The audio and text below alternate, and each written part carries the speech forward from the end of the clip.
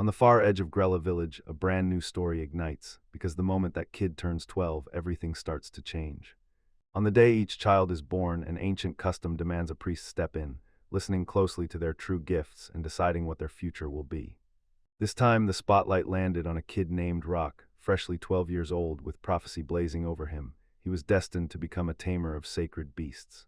Friends are jumping for joy. What a rare job like that. That's insanely awesome. Amy's grinning because Rock is about to become a real master of magical beasts. And that same Rock doesn't buy the prophecy at all. He snaps that the priests know nothing about it. The others step in fast, telling him the truth is simple. What matters is that it's a beautiful legend. Isekai and Kara push him on. Rock's got this for sure. And Rock thanks them, then bam, Isekai shoots his fist forward and shouts, "And I'll become the best gladiator." Everyone dreams their own way, and Amy's got one goal burning bright. She wants to be the coolest witch in the world, and she's absolutely sure she can do it. Ankara swears he'll become a healer who can mend any wound, while Rock, because of course, laughs and labels himself the absolute worst tamer of the sacred beasts. Even though everyone has their own road, these guys are smiling, because they're a team and that bond is their power. Rock refuses to let them drift apart, so he steps in to back each of them to chase their dreams, no matter how brutal the road gets. 3 years slip by, then the rain starts pouring, and a man in a raincoat bolts toward the building, his steps thudding heavy yet rock solid with confidence. He rips off the hood. It's Rock. He's 15 already and he's back for real. But right as he reaches the door, he catches a heated talk about kicking someone out. Isaac says it all boils down to him. Rock never truly became a real tamer, not with even one strong beast under his belt. He just hauls stuff around and does small-time chores. Emmy can't stop replaying the old days in their head, back when they did everything side by side, and now their team just climbed into S-Class and everyone's suddenly staring like they're gods. But tell me, how can you trust someone who knows absolutely nothing, day after day? Isak leans in and says a real hero always keeps their eyes on the team, and this chance is too perfect to let slip away. If that hero steps in, they'll seize the throne, because he'll turbocharge the crew and push the dream forward, every one of them together. Emmy's voice drips with sadness, and once Rock hears it, his mood collapses. Betrayal shatters his heart. Isak tells Rock, "Give it one shot, meet me tomorrow, and we'll head together for the Dungeon of Disappearance." If Rock proves he's got what it takes, he'll earn his spot and stay in the team. While everyone's stuck in thought, Amy quietly bows her head. Kara grips the dress in both hands, and then someone blurts out, "Is she taking it with her too?" Kara nodded hard. She grabbed the dress to keep anyone from swiping it, and if she had to carry it in another bag, she'd make it work so nobody felt disrespected. Isak let out a tired sigh, and that was the end of it. The whole crew huddled up and hashed it out, while Isak was already lunging for the door handle, insisting that Amy has to spell everything out to Rock and Prem. Isak stepped outside, then a teammate yanked his attention back, shouting, "Hold up." It was Amy, and she started to speak, but he slipped down the stairs in total silence. Around the corner, Rock, soaked in sweat, froze on the spot, hiding. Just like Isaac said, Rock still hasn't run into a single sacred beast, and the crazy part is, how long can anyone hunt their whole life? Still, guess what? Luck hits hard for the ones who get it right away. Even without a beast at his side, he could still supercharge his teammates' gear with a divine gift of support. He did it all: cooked meals, hauled supplies, dove into fights, played the spy, bargained with the locals. Basically, he was the team's shadow, slipping through every moment. Now he slumped on the hallway floor, totally lost on what to do next, and why it all felt so wrong, like the world had become a stranger. A smiling blonde rolled up to him. "Kit," she said, "and she's practically buzzing to team up and head straight into the dungeon expedition." Rock told Isaac it was fine, a new ally couldn't hurt, but Isaac just snapped his arms across his chest, turned his back, and refused to answer. Meanwhile, the cat charmed the girls with slick flattery, raving that God had blessed beauties like them with special gifts, and his manners were so polished they felt downright legendary. With one sharp point of his finger, the cat warned that Rock makes life convenient, but he still has to watch himself, because some things he won't ever be able to pay for, not even after his whole lifetime. Rock grinned and told him to snatch his words back, then Amy stepped in, making it clear he wasn't just some mindless pack animal, he was their friend. The moment the cat started yanking the bags, he spotted in one of them the exact same dress that belonged to Kari. Before Isak took off on the journey, he demanded to see Kit's weapon. Kit grinned, then immediately drew his sword. This was the legendary Dragon Slayer sword, no joke, a gift from the king himself. People swear it can slice down a dragon for real. Rock staring at a blade everyone calls nearly unbreakable, so tough it's a nightmare to even melt, until he spots a fresh crack running through it. Rage flared in the cat's eyes as it shoved the sword to Rock's throat and snapped no. Isak jumped in, yelling enough, like a fuse burning out, and forced everyone to reset, lock in, and move as one team. He urged everyone to stay sharp, and Amy pushed an idea. Let's team up and tackle the dungeon together. Tara's got our backs, she can heal everyone, and she's rock solid. Rock and Kit slammed their weapons together, bracing for impact, and suddenly old memories of when they were really a family came flooding back. Then they clenched their fists again, and that team strength roared to life.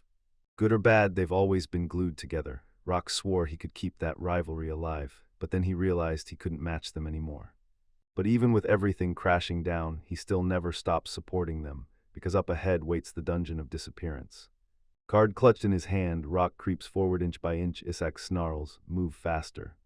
Thanks to the touch of the landscape skill, Rock can sniff out where the monsters are and guide everyone along a safe path, but the quickest route never turns out to be the smartest one.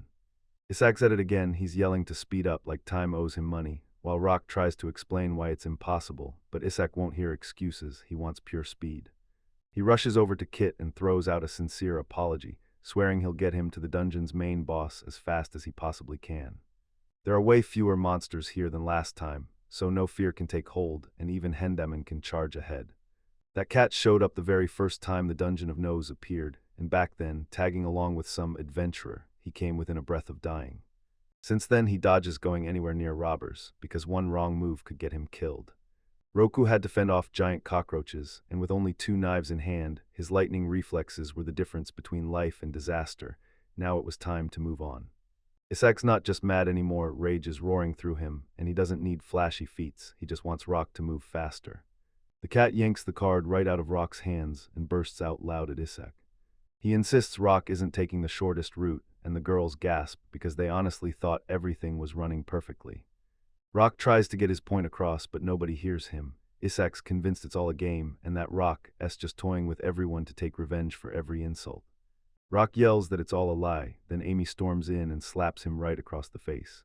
She snaps furious, doesn't he get it yet? We're not here to mess around. Rock is totally stunned, like the world just flipped upside down without warning. He used to guide them through the dungeons, mapping the safest routes and slipping past every trap, so they trusted him, so when did everything flip? But Isak snaps, no more listening. He orders the fastest route, even if it means smashing straight through a wall of monsters, and Rock has to fight. Monsters keep multiplying, and Isak locks in on the enemies, Rock's sitting there like, when did friends turn into strangers, while the team gets ready to clash and Kit sticks right by his side. Kara can't believe she ever called Rock her childhood friend. Now he feels totally useless, and Kit's like, he should have been booted from the team ages ago. Even with all the chaos swirling around them, the crew of guys finally slams through to a massive gate, the legendary spot where their boss is said to be hiding. A massive entrance towers in front of them, and everyone just stops cold, eyes wide, mouths agape, because this is it, the final showdown of their whole adventure. Rock tells him to take a breather and drop the weight on his shoulders, but Isaac cuts in again, demanding to know who's slowing them down, and the look he gives is crystal clear. Amy snaps that this dungeon is getting deadly by the minute, and Keith shoots back by calling Rock a fool, like he's totally pretending none of it matters. The cat snaps, don't you hear the way they talk to me? And it's not even a joke, this is pure contempt. Kara fires a fierce look at him, and Isak wheels toward Rock. They've been stalling for ages on when to speak, but they can't take this silence a second longer. The moment they step out of the dungeon, Roka is getting permanently booted from the team. Next, they pick up and roll on with Keith, because the new team is already locked in and ready to go. Rock just gets it all without a single word, and everyone's on board with that idea, so when it's over, he's left clutching the sad scraps of a friendship that's gone. They're charging straight into the boss fight, and Isak is screaming that their team is the absolute best. With Rock gone, the brand new team throws their fists up high, gritting their teeth, while Rock, alone, quietly remembers doing the exact same thing with them. They order him to watch Kara, and he gets it, this is his final assignment. At the same time, the boss's gate groans open inch by inch. On the far side, something massive lurks, a gray-silver wolf of pure menace. At first it looks stone-still, quiet as a held breath. The gray wolf might look like some easy warm-up, something even an E-class could crush, until you realize it is gray at all, it's silver. It's Fenrir, Loki's son from the Scandinavian myths. A legendary rank monster, so terrifying that even an S-class seeker might not be able to beat it in a straight fight. The smartest move is to leave him alone, don't even flinch, but Isak huffs in frustration, it's just a wolf. Then he barks at Kit, cut it down fast and get back to the village. Rock lunges in to stop them and yell about the danger, but his words vanish into thin air because nobody hears him. The team has already slammed into battle. The cat is left reeling, his sword is shattered. Why won't it work? The wolf glares at everyone, seething, and then smashes the world with his true power. Rock and the girls went rigid with dread, their faces tight as the truth hit. Before them wasn't just a boss, it was something far worse. Kara's whole world tilts into panic, fear blazing in her eyes as she drops to her knees, frozen by terror staring straight at the enemy. The cat shrieks at Isak, retreat now. Even if he's strong, the sword is shattered, so fighting Fenrir is impossible, but Isak refuses to run off without landing a hit. Punching him feels like hurling stones up a hill. This wolf is nearly untouchable, even in dreams, so run now while you still have a shot. Rock clamps onto Kara's shoulder and yanks her along, while the entire team bolts for the exit, desperate to get out before it's too late. Isak's rage flares because they're just sprinting away, while Rock barrels ahead, blazing the trail for everyone else. The cat smirks like it knows a secret, like, don't sweat it, because it's Rock's job to stand in front and take the hit.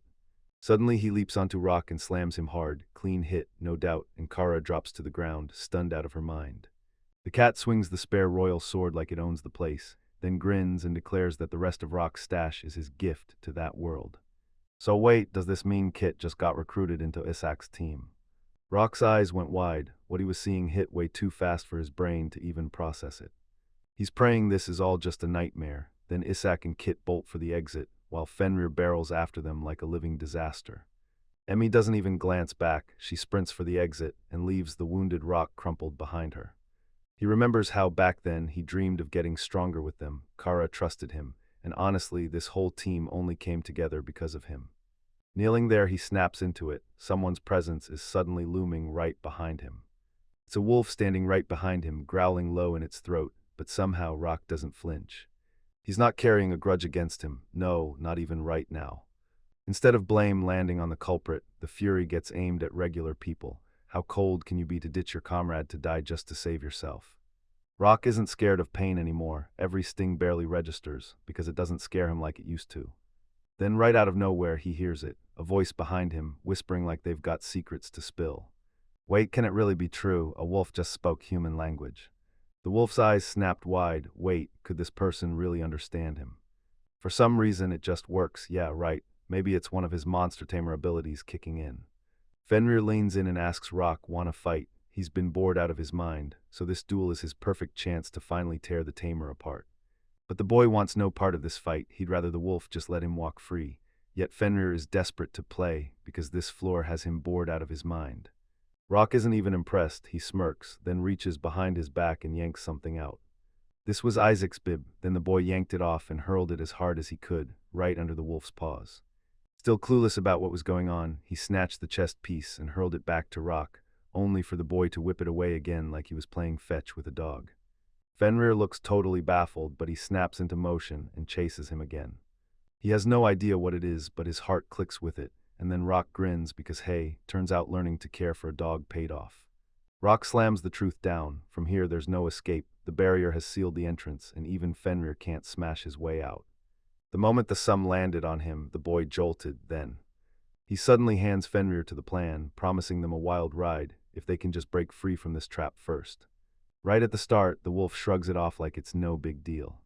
But he actually loves the idea, and Rock can't believe it. Could the legendary monster really be enjoying this? So Fenrir doesn't just want to join, he's begging to be his friend. The boy went pale with shock because he suddenly remembered the tamer's profession he'd read about, how it all starts with that inner voice and then a whole new stage hits right after.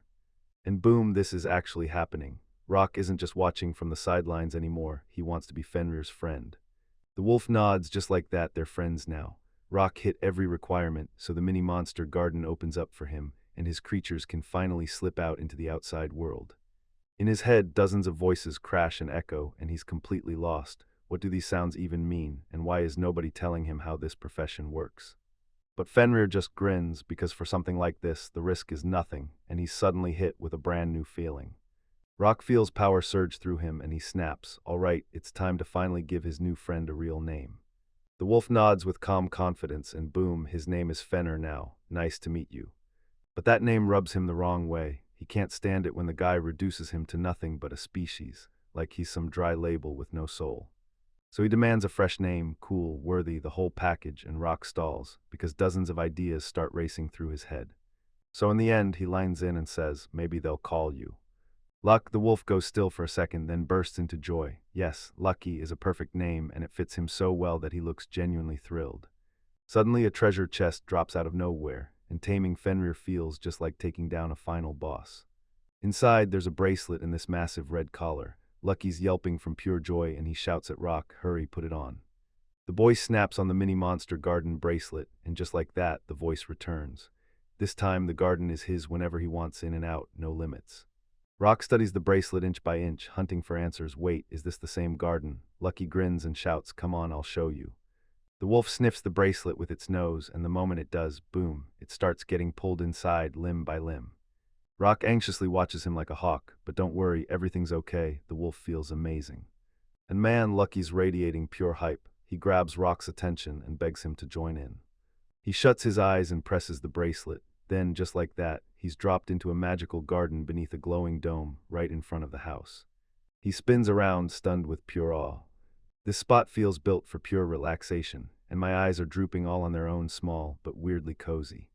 The air is perfectly set, the weather matches the specs to a T, so if anything needs storing, this garden can turn into a full-on warehouse.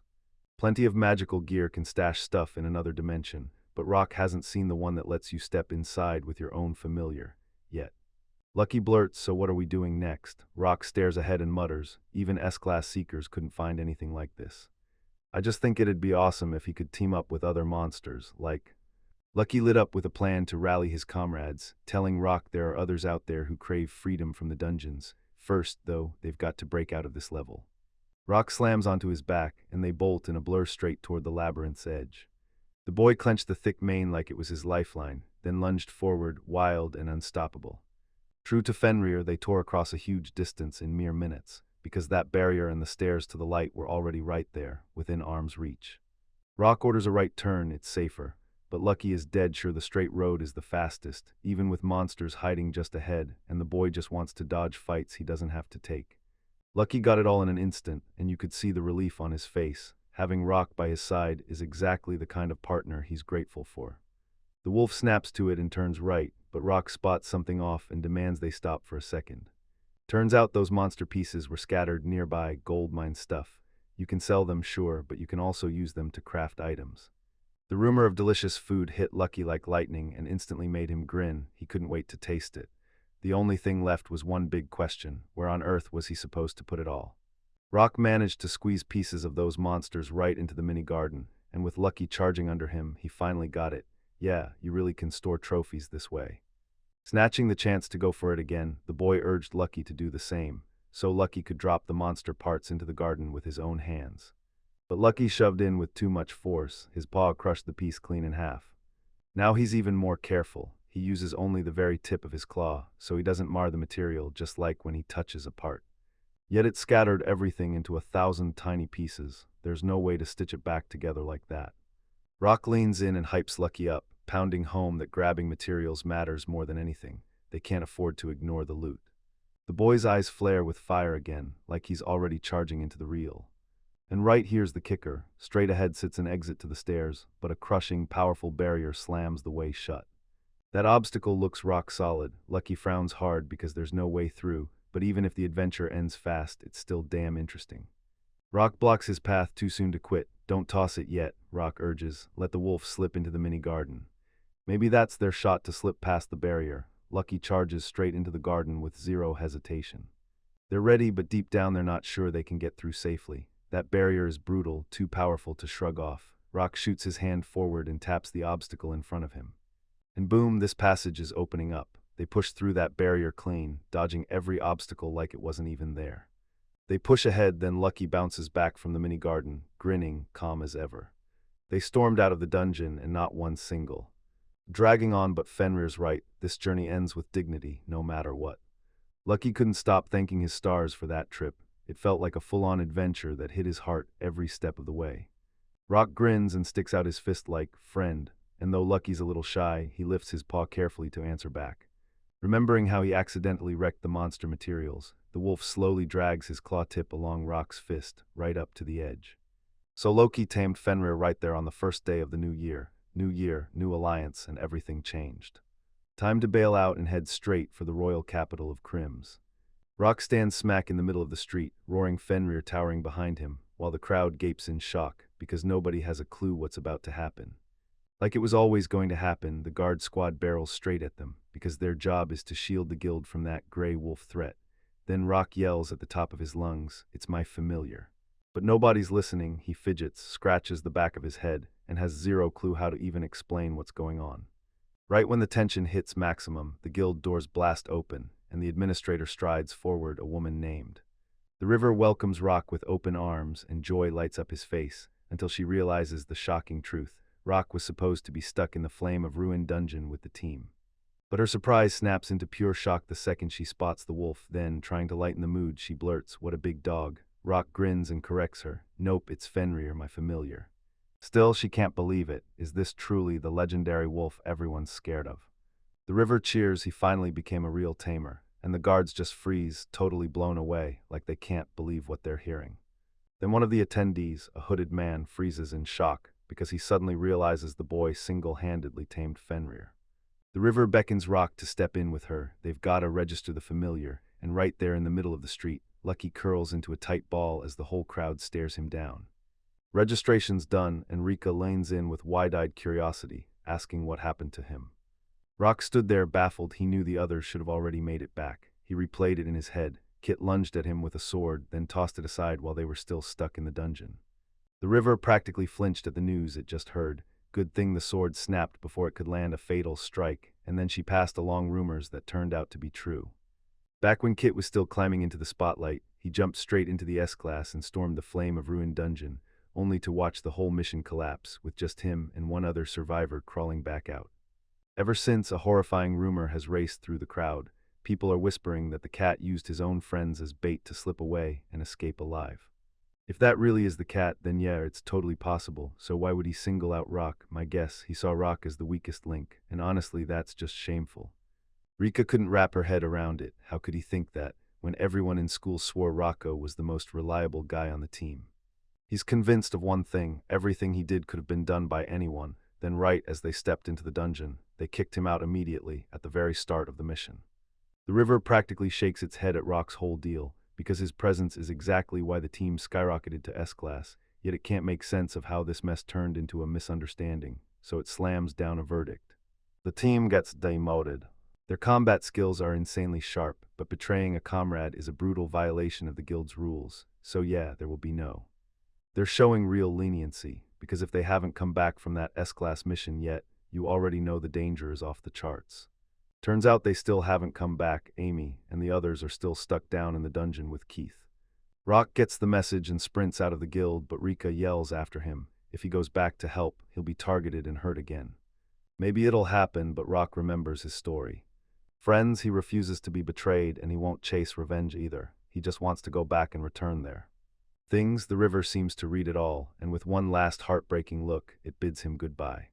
Rock rockets ahead, then a voice slices through the air, shouting his name. This is Lucky, still sprawled in the middle of the street, while happy kids piled on top of him like he was their favorite playground. Rock waves him over, but Lucky snaps back. Those same people could stab him in the back again. Rock gets it, and that's exactly why this is the very last time he'll reach out and help them. They locked eyes, trust burning bright in them, but laced with a bitter hint of goodbye. Rock made his move, and Lucky respected it.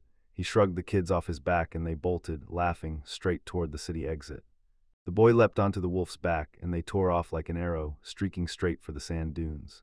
Stormed back into the dungeon of flamed destruction, only for the cat to detonate with pure rage, screaming at the team because they can't remember where they came from without a map. Isak yanks his attention back, because even Kit can't remember the route out, and earlier Rock had been steering them through the dungeon. Amy lets out a sad sigh, and the cat can't help but recall, wait, weren't they an elite S-Class team? Yet they stumble around like it's their very first day here. They came stumbling down from the 10th floor, and Kit better shut up already. He's gripping that sword wrong, and he can't stop bragging about his so-called exploits. They picked a totally different road, said it'd be shorter, sure, but wave after wave, those monsters kept coming like they'd never stop attacking. The cat figured going lower would be easier, but the deeper it slips, the tougher the creatures get. That whole battle at this level is over. everyone's wiped out in every way, and the squad finally needs a quick breather. Soon they'll hit the fourth floor. Maybe the resistance there won't be so brutal, and if they can just hang on a little longer, they might actually make it. Isak can't stop wondering what's up with Kit's spare sword, but he really should check his own since he's always using it, and still, Isaac's blade is in flawless shape. He snagged it from a regular store, and it somehow never rusted or even got a single scratch, clean as a dream, a real top-tier weapon, and then the cat basically orders the girls to whip out their staffs on command. He snatches them up with shaking hands, and his mind won't accept it. How on earth can this be real? And once again, he starts slinging insults at the squad, totally oblivious to why he ever agreed to work with them in the first place. Then he declares, all this time we've been alive only because of divine protection, and we never even realized it. He's dead sure there's no way to hit rank S in 3 years, so Isaac fires back, all right, what do you mean by divine protection? They've walked this road with their own feet, so their rank isn't magic at all, it's carved out of sheer hard work. But the cat blurts it out, this divine protection only kicks in when the power's wielder is right there, keeping the weapon from wearing down and boosting the allies beside them. Turns out this whole time, the squad was being guarded by him, but not a single soul bothered to thank the one who had their back. Without this power, they'd be stuck at the C-class level. Isak refuses to buy the idea that their strength comes purely from divine protection. His pride won't let him accept it. He digs up memories of his youth. Back then, they trained side by side, and Roka always got the praise, because everyone swore he learned at lightning speed, while poor Isak was told to work just as hard. Isaac clenches his fist and lets raw rage toward Rock burn inside him, because he refuses to admit their success was helped along by someone else. The cat clocks that something's off with Isaac and demands Kara tell it. How many more times can she use that strange power?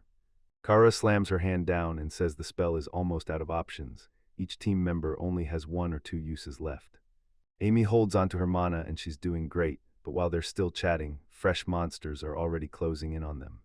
To reach the 4th floor, you've got to slip past 5 orange ants, but they'll scream for reinforcements, and a straight-up attack is basically suicide. The cat demands Kara heal them all at least once, and right away Isak goes first, with the mages stepping in immediately after. Then the healer steps in, make your move from the back, the cat's covering the rear, and the whole team nods like, this is the play. They're launching the attack, eyes locked straight ahead, no glancing back because they've got to smash through. The cat creeps up on Kara from behind in a flash, slashes her with a sword, and then grins, saying, thank you for the healing. Now they don't need her anymore. The cat purrs, fully satisfied. Kara will be the bait, and the rest will follow right into the trap. And bolts for freedom, leaving her in the dust as he sprints after the team. And Kara's left alone. Then an army of orange ants starts swarming in from every side, closing in fast. The flame of ruined dungeon, 4th floor. Right now, that cat just turned on its companions.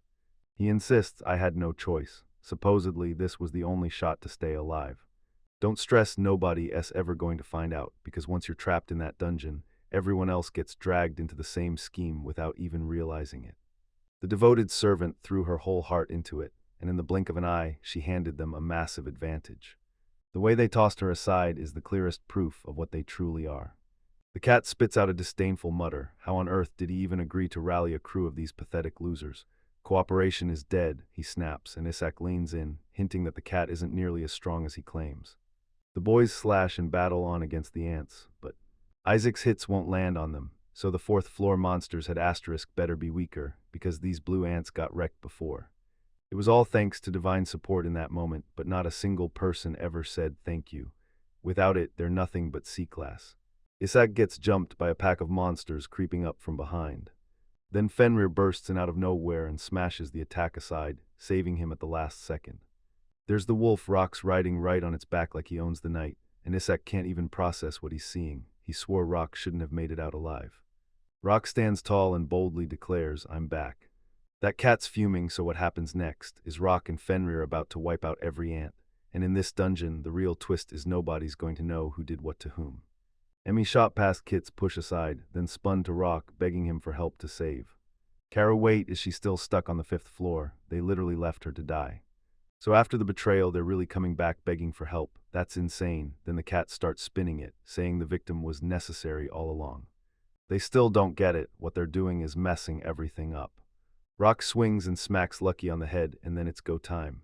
Now they don't need to trust promises anymore, only what their hands can prove.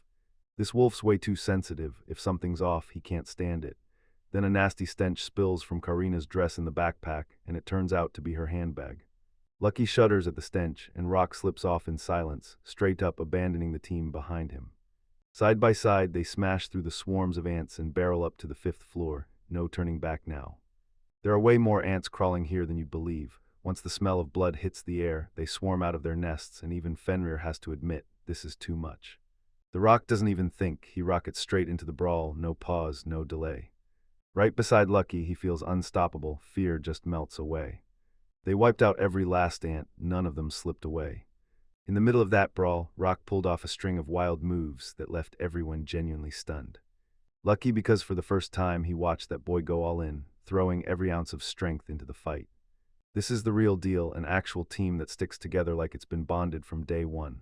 Strong, unified, exactly how it was meant to be. Now we just have to track down the map. Lucky sniffed the air, then shot his paw toward the exact direction it was hidden.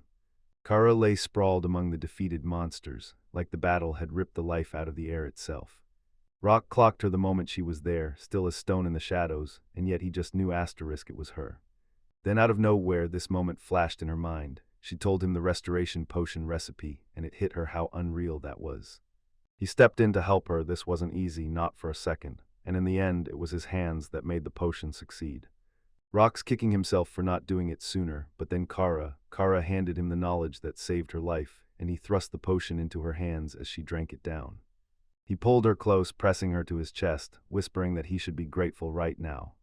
Kara murmured to her in a soft, stretched-out voice that somehow made every word feel heavy. Sound, she snapped, her eyes open, still alive. She went to Rock and apologized for leaving him behind back then, but the past won't budge, no matter how hard she pleads. For Rock, it didn't matter anymore, because the moment one trouble faded, a fresh nightmare was already waiting just ahead.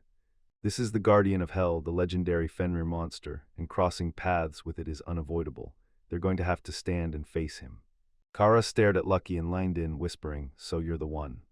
Then she passed out cold, and Rock just sat there beside her, staying in silence the whole time. The moment finally hit, time to head back to the city. Rock looked at Lucky and shot him a bold request, let him climb onto Kara's back for one single ride. Lucky let out a heavy sigh, then caved. Fine, just this once. I mean, his back's only for. The boy totally didn't expect that wolf to drop something this tender, but before he could even catch his breath, an enemy surged into view up ahead. They stumbled to the mouth of the orange ant nest, and when Lucky peered in, he spotted the eggs, then bolted inside like, "Please be tasty." He sprinted to the nest with a huge grin, not even pausing for Rock. When he sprinted up to the eggs, his mouth flooded with saliva, and Rock was sure these were the orange ant's eggs. But one of them was different, like something had ripped through it from the inside, and I couldn't shake the feeling that someone interfered. And right when it all clicked, the eggs started to crack, and then ants burst out like they'd been waiting the whole time. Right in front of their eyes, they burst out of the hatch, while Rock was still getting ready for what came next. But during the chaos of the battle, the ants don't strike. They crowd Rock and hug him, thinking he's one of their own. The boy sits there, stunned, surrounded by newborn ants, while Lucky grins and jokes that Rock must have stayed behind because he knew the girls were already waiting outside. Tiny ants look harmless and sweet, but they want to become friends, and then, right in Rock's mind, that voice snaps back again. Just recently, they were battling those same ants. Leaving them stranded would be plain wrong. Rock steps in and agrees. And just like that, these tiny ants became his brand new familiars. Some of them were starting to look almost human, so he wasted no time. These creatures were getting shipped straight into a mini garden. Rock grabs Lucky and orders him to watch over Kara while he's off at the mini monster garden. After he made friends with 6 brand new monsters, the system drops a juicy reward, a garden upgrade packed with 6 fresh features to boost his power. He definitely didn't see the garden shifting again, then it did, and the whole thing felt like a sweet surprise. Rock decides to upgrade the river, pond, cabin, and fruit trees, then he blurts out a plan. If I widen the space, the beds get bigger too. He hit the fruit tree command and the space started to stretch and swell, right in front of his own eyes. Right there, everything suddenly felt way bigger. Near the stump, he spotted the ants swarming and working on something. By the hut, ants marched in perfect order, stacking monster parts right on that stump like they were building something deadly. Rock inched forward, eyes locked on their moves, and then he realized it. These guys were sorting the materials they'd pulled straight out of battle. He was totally stunned. He never thought ants could pull off something like this. Turns out it was their special thing. Then one of the aunts begged to be called a good girl, and he did it, no matter the fact that he wasn't her real father. I gently stroked her head and I caught myself thinking, maybe being someone's dad isn't so terrible after all, especially when this little aunt is the only one rocking a tiara, maybe she. But not yet, this is no time to kick back. Rock tipped his head, waved him off, and deep down he knew these creatures wouldn't fail him. He burst out of the mini-monster garden and snapped back into reality. Lucky's gut drops, something's wrong and he's terrified, so Rock snaps straight to Kara right away. All the eggs have hatched and Lucky's fuming. He didn't even get one bite, and the sting of it has him feeling genuinely offended. Rock drops the apology. He swore he'd make it up to him with something insanely delicious after all of this. When the wolf heard that, its mood lifted instantly, like everything was going to be okay. The kingdom's capital and right outside the guild building, a place I know too well, but my gut is screaming something's wrong. Rock scoops Kara up in his arms, tells Lucky to hold tight for a sec, and then strides forward. He steps into the guild and boom, inside is chaos. A full-on brawl as someone tries to drag another member out. The cat yells that he's useless, begging to be left out, but that's just his team and his friends he's worried about. The guys are squaring off right in front of the guild administrator, but she shuts it down with one calm line. Rock told them to wait for his return. Rock plants Kara carefully on the ground and snaps, "What happened?" But the whole room freezes, silent and shaking with tension. The cat and Isaac straight up deny every word Rock throws at them. That cat flashes a fake grin like it can't wait to see Rock. Then it blurts out that the guild's throwing wild accusations and demands Rock explain everything the right way. Rock can't even bring himself to explain it clearly. Did they really fail on the 4th floor, and did Kit throw Kara in as bait just to leave her stranded on the 5th? That's not the answer Kit wanted, and panic hits him hard. Cold sweat starts pouring down his back. Rock suddenly remembered the chaos of that Fenrir escape when Kit slammed into him, until Isaac burst in and backed him up out of nowhere. The cat jumps in to cool things down, insisting that just because Roka got kicked out of the S-Class team doesn't mean he can start slinging lies and make accusations. He's sure Rock is going to prove nothing, and the cat just sprawls there with the smug confidence of a pro. Throwing accusations with zero proof is just plain wrong. That cat is fully convinced it's a hero, and it blurts out that it's going to spill everything. Right to the king's face. With a grin that screams trouble, he spins and locks his eyes on Rock. Rock calls for a second, then snaps up the broken sword from Kit out of nowhere, holding it up for everyone to see. He slams the blade against his chest armor, right over the exact spot where that wound still sits. The strike landed right on the armor's weak point, and the cat didn't see it coming for a second. Kit fires back, saying Rock injured himself just to spin a fake tale. Then he shoots a quick look at Isaac like, "Tell me I'm right." But Isaac just stays silent, and Kit's fury spikes even higher. Rock points straight at Kara and demands to know if Kit's about to mention her condition, but before Kit can even answer, Amy spots her friend and shoots first. She screams her name, drags herself over on her knees, and begs for forgiveness, swearing it all went wrong only because she didn't help. Kara's her friend, and even though it's already super late, Amy can't stop regretting walking away. Rock gazes at them with heartbreak, while the cat giggles and snaps that her condition is her own weakness. None of them are to blame, until a total stranger suddenly barges in and cuts him off. Did the cat not realize he's the one who clocked her in the back, and now he's demanding proof? Is he seriously betting Kara's already dead, so she can't fight back? Rock, looking dead on his feet, leans toward Kara and shakes her awake, then blurts out, "Wait, are you the one who wanted to send me to another world?" Because he knows that she. Kara mumbles in her sleep something about cool, and Amy stands there with tears brimming, hearing every word as Rock taps her shoulder again to wake her up, only for her to jerk and flinch. Kara shoots her eyes open and beams, calling, "Good morning," while Amy barrels in with a joyful tackle hug. But he clutches her way too tight, so Rock steps in carefully, pries them apart, and tells Kara to look toward Keith, and you can see the anger flare across her face. How dare he lay hands on her and toss her in the middle as bait? Then she snaps back, roasting him for every single thing he's ever done. And after all that, he still has the nerve to call himself a hero. The guild men turned on him instantly, because those tricks are straight up unacceptable, even for a warrior. The guild members' testimonies hit like a hammer, clear, strict, and impossible to twist. The charges hit like a hammer, attacks on his own allies, treason, an attempt to wipe everything out, failing to save those who needed rescuing, and worst of all, breaking the adventurer's code. At the very least, they should rip his hero title away. Rock thanked Rika for the collaboration, then out of nowhere, someone shouted his name. It was Isaac. He bunched his fists, dropped to one knee, and faced Rock. He steps up and admits his guilt, claiming he had no choice and that he stood by Keith. Then he pleads for permission to explain to everyone because he still wants to stay in the S-class. Rock suspects that Isaac already had Keith's plans figured out before any of it even happened.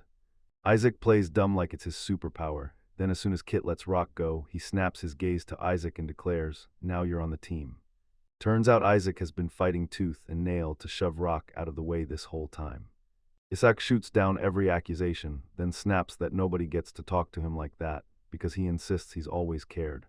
He's convinced it all happened because of him, because it was his effort that pushed Rock all the way to level S. Right then, the guild administrator steps in and snaps the tension in half, telling everyone that it's only because of Rock that their team has fought their way this far. Only Mr. Rock has real S-level power, while Isaac can barely scrape by his C-class, maybe even worse. Even if Rock cobbled together a team from Class E, the outcome would have been identical, and that still stings like a direct hit for Isaac. He flat out refuses to believe they're in the B class. He's sure the administrator is just pulling their leg, but then fate hits, and yeah, it's real. Isaac then throws down a showdown to settle it all. Rock gets the upper hand, and Isaac takes the demotion without a word. But if Isaac wins, every last one of them will erase the whole incident from their minds. Rock S not buying this plan. He hasn't teamed up with anyone in forever, and it shows in his doubts. Still, Rick backs him hard like, "Try it, it might actually work." This is a formal request from the guild. He has to team up for a short time with one of the ranked adventurers, show off what he can do, and there's a reward waiting for him. This is Rock's first guild mission since he went solo, and trust me, a temporary team is no big deal. Isaac, Amy, and Kara are the ones stepping up to take on the challenge, but Kit can't join in. Those suspicions are holding him back. Years had gone by and the cat grinned like he'd won, because in his mind there wasn't a shred of evidence left. Suddenly a man burst out of the crowd, ready to testify, and ripped his hood off. Right then, the cat stared at him like it instantly recognized his face. He was part of the A-rank squad called the Blacklist, and that cat acts like it knows nothing about it. Then the event plays out, yet the man doesn't stop. He's locked in the dungeon of disappearance, and even his friends think Kit is telling the truth. He tried to help, but the whole city tuned him out, because in the end, even an unnamed seeker's words can't touch a hero with powerful connections. He can't stop kicking himself for not doing more back then and now. But Kit's connections won't save him, because the proof is already there and Kit stands like nothing ever happened. He's done caring now. He looks everyone around him dead in the eye and calls them fake, and even if they drop him to a C or S, he still doesn't give a damn. He snatches the sword and barrels straight at the guild representatives. He knows the net is coming for him, and still he doesn't break into a run. Rock lunges to stop him, yelling that he'll only make it worse. Then Kit clamps his mouth shut and starts hurling insults, saying that people like him. They're not even in a position to talk. Then the cat explodes forward, sword flashing, and snatches Amy as a hostage. Rock barrels in, yelling at him to stop. There's still a way to turn back. Amy trips over her words and begs him to snap out of it, but Kit doesn't even hear. He just declares he's done and wants out. Rock keeps pushing for mercy. Let Amy go, there's still a way, but Kit won't budge an inch. The crowd bursts apart and a path suddenly opens for him. The cat, with Amy clutched in his grip, strides straight for the door. Then right before he vanishes, he warns, "Stay sharp or the monsters will make you lunch." And he's gone the moment he slips past the edge of the square, still holding her tight. Everyone's stunned, mouths agape, because nobody can wrap their head around how this all happened. Then Rock snaps into action and rockets off in pursuit. Then he hits the square and stops dead. Lucky's right there, sitting beside the tied-up Kit, tail wagging like nothing's wrong, while Amy kneels nearby with her head bowed. Turns out Lucky got tense for a second, but then he managed to shut it down for good. Lucky was sure Kit's watch wouldn't blow up on him, because this time it was the real kind of dangerous. Rock burst with joy and thanked Lucky, because thanks to him, they finally pinned Keith down carefully. The guards closed in fast, seized Keith, and hauled him away into custody. Rock thanked Lucky again, this time with the full weight of a man who'd just been saved for real. He grabbed his stuff and bolted back to the guild to lock everything in. Emmy dropped into a deep bow to Rock, begging for forgiveness for everything that went down. Rock stunned, he never saw this coming, and it burns him that it's gotten this far. He can only shout, "Just stop." Isaac slumps with a crushed look, pressing his head like it weighs a ton, because he knows the joint team is finished for good. With no other option left, he drags Rock back to the group, praying Rock will finally accept it, but Rock just stays sullen, refusing to budge. Bone-tired in every word, he snaps that he's done. He won't stay on the same team as them anymore, and that choice instantly sets Isaac on fire with rage. Kara strides up to Rock and tells him he's the only one who truly understands the sting of betrayal. Then she wraps him in a gentle, careful hug and asks him to be her partner. Rock snaps at her, "How dare you say that, you ditched me too," and the rage in his chest makes it clear he'll never team up with people who betray him. Kara's shocked and she snaps back, jabbing her finger at Isak. "You're the one who dragged Decay into this team." Isak explodes in rage because even Kara once said Rock was a loser. Kara snarls, "Yeah, I said it, but I didn't mean it like that." Then Rock just shuts down, exhausted by the non-stop fight. Kara and Isak start yanking each other's cheeks, and right when it gets out of hand, Amy steps in. She asks if everyone understands what's happening down in the dungeon, and Rock ends up helping more than anyone, yet nobody has the guts to say it out loud. She finally squeaks out the truth, "Yeah, it was their fault," and now Isak and Kara have to hash it out and agree. Right then, the guild administrator steps up to the guys and shatters the awkward silence. "All right, the trial starts now." Rock shoots an apology for the delay, then Rika comes in fast with a packed list of tasks, urging them to double-check every single condition one more time. Before we dive in, I've got to clear up a couple details. When their call starts, it kicks off with a level C test. Isak scowls, he can't believe they're being handed a task this low level, and he's convinced the administrator is underestimating them because they're S-class, until Rock glances at the list and gets hit with a surprise.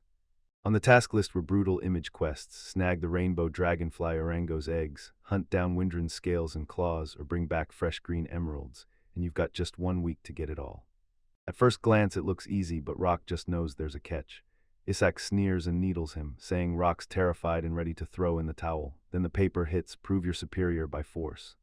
When Isaac slammed his book shut, he yelled at the administrator, demanding answers on the spot. Then Rika smirked and said, "If you're really S-level, why are you so scared to take on this task?" Isak gritted his teeth in pure frustration, while Rock stayed stone calm. Then everything clicked into place. The guild has the full dossier on everything: Curry's Orango allergy, Amy's terror of demon insects, and even the way that green frog hits them with fear so hard they freeze. Sounds like the guild is issuing a full-on warning: break the rules and they won't tolerate it. Isak grumbles, then relents and starts the job. Rika is on the edge of her seat waiting for the results, and the trio bickers their way out of the hall. Meanwhile, Rick drags Rock to set up a meeting with the E-level adventurer, but Rock tells Lucky, "I'll be late, go on, rest up for a bit." The administrator leans in and asks, "Is there anything Rock can't stand?" Rock hesitates for a heartbeat. And he snapped back, saying he can't stomach betrayal, and he'll never respect anyone who disobeys orders, because his choices decide whether other people live or die. He can't quite tell if this is normal, but it sure doesn't feel like it. This administrator has way more power than she's letting on, and she definitely isn't here by accident. Rika isn't some sweet face behind the desk. She's been the receptionist administrator for 3 years, and she runs the whole place like a tight ship. Years may have passed, but she hasn't changed a bit, still just as charming as ever, only now she'll tell you the truth herself. She's not young anymore. Rock's nerves are frying, his whole back is soaked, and he can't shake one burning question: who the heck is this mysterious E-level adventurer? The river basically drops a secret. Things are weird as hell, but it's sure this girl won't betray them, and she won't rebel. Even with that doubt hanging in the air, they still agree to meet at the training ground, because once Rock is there, he'll finally get to see her in action. The door swung open and Rock froze. There stood a girl-shaped silhouette clutching a sword, and when he saw her, his eyes went wide as plates. Right in front of him stood a modest girl, long hair cascading down, her eyes blazing like she had secrets to spill. The river swept over her and boom, Shannon revealed she was an elf. Rock froze in shock like an E-level adventurer, and she's an elf. His eyes locked onto the slave collar sitting tight around her neck. Rika snapped out the explanation. Shannon got into the guild because she's a slave and a fighter, both at once.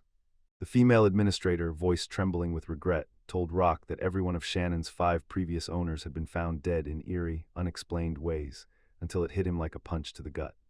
It looked like nothing but accidents: 2 dropped from natural causes, 1 cracked under pressure, another tumbled off a cliff, and 1 got murdered by a demon, and somehow it all stacked up over time. The old master struck a deal with the guild, and now, bam, Shannon herself is inside as a full member. Rock realized he couldn't just pin these deaths on failure. Then, out of nowhere, Shannon stepped forward and called herself the Dark Reaper. She's not out to bring chaos, she just won't take a job that doesn't match her taste, and Rock might get flat-out refused if it doesn't. Even so, this is only a temporary mission. Still, Unease claws at him, and Shannon shoots him a stern, unblinking look. She snaps her sword up to his throat and snarls that the weak have no right to even stand near her. Rock refuses to back off, firing off a bold question: what happens if someone acts different? And that hits hard, snapping Shannon's anger wide open. With fiery indignation, she demands to know if he truly wants to die. Turns out Shannon agreed to become a slave because she'd lost the meaning of life, but Rock didn't have to sink into that despair with her. She sobbed, begging the world to stop. She couldn't watch anyone else die anymore. Rock is totally thrown off. River stares at Shannon with sad eyes, and he asks if she can handle the fact that he's going to end up stronger. He grabs for his sword. He can't just leave a good girl like that, not with his heart breaking. Shannon stares back, tears spilling from her eyes. Suddenly she snaps in fury and shuts him up, and there they stand face to face, eyes colliding like sparks. Rock doesn't back down. Shannon tightens his grip on the sword and readies himself for the fight. She pushes forward, desperate to make him get it. Her strike snaps in fast, but Rock slips the whole thing with a clean dodge. He whips her attacks aside. She's got real natural speed, and you can tell she's sharpened that technique for years. To Shannon's shock, Rock suddenly smacks the sword clean out of her hands. Her strikes are precise but too easy to read, so she crumples to her knees. Rage takes over. She lunges in empty hands, smashes the sword clean out of his grip, and refuses to ever call it defeat. Rocco spots she's got serious fighting instincts, but her moves aren't quite dialed in yet, so he snaps onto her hand, whips her over him, and slams her onto the ground. Shannon flinched from the pain, and Rock pressed, "Are we done yet?" But she snapped back because giving up meant death, and he refused to die for anything. Drenched in tears, she blurted out how everyone swore they'd make it, yet somehow they were still thrown into another world. So she can't afford to lose, because without winning, life just doesn't feel real anymore. Rock didn't want to go on, and his eyes turned sharp and serious. He just had to show her the truth, why he couldn't die. Shannon's eyes flooded with tears, and Rock begged her, "Don't panic. Whatever you see next, just don't be scared." Right beside him, a silvery wolf materialized. Fenrir, the massive beast, loomed in front of the elf, and her eyes went wide as her mouth fell open in pure shock. A bird swooped through the air, then, like it got hit, crashed down beside her right side and dropped to its knees. Lucky let out a proud, thunderous roar, lifting his snout high like he owned the sky. Shannon couldn't believe what she was seeing, like the universe was pulling a prank, because Fenrir looked exactly like someone's familiar. Rock thanked Lucky and patted him on the shoulder, and Shannon couldn't wrap her head around it. This dude had actually tamed the legendary Fenrir. She whipped around at the sound of that familiar voice. Someone told her to wait. It was a boy. Shannon recognized him instantly, and sure enough, he was trailing after her again, so she reached out and patted his head. She laughed, and there he was, her younger brother, Seth, 5 years behind her, because in their elven home they'd grown up side by side, convinced life would finally be peaceful. But just like that, Seth vanished deep inside the forest of attachment. Shannon stayed home with her parents. Dad slipped out with the others to search for Seth, while she was left behind to guard the house. Still, even with the orders barking in their ears, his mind wouldn't stop, because all he could think about was the younger brother, missing somewhere out there. She couldn't sit still for a second. She bolted into the forest, shouting Seth at the trees, desperate to find him, but he was nowhere. She followed the winding path and burst into a spine-chilling labyrinth. A towering mansion of a wizard loomed right in front of Shannon, and when she narrowed her eyes, she started scanning the area like something was about to go down. That forest where they played, long ago, it was a bond-blooming meeting ground between human wizards and elves. People called it the Forest of Promises. That's the forest where the wizard's mansion rose. Only the chosen could step through its gates. A whole century had gone by, but the building looked untouched, no cracks, no scars, nothing. Shannon stared in disbelief, like time had no grip here. If Seth wasn't in the forest, then he had to be inside. So she clenched her resolve and yanked the door open.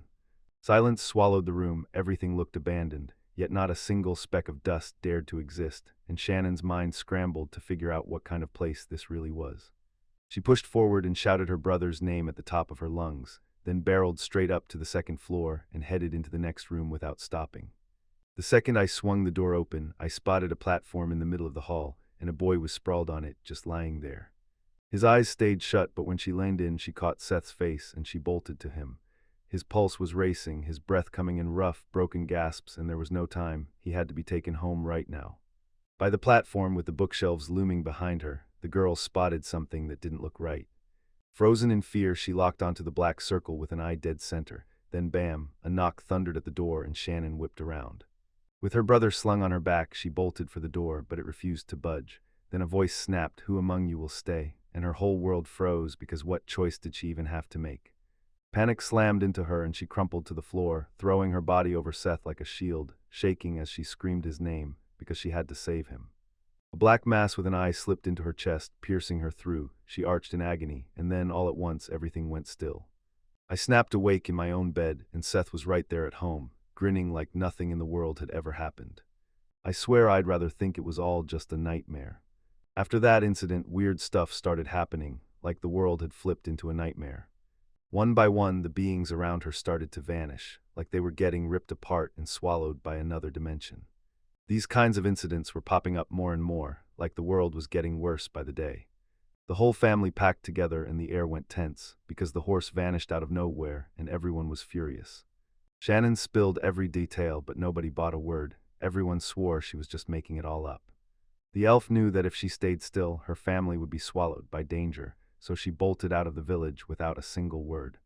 But outside that village, a brutal life tore at her, until day by day she was dragged into slavery. She didn't choose to become a rabbi. Her path was pushed into her by fate, and it all began when her husband told her that the best life is the one built on knowledge and the courage to explore the world. He became her very first master, soft-spoken, kind, and steady, teaching her to count money and cracking open her eyes to how the real world actually works. But after 6 brutal months, he just vanished, like someone erased him from the world, gone without a trace. She refused to believe it had anything to do with her, but 3 months later, the second one fell to the illness, then the third, dead, crashed off a cliff. The fourth mistress swallowed poison right there at her desk, and the fifth didn't stand a chance. A monster killed her. Anyone who got close to her died too, and that's how she earned the name the Reaper. Caged and utterly alone, she stared through the bars, insisting, "Nobody else has to die." And that's when the guild finally broke in, because she'd always hoped she could end up here and stop herself from hurting anyone else. But the guild had a whole other plan. Rika barged into the chamber and offered to team up as an E-level ally, and Shannon just stayed silent. She told her story on purpose, making sure they'd shove her away, because some days a few words did the job, and other days she had to back it up with force. She refused to let a curse and death cling to her name. So the days dragged on until that stranger finally showed up.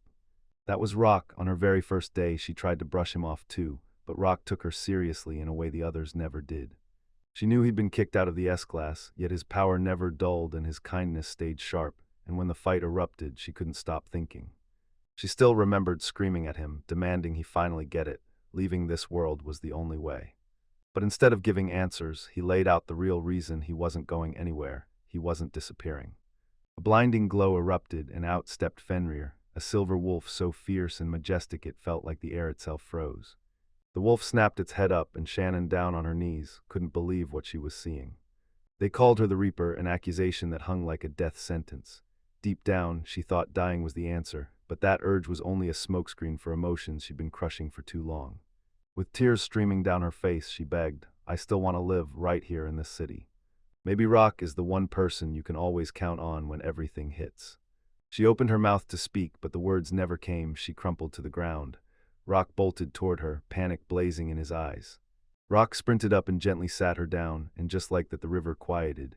Everything was okay, the shaking was only shock, and that brutal exhaustion had finally caught up. Her eyes brightened instantly, like someone had yanked a crushing weight out of her chest. The river carried Shannon forward until she finally found her rest, and Rock, grinning, watched them go, while Lucky stayed close behind, letting out a quiet growl. The dog stared on with heartbreak. Barking at the elf girl was a terrible move. Then Rock swooped in and reassured him, because somehow it all worked out in the end. Then Lucky spotted a bird sprawled on the ground, so now the question is, what's Rock going to do with it? As the wolf howled, the bird's eyes rolled back and it blacked out, but then, like reality snapping back, it jolted awake and it hit. This was all real. A bird swooped down from the sky, desperate to befriend Rock. Rock froze in shock, then nodded and said yes, because new friends never hurt. A bird landed in the garden, and Rock couldn't help smiling to himself. It's getting closer and closer. Lucky leaned in, asking what the new friend was like, and Rock snapped that he was not allowed to taste any of his friends. Shannon burst back out of nowhere, gripping one hand and staring at the floor like she couldn't face the world, and Rock stepped up to ask how she was feeling. She dropped to her knees and begged for forgiveness, yet Rock didn't hold a grudge because he could see it clearly. She acted out of pure concern for everyone. The elf admitted it. She doesn't have much experience, but her heart is dead set on joining him. Rock grinned, relieved to finally meet Shannon, then thrust out his fist like, "Hey, let's be friends." She flashed a soft smile, then clenched her fist tight. Lucky shot his paw forward and said, "I'm just as happy to meet you." Rock still remembered that one time a dog tore through the monster's materials, and back then he'd figured Lucky would do the same to their new friend, until Shannon clutched that enormous paw and just laughed like, "Relax, everything's fine." The wolf barked a reminder he's evolving. The elf girl was jumping with joy, and Rock just scratched the back of his head. Turns out his distrust was totally unnecessary. Then Lucky snapped alert. Shannon felt his touch, and a vicious curse jolted through him. This isn't a joke. Once that curse locks on, it drains the life from everyone nearby. And in the end, it'll cut down the very person holding it, Shannon. Rock finally got it. Everything she said was real. Rage surged through him, but he clenched his jaw. This power would be shattered. This job is so delicate that even Fenrir can't lend a hand. But Lucky's all confidence. Rock's got this. Still, Rock's trapped, and you can tell he's totally out of his depth. Lucky asked for permission, then gently clamped onto Rock's head with his jaws. Rock freezes in horror. So what's this wolf really up to? And then it struck suddenly. The cure to the curse flooded his mind, clear as day. Lucky finally let go, and Rock just froze there, soaked with saliva, but with a brand new power in hand. He didn't think it was divine protection at all. He thought he'd just been upgraded to something way cooler. He had no clue Lucky could pull off a move like that. But then right in the middle of it all, they got cut off. Right in front of them loomed the guildmaster, and beside her stood the administrator, wearing a look so heavy with sadness it hurt. There's no way the head is letting Rook lift this curse. He froze in shock. Wait, why? Titus blurted it out. Shannon's a slave, so she's guild property, and under their rules, amateurs aren't allowed to meddle when the guild workers are dealing with those curses. Rock is going off like a bomb, so there's zero time to talk. He's got to move right now, no delay. Titus stared hard and snapped, "Forget emotion, Rock's the way forward. Don't you ever end up like Isaac." Rock lets out a heavy sigh. Yeah, it's been way too much. He's completely drained, but he can't stop himself from hunting for a way out. What if Shannon just got cut loose from the guild and is no longer an employee? If they manage to redeem her, that curse will stop haunting them. No more burden on their shoulders. The guild leader figured he should let him cool down first, then quickly realized it was smarter to cut straight to the truth. Rock muttered that he has to buy Shannon first. Only then will he finally be allowed to lift the curse without breaking the rules. He has no clue how to set up the purchase the right way, so Titus smirked and decided to ask, "Rock, what does the guild really mean to you?" Rock shot back that it was essential for adventurers to survive, and Titus nodded, though his mind was already stuck on something else.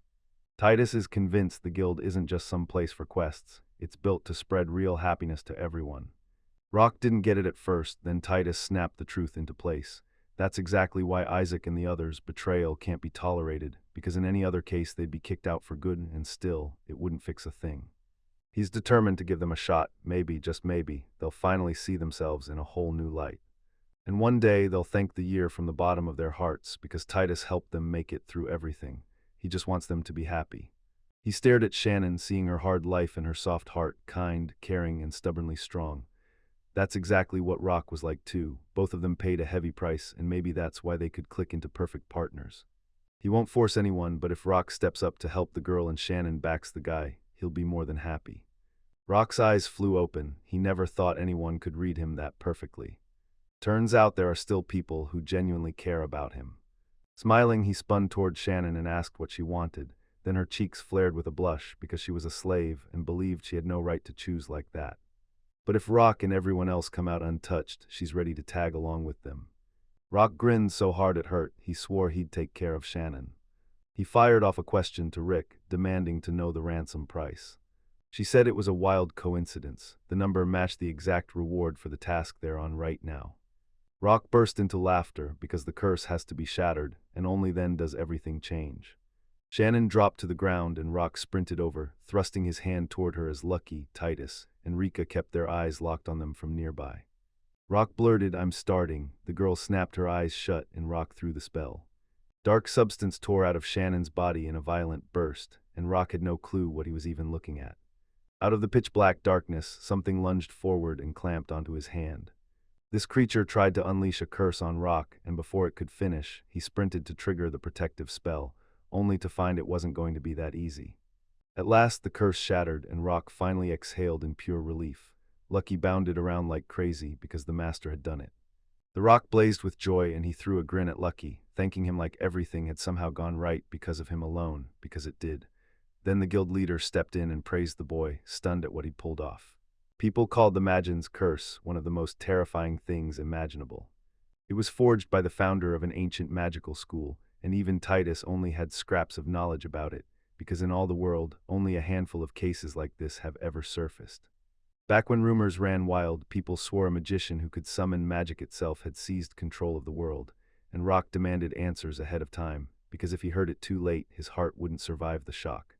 Shannon shot Rock a heartfelt thank you, and you could tell she was buzzing to team up with him.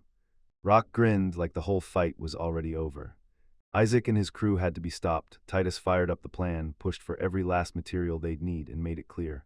A fresh adventure was calling, and Roka wasn't scared for a second. The trio sprinted to the garden of mini monsters, ready to kick off their preparations. Shannon demanded to know where the garden was, and Rock flicked his wrist to reveal the bracelet. Every single inch of that place was trapped inside it, and the girl just went speechless, stunned that something like that could even exist. It turned out to be a wild, laugh-out-loud decision nobody saw coming. Shannon's eyes locked onto the celestial bird wheeling under the dome, and Rock had already made friends with it earlier. She couldn't believe it. Celestial birds were basically unicorns of the skies, so rare you'd swear they were real only in stories, yet they could soar straight up to the heavens. And Fenrir gets the same vibe. Shannon murmured that Rock was seriously unlike anyone else, and in his head, he figured she'd probably still see him as at least a little normal. Lucky crumpled onto the ground with a loud flop and groaned like his soul just got punched. I was starving and Rock was too, so I went hunting for something to cook. I even thought I could ask the orange ants for meat, but just like that, they vanished. Then Lucky burst out that the ants had carved a full-on dungeon right beneath the hut. Rock's jaw dropped in instant shock. They stormed up to the house and froze. There it was, a massive pit with ladders dropping straight down. A girl peeked through the opening, then burst out with happy screams, "Daddy's home." Shannon blurted, wide-eyed, "Wait, can ants really turn into humans?" And then she frowned. Also, why am I calling someone dad? Because this orange ant didn't look like any ordinary one at all. Lucky stepped in and pointed out that Rock had a soft spot for stuff like this, and Rock scrambled to justify it, claiming he was only nearby when disaster struck their eggs. When the eggs finally hatched, Shannon could have kept her mouth shut, but that wasn't the mission. Lucky just shot a smug, sarcastic smirk.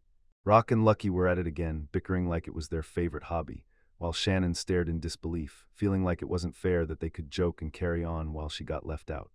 She couldn't stop herself. What huge secret was Lucky trying to say? Rock went wide-eyed. Shannon can't read Lucky's language, but she can somehow understand the orange ant. The boy yanked his hands to his head. What in the world is happening? Turns out an ant can actually talk to people. She's not like the others. Fate picked her to lead the colony, so she's fluent in the tongues of every other race and can talk, barter, and negotiate her way through anything. This power is called *** interracial language ***, and Patra's betting everything by copying the language template to pass it straight to Shannon, but will it actually work? Success. The elf girl finally started to understand Lucky, and Rock was left totally stunned, like, how on earth was that even possible? Shannon thanked Patry, and it hit Rock hard, because no matter how much he'd hoped he was the only one who could reach her, the truth was even wilder. The world still holds tons of mysteries, and Shannon was truly special. That idea lit a spark in him. Even ants deserve names, so he threw out the first one right away, Patra. A wave of pure joy lit up her face. She loved that name so much she couldn't wait to bless everyone else with names too. Every last orange ant stared at Rock like he was about to do something huge, yet to him, they all blurred together into the same thing. Patra shot that down. Sure, they clashed, but not in any way external. Rock just stood there, utterly baffled. So he teased them with names: Orange A, B, C, D, and then, of course, another D. The ants leapt into the air, bursting with pure joy. They were hooked the moment they heard the news. As he watched them, Rock realized every ant had its own personality, and once he got to know them better, he'd come up with totally unique names. For now, he leaned in and asked Patrol to show him the dungeon. She led everyone through the setup: cold room for the meat, a dryer for everything else, and a locked stash of the demonic stones they unearthed during the excavation. Rock stood there stunned. He couldn't wrap his head around it. The ants built all this in no time at all. They were straight up incredible. The place looked exactly like Patra's nest, and then the real jackpot hit: meat. Time to cook, baby. And Patra didn't just agree, she even went and offered ice cream. Rock and Shannon hauled back to the guild, and the dude was on a mission, scrounging for a grill, pans, knives, and spices like his life depended on it. After grabbing everything they'd need, he realized they were short on kitchen stuff. and Shannon leaned in and asked what name he'd give her. Time was running out, so Rock whipped up fried chicken, fast, hot, and insanely satisfying. First, you season the meat, you fry it up, then you pile it beside some cabbage, because this elf girl was already bouncing with excitement for the masterpiece, and Rock marched up to the cellar to ask if there was any cabbage left. He grinned and said the cabbage hasn't shown up in ages, and yeah, it won't be back anytime soon. The boys felt deflated. They'd pictured the perfect duet of chicken and cabbage, and then it hit. Someone leaned toward Rock, asking if he was really sure he could pay for this kind of show. Rock spun around, and right in front of him stood that familiar crew of friends, only his brain couldn't catch up to what was happening yet. One of them fired back the question again, can Rock really be having fun right now? Then he added, if Rock kneels before Isaac, I'll gladly bring him back onto the team. Rock stared at them in shock. Shannon stepped right in between them, slapped her hand over Rock to stop what was happening, and just couldn't make sense of what they were even saying. Isaac stared at her in shock. He had absolutely no clue who she was. Rock begged Shannon to stay out of it, and the second he did, nothing stood between him and Isaac again. From then on, Rock wanted zero dealings with him. Isaac grinned and out of nowhere swung hard at Shannon. Right then, Rock slammed into his path and intercepted him. A fist slammed right in front of her face. Isaac's fury is blazing. He taunts Rock, smirking like the guild's hiding something, and then hits him with it. Of course, they'd hand him a monster partner, but this girl looks like she's got nothing special. He shrugs her off and snaps that Shannon's nothing but trash, like you can't possibly work with someone that useless. Shannon snaps she's done messing around, and she demands Isaac take back every word he said. She's fuming because Rock isn't a thing. Isaac is acting like a total madman, blabbering without a single care for what he says. He needles her even harder, sneering that the E-level is just a little dog that weakens with every bark, and that insult instantly flips the switch. She's fired up. Clara slams in out of nowhere, demanding to know if this elf is really Rock's brand new partner. Rock said it with a calm nod. Yes, she's Shannon's new partner, an elf with rank E, and Clara blinked, then rushed over to Shannon, staring like she was trying to read her secrets. Clara flicked a look at Shannon and, with careful words, basically told her outfit was an absolute eyesore. She said, if Shannon's on the team with Rock now, you'd better pay attention to how she looks. Rock cut Clara off cold, saying this wasn't her business. Her dresses couldn't change strength even a bit, and he was fed up with that attitude. Clara couldn't believe Rock would pick someone with an E rank as his partner. Still, maybe he saw something everyone else missed.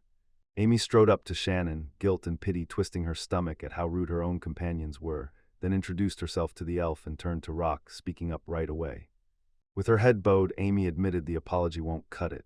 Then she begged, from the bottom of her heart, for them to forgive everything she and the others did.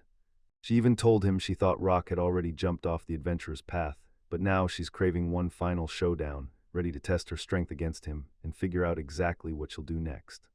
Rock finally got it, then they locked eyes and traded a grin, like everything just clicked. Isaac snapped Emily and impatiently waved her over while Emily shot them a hopeful smile. Good luck, you're gonna need it. The squad bolted out and Shannon's chest tightened. Were they really doing the right thing? Rock leaned in and steadied her, telling her to breathe. He's got that unshakable confidence, because they have absolutely no right to fall short. Shannon stared at him like she trusted his every move. Then it was time to turn back and go. In the garden, they got hit with Lucky's guilty stare. His muzzle was caked in sand.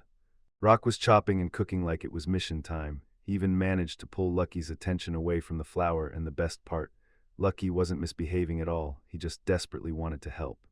Lucky sneezed and bam, everyone nearby got blasted by a cloud of flour. Everyone burst into laughter, while Rock finished setting everything up way ahead of them. A juicy roasted chicken sat on the table like a prize, and everyone dug in, then thanked him like he'd just saved the whole night. The friends dove in and devoured every bite, eyes shining with pure excitement. That chicken was unreal. Lucky and Patra went wild, praising Rock's cooking as delicious. Then he shot a warning, the food's piping hot, so take it slow and be careful. Shannon tried to play it cool, but even at a slow pace, a grin still broke across her face. She couldn't help loving it.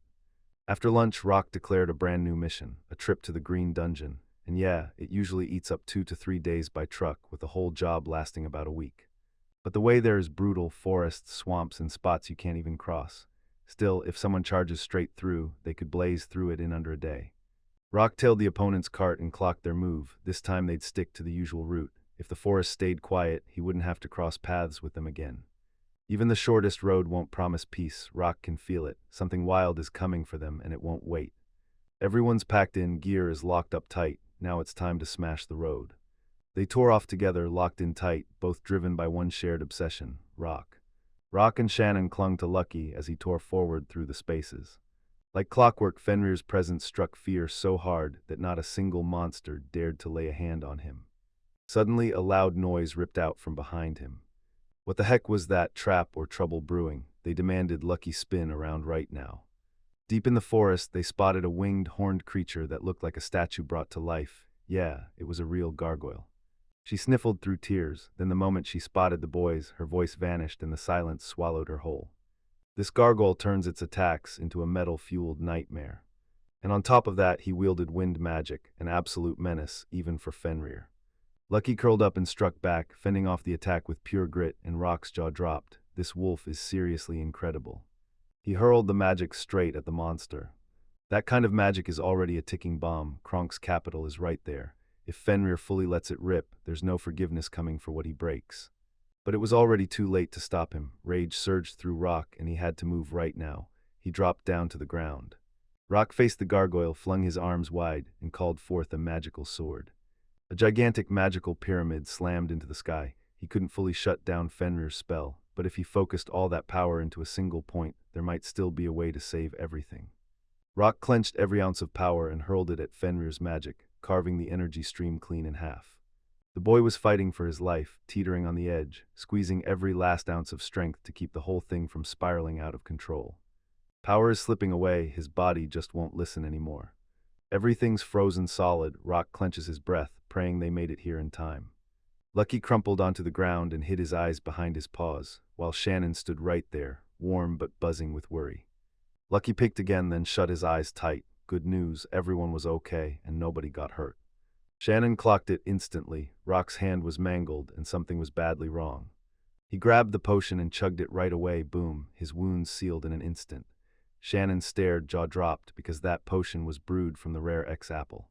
Lucky sobbed, begging for forgiveness, because he'd ruined everything again, but Rock only grinned. The boy pressed himself against the wolf and bowed with gratitude. He tried to help, and that kindness hit hard. But he shot back. Lucky's magic is the kind that can turn into a disaster, so from now on, train together and learn how to control it. Lucky whimpered and sobbed even harder, then begged them to see he'd try, and even the gargoyle couldn't help but be moved. He stared at Rock, stunned, like he couldn't wrap his head around who he truly was in that form. The gargoyle shrieked in terror and yelled at Rock, "Mary." He clenched his teeth tight. He refused to listen to a single word that thing spat out. But why in the world was it roaring in the middle of the forest? Turns out the gargoyle's heart is crushed. He got kicked out of the demon lord's army.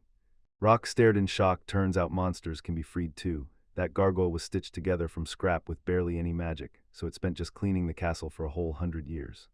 But recently the army's leadership got shaken up, because they were ordered to get rid of the monster that knows nothing. He stumbled through the forests, drowning in despair until he finally found a village, but the villagers cowered, then swarmed him, and he had to bolt for his life. Rock went still for a second, because everyone knows humans fear demons, right? But this gargoyle, it just wiped down the castle like it belonged there, and that was Rock's very first face-to-face with people. Bitterness swallowed the gargoyle whole. Knowing he was less than human stung deeper than anything else. He couldn't shake the question, what in the world was the point of his life? Rock suddenly remembered gargoyles aren't just monsters, they're demon lord-level elite warriors, forged with insane amounts of magic, so the fact that this one was made from scraps feels straight up impossible.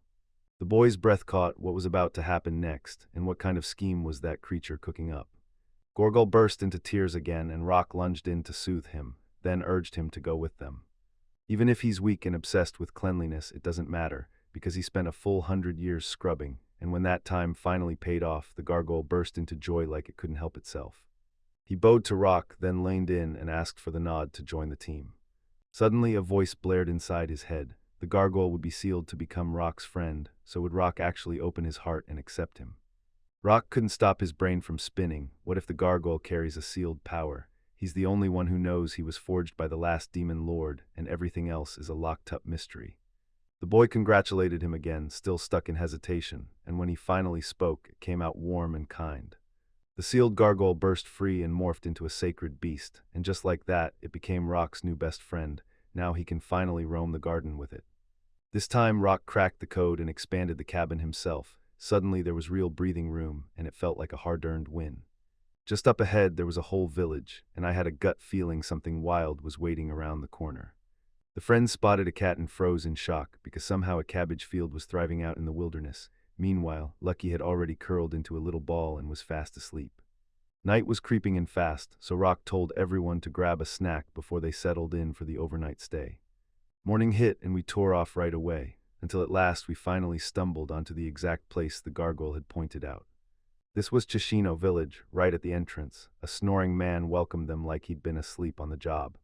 Rock tiptoed and shook him awake, but nothing budged. Then Shannon stepped in, rested her hand on his shoulder, and tried to pull him back. He snapped his eyes open, locked onto the girl, and blurted out that she was a real angel, straight from heaven. He decided, all right, I'm going with her, straight into the other world, and with a sweet girl like that leading him, the fear just vanished. Then he puckered his lips, ready to steal a kiss. Lucky shot in the moment he realized what was happening, yanking the girl out of reach just as the kiss came. When the old man spotted the rest of the team, fear hit him hard. He swore they were bandits, plain and simple.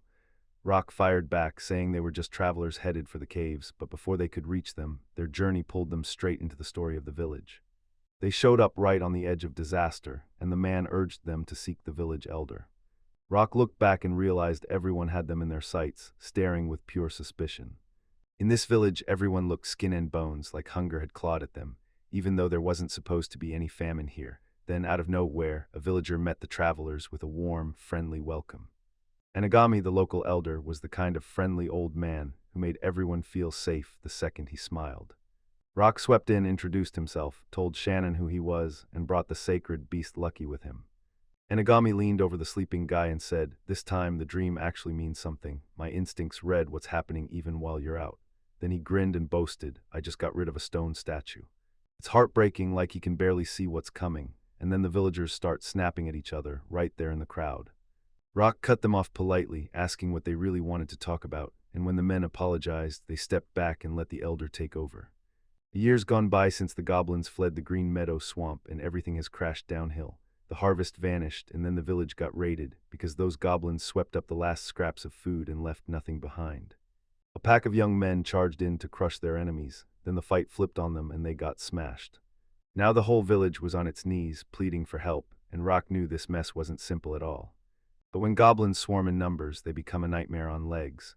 The village begged the state and the guilds for help, yet with rewards too thin, no one showed up.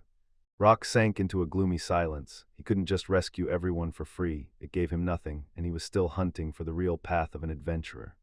Even if help shows up right now, this village will just keep coming back for more, so they have to learn how to stand on their own and survive without it. So far, he's already demanded a map of the area and grilled everyone for intel on where the goblins are hiding. He leaned over the map, studying every spot the enemy had claimed. Rock's eyes lit up. Getting rid of those goblins was totally doable, and he couldn't forget the cabbage beds they'd seen, so the village won't starve. The villagers cheered and thanked him to the heavens, but Rock slammed a warning in their ears. If nothing changes, this mess will hit again, and they'll be forced to beg for help all over once more. To stop the same disaster from striking again, Rock stepped up and offered to help drive the village's development. He demanded just one thing in return: when the village finally starts to thrive, he'll take 20% of the profits. The elder couldn't carry this decision by himself. He needed the whole community's consent, no exceptions. While they're tied up with another job right now, Rock tells everyone, if every resident jumps in, he'll only take 10%. It's all about the net profit, what they sell after subtracting the expenses and the sweat of the people, and even if the whole village refuses, they'll still wipe out those goblins and keep the food coming. The villagers burst into loud, excited debate over what they'd heard, and Rock just stood there, patient as stone, waiting for their decision. The village's real curse is where it sits: roads that barely connect, fields that rot with neglect, and nothing local to grow or make, so they're forced to haul everything in from far away with barely enough to live. Rock could offer help for free, but it still won't fix a thing, because the villagers have to decide they want change. The elder even asked for time to talk it over with everyone.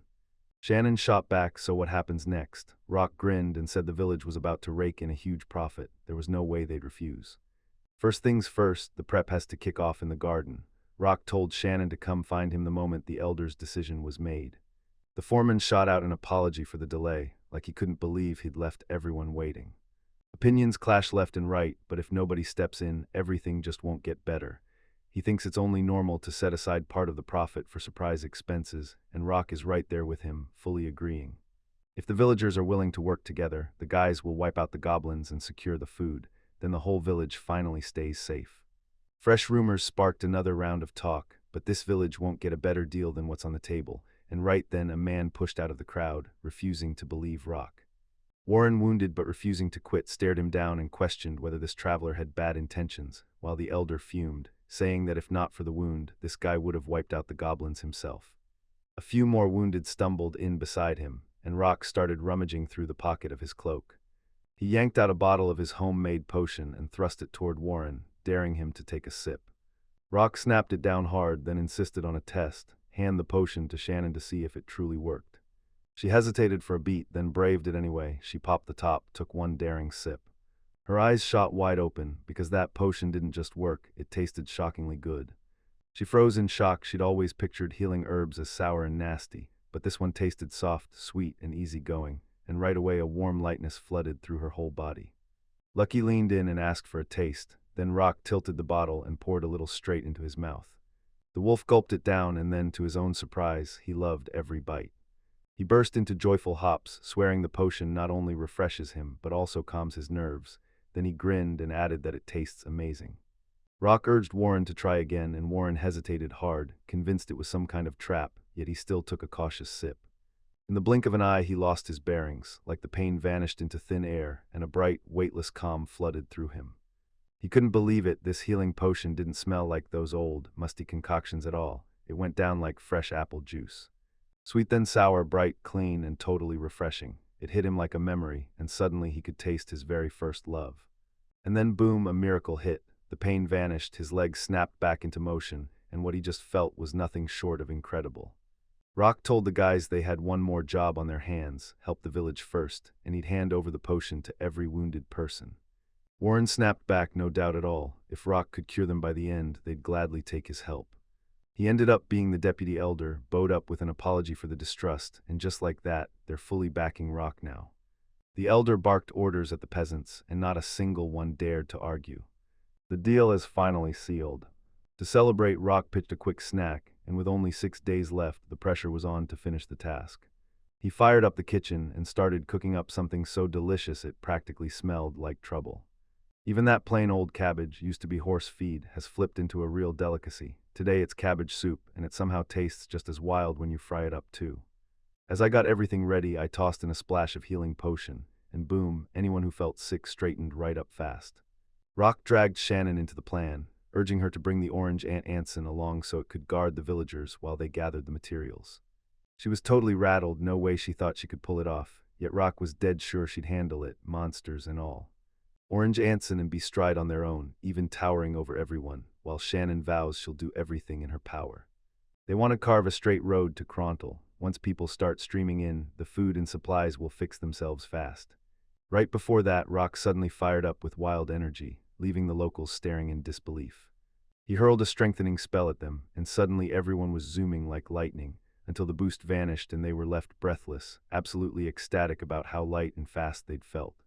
Rock told everyone to stay on guard, and Shannon couldn't believe how effortlessly he could rally so many people all at once. He's convinced that with the right training she can pull it off, so he makes a promise to teach her, and that girl lights up with pure eagerness. Then he threw the idea down. Everyone should start building the road right away. Maybe a pinch of magic wouldn't kill anyone, so everyone hauled themselves into work, buzzing with fresh inspiration. With work piling up like crazy, they decided to steal a quick break before everything crushed them. The road's already paved in stone and wiped clean, and if they keep this pace up, they'll be done by tomorrow, because Lucky's magic is driving the whole construction at an insane speed. Now that the path's open, the trade is about to kick off, and Rock's crew turned out even more awesome than he ever dared dream. Meanwhile, out in the garden, Rock was knee-deep in business. Then Shannon rolled up and handed him a steaming hot drink. The boy mapped out tomorrow and told her to finally rest. She'd worked harder than anyone today, but the girl still couldn't drift off, not while he was drowning under everything. He hates it when she calls him master, so he shuts it down and tells her to stop, because he's not treating her like some subordinate. Shannon replied with a proud grin, saying, "I'm just really kind." And she can't stop smiling because she finally met him. Rock grinned like fate had pulled them into each other's way for a reason. He laid out his plan. Tomorrow, they'd drag the peasants out to gather cabbage, and the very next day he'd hit the road for the capital to sell his goods. Rock has a gut feeling a cabbage shortage is hitting the city right now. Everything's about to get snapped up fast. Still, he refuses to ignore the guild task sitting unfinished. They're going to win, no doubt about it, but the real question is how they pull it off, step by step. Rock mulled Titus's question, but Shannon was already out cold, snoring away. While she slept, soft words spilled out. She'd been praising an amazing friend, and Rock fired magic to scrub every unnecessary thought clean. He was genuinely thankful to her. Every single one of his magical beasts was curled up and sound asleep. Rock tried to slip out quietly, but Lucky wouldn't let him escape that easily. He blinked in shock. The wolf wasn't asleep at all. Tonight, they were meant to net rainbow dragonflies, which were way easier to catch after dark, and Lucky immediately reminded him about the goblins. Rock is convinced that Lucky showing up in the village is enough to scare off the goblins, and even if they refuse to leave, adventurers from somewhere will eventually rush in and wipe them out. Lucky blinked in surprise, then nodded and went along with his friend's choice. After the meeting ended, they charged out to go hunting. Snagging rainbow dragonflies turned into the most thrilling mission, and I pulled it off. The very next morning, Rock jolted awake to the mouth-watering sizzle of someone cooking. He figured Shannon was up early whipping up breakfast, so he darted to the kitchen, grinning, thanking her, and offering to help. In the kitchen, he spotted a gargoyle that promised everything would be ready in 3 minutes. Rock froze, stunned. Shannon never made breakfast, and that betrayal lit up Gargoyle's frustration. He just couldn't figure out what was going on. Rock rushed to make sure everything was okay and offered his help again, until the Gargoyle demanded he trust himself, because once the Demon Lord put him in charge of cooking for everyone. Rock seemed to know it all. Then Shannon burst into the kitchen and called out, "Good morning." She burst into apologies for falling asleep last night, and Rock quickly waved her off, telling her not to fret. Then he suggested they practice together right away. The girl practically burst with joy. She wanted to whip up breakfast herself, but that gargoyle slammed in and insisted she step back and let him handle it. Rock took it all in with grateful relief, but a nasty doubt still pricked his instincts, while Shannon leaned in and asked, "So, how are you feeling?" She figured Rock slipped out at night by himself to catch fireflies, and when he flashed a grin and told her he thought she'd be fast asleep, he admitted he wasn't alone. Shannon is determined to be helpful and jump in where she can, and Rock is so genuinely thrilled he promises he'll take her with him next time. She's counting on it with everything she's got. Meanwhile, breakfast is already sitting there, ready to be devoured. Day 2 at noon, one of the residents bolted for the market, selling cabbage and handing the guild the wings of rainbow dragonflies, while Rock tagged along, desperate to find out what the harvest would actually be worth. He warned the traveler to watch his step. Since the road has been paved all the way to lunch, there's no time to waste selling at the market. Later, Rock decides he'll teach the residents how to snatch rainbow dragonflies in huge numbers, because if they plow the abandoned fields and grow cabbage there, the food shortage will finally disappear. At night, they finally crossed the line and did it. The Rock erupted in praise. Those ants absolutely nailed it, laying that stone path like legends, and even the craftsmen were stunned. The ants practically glowed with pure, bouncing joy. A local woman thanked them, but she couldn't stop smiling. She always figured monsters would be terrifying, yet these ants turned out to be cute girls instead. Their hearts fluttered from the praise as an elder stepped up to Rock. The elder thanked him for the day, and even then he couldn't shake the doubt. There's no way that road to the capital gets finished in just 2 days. Still, they're ready to hand Rook a sweet 10% cut of the village's property. Rock took the deal and told them to send the money through the guild. Then the old man hailed him as a savior and swore every payment would hit on time. Right after that, just before dawn, they scattered into separate runs to reach Lake Oringo and the shining green emerald that belonged to the green frog. They missed their chance to catch the weasel, but don't worry, that problem's getting handled later. The very next day, Roka got slammed by a terrifying premonition. He had this gut feeling Isaac would show up way sooner than anyone planned, and that thought instantly rattled him. Rock slammed the decision down. Today, he was going all in. A super-friendly bird swooped down and perched on his shoulder, and Rock froze, stunned that a little chick had shown up in the mini-garden. Meanwhile, the ant girl is convinced Dad has it all wrong. She swore it wasn't just any bird, it was a celestial one, like something pulled straight from the stars, and the main character went completely numb with shock. He swore those heavenly birds should be absolutely huge. Then the ant told him the truth. When they scavenged their materials, they snagged a rare eye, and the moment the bird swallowed it, the whole bird shrank. Rock didn't even flinch. He just decided he'd turn that chick to stone. But the baby was smiling, and Rock promised that everything would snap back to normal soon. because right now, they weren't in any danger at all. A sudden, brutal stench slammed into the air. Something was definitely badly wrong. Rock claimed it reeked of Lucky, but even he couldn't say for sure. Curiosity hit him hard. When was the last time he even bothered to wash himself? Lucky practically cringed because he'd been stuck with the hero all day and there was zero sign of soap or a towel. He froze for a beat, then muttered that maybe he'd washed himself the day before yesterday. No matter how he tried to wiggle out of it, the escape attempt blew up in his face. Lucky snapped with rage because even if he wasn't in the water, he was still licking himself, but Roku wouldn't have any of that. The hero declared he was about to kick off the whole operation, hunt down Lucky, then drag him straight into the bath. Everyone held their breath because this moment was finally about to explode. Lucky took it personally like a dare. He was sure not a single soul would ever catch up to him. Rock cracked open the spell and started reading. He blasted a support spell over the whole group except Lucky, and the boost hit hard. Strength and speed jump up fast, but it won't last. Still, everyone grinned because that advantage was real. But Lucky didn't beat around the bush. He bluntly warned everyone, "Try to believe any magic can stop me. That's plain foolish." Petra, Queen of the Orange Ants, shot forward like lightning, and in an instant she was hammering the legendary Fenrir with a ferocious attack.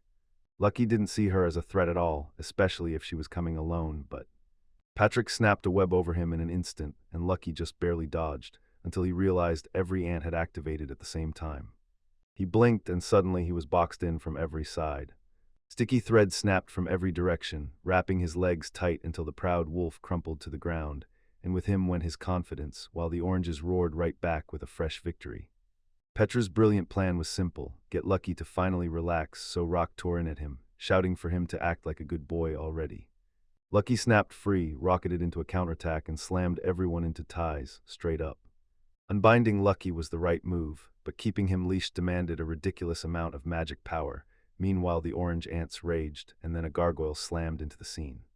Gargoyle, once a top-tier soldier in the Demon Lord's army, scoffed at the challenge and accepted it, locking horns in a duel with the proud sacred beast Lucky, where honor is the only prize. But Lucky refused to believe any of his opponents stood a real chance. People always kept counting him out, and it never landed. Even though he was the weaker gargoyle, he came from a proud bloodline, and he'd hoarded a century of knowledge. With Rock backing him, don't sleep on his edge, and the fact that everyone despised him just made him more dangerous. But one wicked swipe of Lucky's tail was all it took, snapping the opponent out of the game for good. He's still waiting for the next challenger, then Shannon steps into the ring and tosses out a sparring match. Fenrir refused to bow, clashing with the elf girl her teacher blessed, and Lucky couldn't stop staring, desperate to find out what she could do. Shannon snatches the sword and swings, right off the bat, but in the blink of an eye, Lucky is suddenly right behind her. Fenrir sneers. At that speed, you can't even land a scratch on him.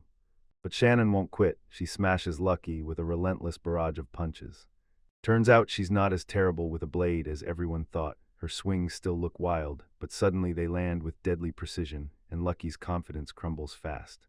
He slammed into a dead end, baffled. How in the world did she make him respect her strength so fast? Satisfied, Shannon purrs at him to be a good boy and go wash up, until something totally unexpected crashes the moment. Lucky's tail tip lands right on her neck, and it's unmistakable. This fight is over. Shannon drops her head. She looks like she's thriving. Lucky praises her for how well she moves, and you can see it light a fire under her.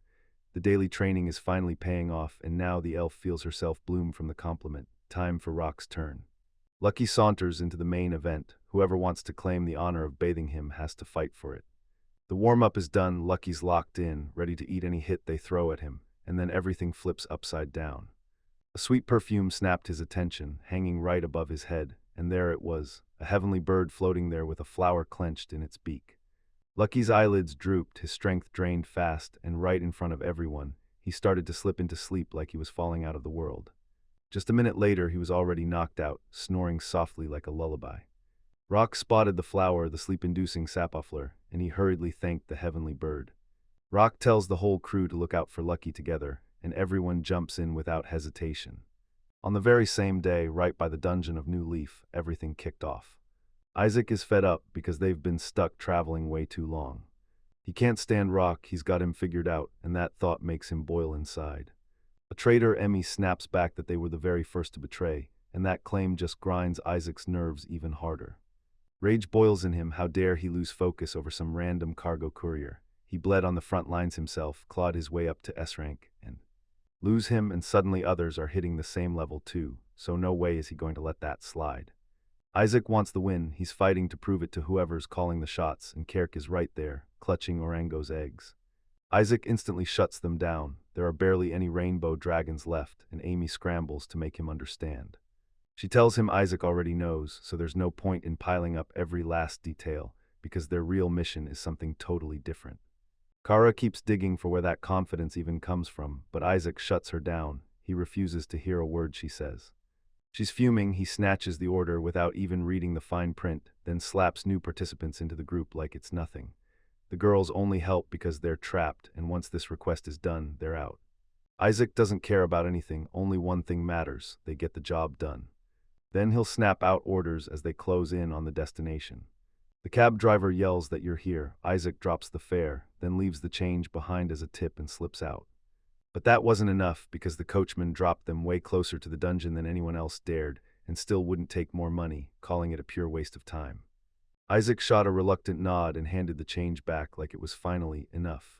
The coachman thanked him, then snapped the reins and rolled away. Isaac seethes with rage, and it feels like everyone around him is in on it, but he won't back down for even a second. A brand new dungeon glares at them, right ahead. You've got just 4 days left before the deadline hits, and the squad is finally gaining real momentum. They stepped into a forbidden, uncharted place where mysteries lurked in every shadow. Meanwhile, halfway across the world, everyone's happily petting away like nothing could possibly go wrong. Lucky, because in the Dungeon of New Leaves, your only mission is to dig straight down and uncover what's hidden deep within. They crept forward in eerie silence until they stumbled into Orango, and Isaac snapped that he'd catch them on the way back, but Kara trembled in fear while Amy stayed completely unbothered. Isaac shouted again, but nobody answered. Then they burst toward the water ahead. Strangely enough, there wasn't a single rainbow butterfly, or even one green frog, anywhere to be found. Oranges would have been waiting, but Isaac sprinted through chaos and found not a single egg, no clue how he was even supposed to collect what he needed. He couldn't shake the feeling that the guild betrayed them on the spot. No questions, no checks on the real situation, and if that's true, the guilt is right there for everyone to see. Isaac chose to file a complaint against the guild after he got back, but right then, bam, his plans got yanked apart by a chilling threat. A goblin burst from the bushes and slammed into him with a full-on charge, and the swordsman didn't see it coming for a second. The goblin punished his audacity on the spot, and the reckoning hit him instantly. Isaac rips into the guild, insisting they never warned him about the goblins, and yeah, that's reckless, but this isn't over yet because a whole pack has just surfaced. Another one burst into view ahead, a goblin knight. When those high-level goblins showed up, this place instantly felt like their lair. Isaac didn't hang back. He bolted straight at the enemies and launched his attack. But the goblin knight snapped back with a brutal, power-packed counterattack. Their swords slammed together in a thunderous clash, and Isaac couldn't stop thinking about what that kid had said. With Rock, we're under divine protection, because right now it felt like he'd been thrown into a pitch-black sea with no compass. Rage clenched his jaw so hard his teeth ground together, and he couldn't even believe what he was seeing. That it's true, because defeat never even crossed his mind. Out of nowhere, a blazing spear slams through the goblin, like lightning with a mission, and it catches everyone off guard. The girls crash into the fight to stop it fast, their faces tight with worry as the danger spikes way past control. Isaac grumbles that he could have handled those trivial matters himself, and when Kara says the fight looked exhausting, rage spikes even higher in him. Meanwhile, the goblins closed in from every side, boxing the squad in. Emmy yells for everyone to lock in on the enemy, because we've got to shatter that ring. The fight ignited all over again, stronger than before, but the goblin knight is finally down for good. Maybe he even led the pack. For now, the danger has been pushed back, at least temporarily. Isaac tells them don't waste a second, find that wyvern and haul it back to the guild, and the girls grumble, dragging their feet. They finally crash into the wyvern's lair. There are a ton of them here. Isaac lays it out. He'll pull the wyvern's attention away, and Amy will blast its wings with magic, so it's finally easy to finish them off. 2 targets get picked off the radar. Those 2 slip away from the rest of the group, and Amy just nods like she's already got it. Isaac springs up from his spot and rockets straight at the enemies. Then the wyverna erupts into a terrifying scream. They launch into the sky right on schedule. Isaac throws the signal, and the whole plan snaps into motion. Emmy looses fire arrows that rip through the air and slam the wyvern, and as it drops, Isaac charges in without wasting a second. The monsters are wiped out and everything's finally going perfectly. Isaac is already geared up, ready to smash straight into the next fight. But then another wyvern slithers in from behind, charging straight for the girls. That long tail whips through the air and knocks them flat. Isaac lunges in fast to pull his friends out of it. Kara snaps at him in full rage, accusing him of failing to protect them, and she's sure Rock would have never stood for it. Her fury is nothing but raw, crushing disappointment. Isaac erupts, he blasts out at Kara, roaring that Rock has nothing to do with this, that he couldn't have known about another wyvern, and that girls should be able to protect themselves. Kara's stunned. The man she trusted just showed a whole different side.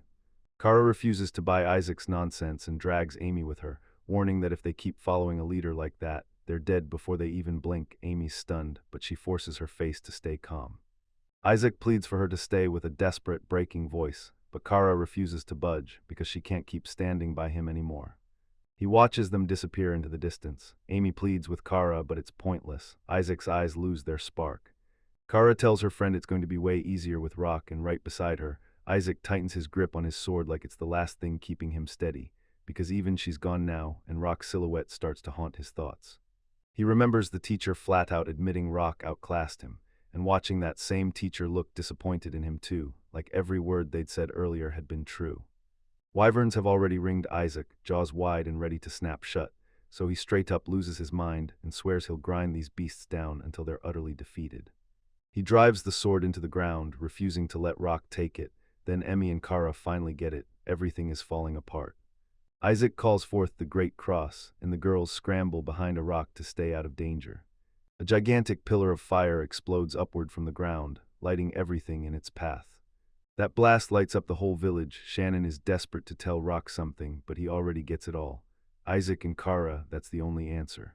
Rock reels Shannon into coming with him, and she says yes on the spot. The others stay behind in the village to keep working, nobody argues, and all that hope lands on Lucky. Smoke coils and crawls at the dungeon entrance, like it's guarding what's inside. 3 figures burst out of the darkness, and one of them is hanging on by a thread. Meet Isaac. Amy's got his back and supports him every step. He ripped it apart, turned it inside out, and turned every material to ash. Everything got wiped out, even with the year trying to stand in the way. Isaac is convinced the guys won't be able to pull off the order now, and Rock is left reeling at the sheer betrayal. Shannon pushes the plan, ride to the capital, hit the market, and grab the materials they need, because it's the one path that actually leads to victory, and she's already spotted them for sale just outside the city. Rock is sure of it. There are still twists hiding out there, and he pushes to scout the area right near the capital. Isaac flashes a satisfied grin and sends them on their quest. Now he can't wait for their next meeting, but Rock just shuts down completely and won't say a word. Rock's team barrels down the road and finds beaten goblins and even ducks blocking their path. They charge back into the dungeon, and right in front of them sits the goblin leader's lifeless body. He was the one steering those goblins. Now the village is finally safe, and Lucky couldn't be more satisfied. He swore it. Everything crumbled to dust before his eyes. Rock admits it. Isaac's got unreal magic potential, and the power is massive, but every single thing Isaac could have handed to the guild is already gone. Scales and claws get ripped apart. Right as they were about to leave, Lucky spotted something wild tucked behind the rocks. These wyvern eggs were still whole and perfectly tucked away, so Lucky was desperate to taste them, but Rock shut that down and pushed them toward the mini-farm. They trekked back to the village, and the locals burst with relief, finally done with that goblin nightmare. Shannon then points to the marshy stretch around New Leaf and says they should clear it out next. But Rock grimaces at the map. It's outdated, and those swamps have turned into full-blown dungeons now, and Shannon got it instantly. While Isaac and his crew prep the materials for the guild, Rock goes all in on the village, teaching everyone how to grow cabbage and how to snag those flashy rainbow dragonflies. Then the day of departure finally crashes in. Rock standing there, totally thrown off and not sure what just happened. He can't shake the feeling that the village entrance isn't welcoming at all. It's built like a fortress meant to fight back. Patrick breaks it down. With this construction in place, even a monster attack won't touch the village. Everyone stays safe. Then the elder smiles and decides it's time to draw Rock's attention. Every resident drops to a bow, grateful to the year in their hearts. From this moment on, they'll take his word, and together they'll keep driving the village forward. The whole village throws its gratitude at Patry and every last hero, because now cabbage is the prized treasure, and the settlement goes wild with a new name, Cabbage Chaos. Everyone's holding their breath, waiting for them to come back again. Rock flashes a smile, says goodbye, and you can tell he's genuinely happy. Now we've got to get Isaac's squad lined up, no delays. Their road finally slams into the capital, Krot, and that's where the real finale is waiting to explode. He's headed straight for the kingdom's capital, Krista. At the market, Rock and Shannon kick off their hunt, eyes scanning every stall. One of the victims managed to call them out. Rock's grilling everyone about sales, and the cabbage is flying off the shelves like hotcakes, probably because they swapped out cabbage soup for daily stuffed cabbage rolls, so everybody got a taste every single day. And that special product flew off the shelves, too. Because of this, Rock raked in serious cash, his deal with the peasant paid off, and he got a cut of every sale. Rock practically couldn't stop smiling, and right there, he decided to buy a demon cow to level up the village's future. The whole village is bursting with gratitude for the year. Everything they have right now exists because of him. The prep work is done, and it's time. Rock slammed the door on the past and bid the village his farewell. The final step is right there, just one more thing, and it's done. At the guild, Isaac and his crew were already on edge, waiting like predators for Rock to show up. Isaac couldn't stand the wait, tapping his foot like the seconds were trying to slow him down. Everything he needed was already lined up on the table, like fate had set the stage, and Rock clearly didn't see it coming. Isaac figured Rock bolted because he couldn't pull together the stuff they needed. But Rock refuses. Isaac leans in and sneers at him like it's a joke, convinced Rock's got nothing to show. Rock barely listens, then snaps that he wants to know if the materials are already in, because he's determined to fix this ASAP. Isaac is convinced Rock is just bluffing and burning the spotlight just to show off. The guild kicks off the inspection, and then everything goes deadly quiet. Isaac's praying his opponent crumples to the ground and spits out an apology. Rock doesn't want to throw his opponent off, but he knows the blame is going to land on someone else, and Isaac has no clue what's even happening. The general manager bursts in and announces Rock's team just turned in 20 pairs of rainbow dragonfly wings, 3 orango eggs, and 15 emeralds. Mr. Year just got handed the win in the competition. The manager fires back and Isaac can't wriggle out of it. Rock has already turned in 13 scales, 10 claws, 60 wings, 9 wyvern eggs, and 45 more materials ahead of schedule. Isaac started rummaging around, acting like he was fighting a monster, while Rock wasn't buying any of it. Rock brought the proof right to the table. The goods still carried the seal of Cachasino Village. Isaac's eyes went wide, and Rock, staring at what they'd found at the dungeon entrance, realized they must have failed to grab the right materials. So he snapped at Shannon to tell them, if it was true, they'd head back to the royal capital, grab the needed materials there, and turn them in to the guild. She spotted the exact supplies she needed, lined up for sale right outside the city walls. Rock thinks Isaac was betting on him getting stuck without enough supplies, so Rock couldn't sprint in and grab the rare items needed to steal the win. Even then, they still had the supplies, while Isaac racked up the cost, selling his own stock back to them at a ridiculous, inflated price. If Isaac hadn't been driven by greed, he wouldn't torch his money like this. Isaac seethed with rage and felt completely insulted because Rock headed into the dungeon early. Rock tells them they comb the map inch by inch. There's a quicker path right from Krot to the dungeon, but it's a trap that can get you killed. Rage boils in Isaac's chest, but Kara cuts him off. She already knew everything about it. Isaac is seething because she never said a word earlier. Kara planted her feet and refused to budge. She couldn't shake the feeling that charging through that deadly forest was flat out wrong. Isaac absolutely hates it, because to them, this whole thing is just a race to stay S-rank adventurers. He's going in for a ruthless beatdown, trying to end him for good. Rock is the only one who can't stop chasing victory. His hunger for it burns hotter than anyone else's. Isaac clenches his teeth, rage blazing through him. Rock shot him a grateful look, thanking him for wiping out the goblins that kept terrorizing Chaushino, because the villagers had no money left to pay the guild. Rock believes the guild picked this job partly to help the village, and honestly, it sounds like a brilliant move. Titus Kid spilled every last detail, even the plot with Isaac, and when the leader finished explaining that was it, their group was done. Isaac understood it was over, then he dropped to his knees, head bowed, honoring Victor's victory. Victor, so it was settled, no room left for doubt.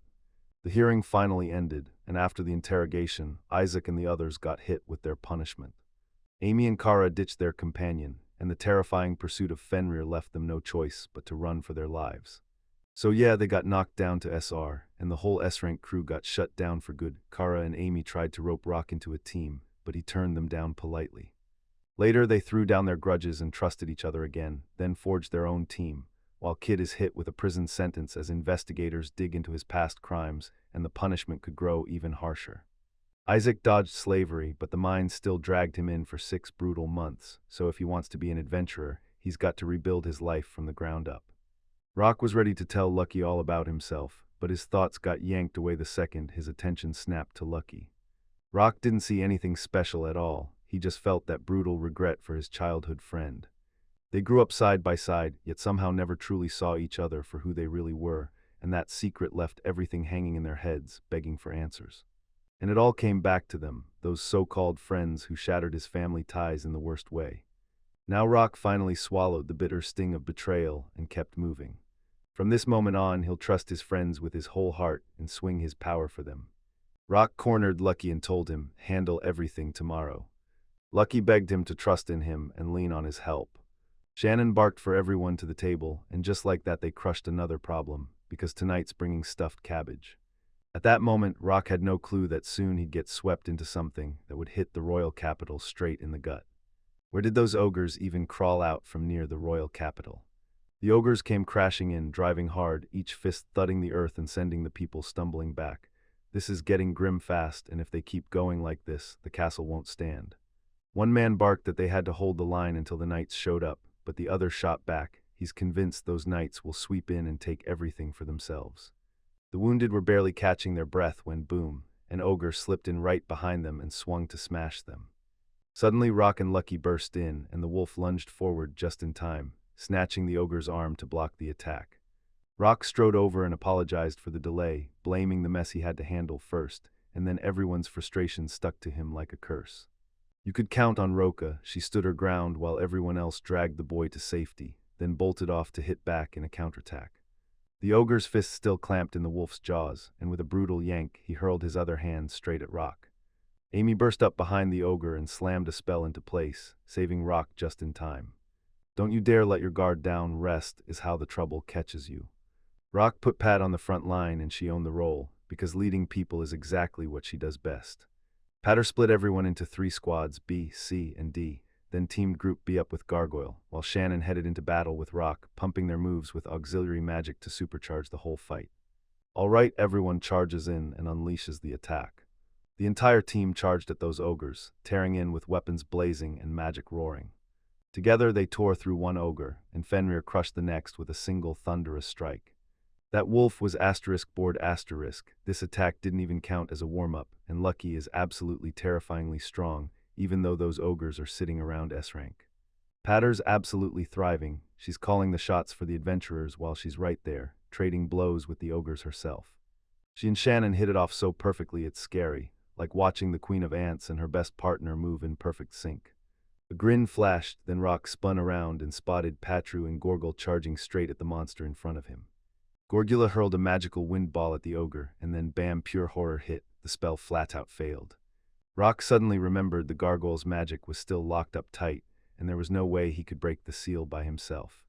He has to act right now. Help! The team was ringed and defeated foes, and for one terrifying moment they couldn't move. The last one finally dropped, boom. The guys erupted in cheers like they just won everything because yeah, they pulled it off. Just like Rock's team promised, the capital's people get saved, but ogres don't usually roam these streets. So when 10 of them swarm at once, nobody's heard anything like it. Rock just stood there jaw tight thinking, trying to crack what in the world was going on. Patra slammed a healing spell into the walls, sealing them up like they never broke. People crowd around her, thanking her over and over for the treatment.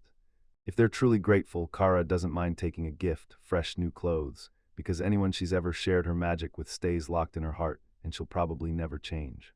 A squad of Imperial Knights thundered into the capital on horseback. Captain Marcus of the Imperial Knights thanked Rock's crew for backing them up during the ogre investigation, then made it clear, to figure out why the ogres struck today, the knights would take the bodies for further analysis, and no one was allowed to protest. Rock and Shannon stared at each other in shock, and then, boom, someone slammed the table and screamed at Marcus. This was the guild's top dog, and he chewed out the captain for trying to swipe the monsters they'd just crushed. Marcus pressed that this step is non-negotiable for the research, because those ogres crowding the capital are too bizarre to ignore, and the truth demands a deep, no-holds-barred investigation, so he hauled Titus in and interrogated him about what happened in the past. The guild head erupted in rage. He swore the proposed amount was way too small, until Marcus fired back, saying it was just cash for cooperation in the operation, not some trade deal at all. After the battle, the knight's captain didn't even flinch, refused to cooperate, so Titus yanked him by the chest. You risked your life, you're an adventurer, and that's why Marcus has to pay full, matching compensation. The captain bravely begged Titus to let him step outside. Like, does he really want to pick a fight with the knight? Titus wasn't just any guy, he was a seasoned fighter. The guild's administrative staff crashed the moment and cut them off. The river rolled in right alongside the captain's deputy, and before Titus could blink, they hijacked the whole conversation, leaving Titus regretting every second he dared to step in. Marcus grinned, then Rock strode into the office, Patria draped around his neck, while Shannon stood right beside him. Titus didn't wait, he flat out said he knows what's going on, and if this oppression keeps up, every adventurer will pack up and vanish from here. Adventurers are the country's lifeline. They guard everyone, smash their problems, hunt monsters to keep the streets safe, and plunge into dungeons to uncover what's hidden. So what's the result? Monster attacks start dropping casualties fast, plus people are grabbing mysterious dungeon loot to boost their strength, and that's not even the half of it because Marcus can see the bigger picture. Rock can't believe it, Titus is finally cracking emotionally in a way you just don't see every day, and the bond between their guild leader and that knight feels totally real. Rockin' Titus suddenly remembers there's only one assignment he has to complete. Lately, thefts of magical stones, called burning stones, have been exploding in the capital, and because nobody ever saw a thing, the investigators can't find a single lead. So Titus tells Rock to dive back into this case, and the moment Rock hesitates, the guild leader hits him with total confidence. Your skills are trusted. They'll still get paid no matter what happens, but if they actually reel in the culprit. Boom, bonus on top. Rock was about to lay out his plan, but Shannon's stomach erupted with a monster growl so loud it shut him down. Now she's mortified that the whole room heard it. As soon as they ditched the guild, the whole team dug into food and took their time a little. It was a capital dish, crotino meat on a skewer, cheap as anything, yet it melts in your mouth from all that rich fat. Meanwhile, Shannon is still stuck with that awful feeling from earlier, and all the guys, plus the guild's head, are locked in a high-stakes conversation. She didn't need to worry, Rock's hunger was roaring louder than anything. The guys are stuffed, so we're done here, time to roll out, and all the weapons and gear are right within reach. The guys stormed into the weapons and gear store. They call him Meishas. He heard that Rock's old comrades had gone through hell. People mocked his supportive magic to his face, but they were missing the one truth, that magic still finds a way to save lives. Rock jolted. Matthias actually knew about his divine protection. Sure, the seller would. He owns a weapon shop and their gear isn't exactly top tier. Rock flashed a grin. Meishas asked the boy what dragged him to the store, and when he spotted the ants, Rock admitted he'd come to grab some gear. The seller spotted the crown on Patri's head and instantly knew she wasn't just anyone, she was the queen of the orange ants. Then his eyes locked on a gargoyle that came from a squad of seasoned warriors. He told the kid Rock was right there in his usual lineup, then let him grab whatever he needed. The team looks like they've already locked in their gear, no questions left, just action. Rock leaned in and asked Shannon and Gargoyle if they were happy with his pick. Shannon said she sticks to her tried and true gear, while Gargoyle bragged that his real superpower is magic. Rock clocked it instantly. Patra had grabbed a staff for herself. She swore she wants to help people with magic just like him, but can she actually use it? Rock grinned, slid onto the spot beside Patry, and rested his hand on her head, because if there's real strength in her, he's going to find it. Together they'll forge enhancement magic, perfect for their queen commander, and Rock told Matthias the gear selection is finally locked in. A stranger slipped into the shop, and the owner shot an apology for the cramped crowd. Then the man quietly crept up behind Patry. Then he slammed his foot into her hard. The ant shot into the air, then plummeted, so Rock sprinted over to see if it was hurt, while the stranger fired off a furious rant that monsters had absolutely no business in the store. He slapped Rock with a brutal insult, calling him an unsuccessful animal tamer, and instantly shattered the calm, peaceful vibe. That outsider swears Rock's arrogance isn't real, it's just a mask, because he's got a few creatures lined up to obey his every whim. With a grin on his face, the man lined in and demanded who Rock thinks he really is. He yanked Patra into his grip, she squeaked under her breath, and Rock shot right away, "Are you okay?" The queen ant tells everyone loud and clear, "I'm totally fine, no worries." If this was real sudden attack training, the attacker would drop first, and with an A-rank monster, that kind of hit is barely a scratch. "Monster," the man snapped, cutting the air as he demanded everyone look, and then he shot the question back again, insisting they tell him who they were staring at. The team didn't clock who he was at all. Patra shrugged him off as just another run-of-the-mill bully, while Gargoyle straight up figured he was the type who got off on smacking girls. After insulting everyone as dirty peasants, the stranger finally threw his name into the conversation. His name is Nisli, born into high nobility, and the Order of Night is basically eyeing him as its next great leader. He warned that if anyone picked a fight with him, it would instantly snowball into a war with the whole order. Threats didn't faze Rock at all. He coldly snaps back, demanding Patro apologize. Nisli stepped in front of Shannon and snapped that she had to go take the monsters, and that elf, who'd lived a whole century, knew exactly what it cost to defy an order like that. With a calm voice that still cut like a blade, she demanded, "Tell me, are you really staying within the law?" Nisli smirked like it was a joke and spat that she was an aged witch, sneering that elves mixed into human life were no better, and that cruel jab lit a dangerous, unstoppable spark of curiosity in Shannon. Rage burns in Shannon's eyes. She can't stomach the insult Rock took, getting branded a vile beast tamer, and before anyone can blink, she snaps her sword out and plants herself between him and danger. Miss Al snaps into action to put that impudent troublemaker in their place right there. An instant lesson, no misunderstandings, because her nerve is fearless, and she's ready to prove exactly what real manners look like.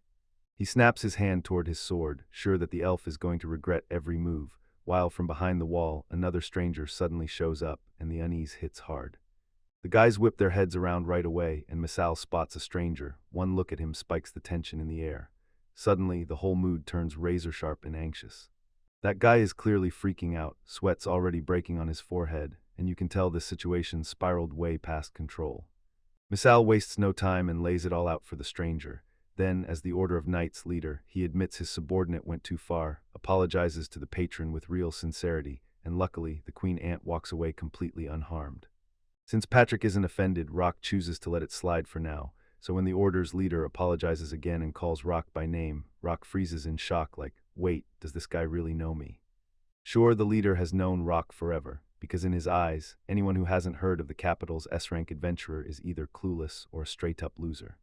The leader fires off, "Miss Al, are you done with the investigation?" But Miss Al shakes his head. Then the leader strides right up to the shop owner and grills him on one thing, how often those fire stones go missing.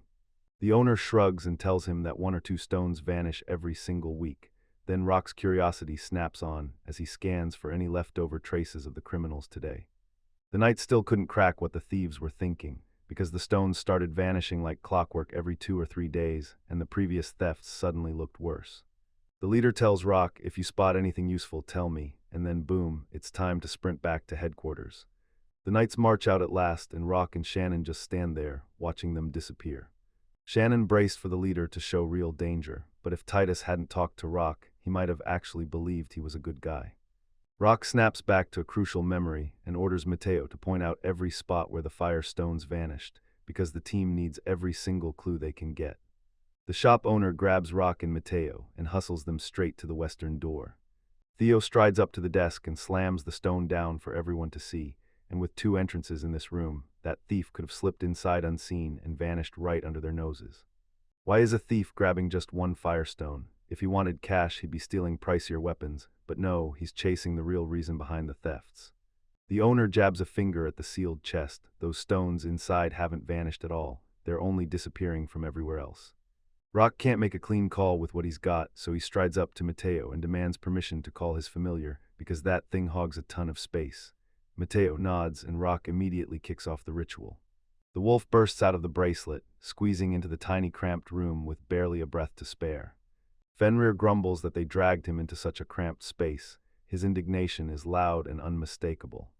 Mateo had been hearing the rumors for ages about this exact thing, but he only believed it for real the moment he finally laid eyes on it himself.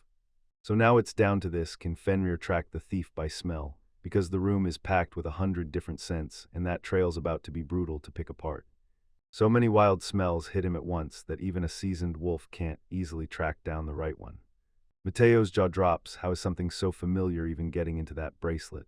And when he sees Rock handle it with pure skill, the owner can't help but stare in awe.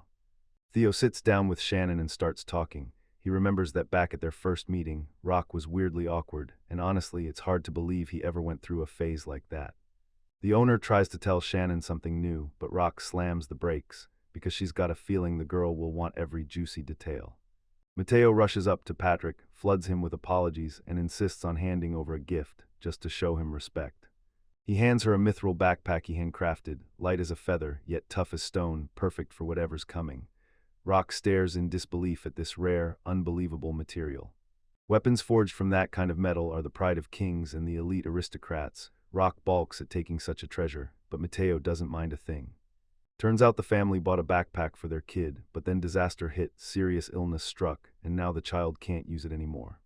The homeland handed the master the item and told him to deal with it on his own, but he couldn't bring himself to wipe out days of hard work, so he's relieved if you guys actually use it, because the payment's already been taken.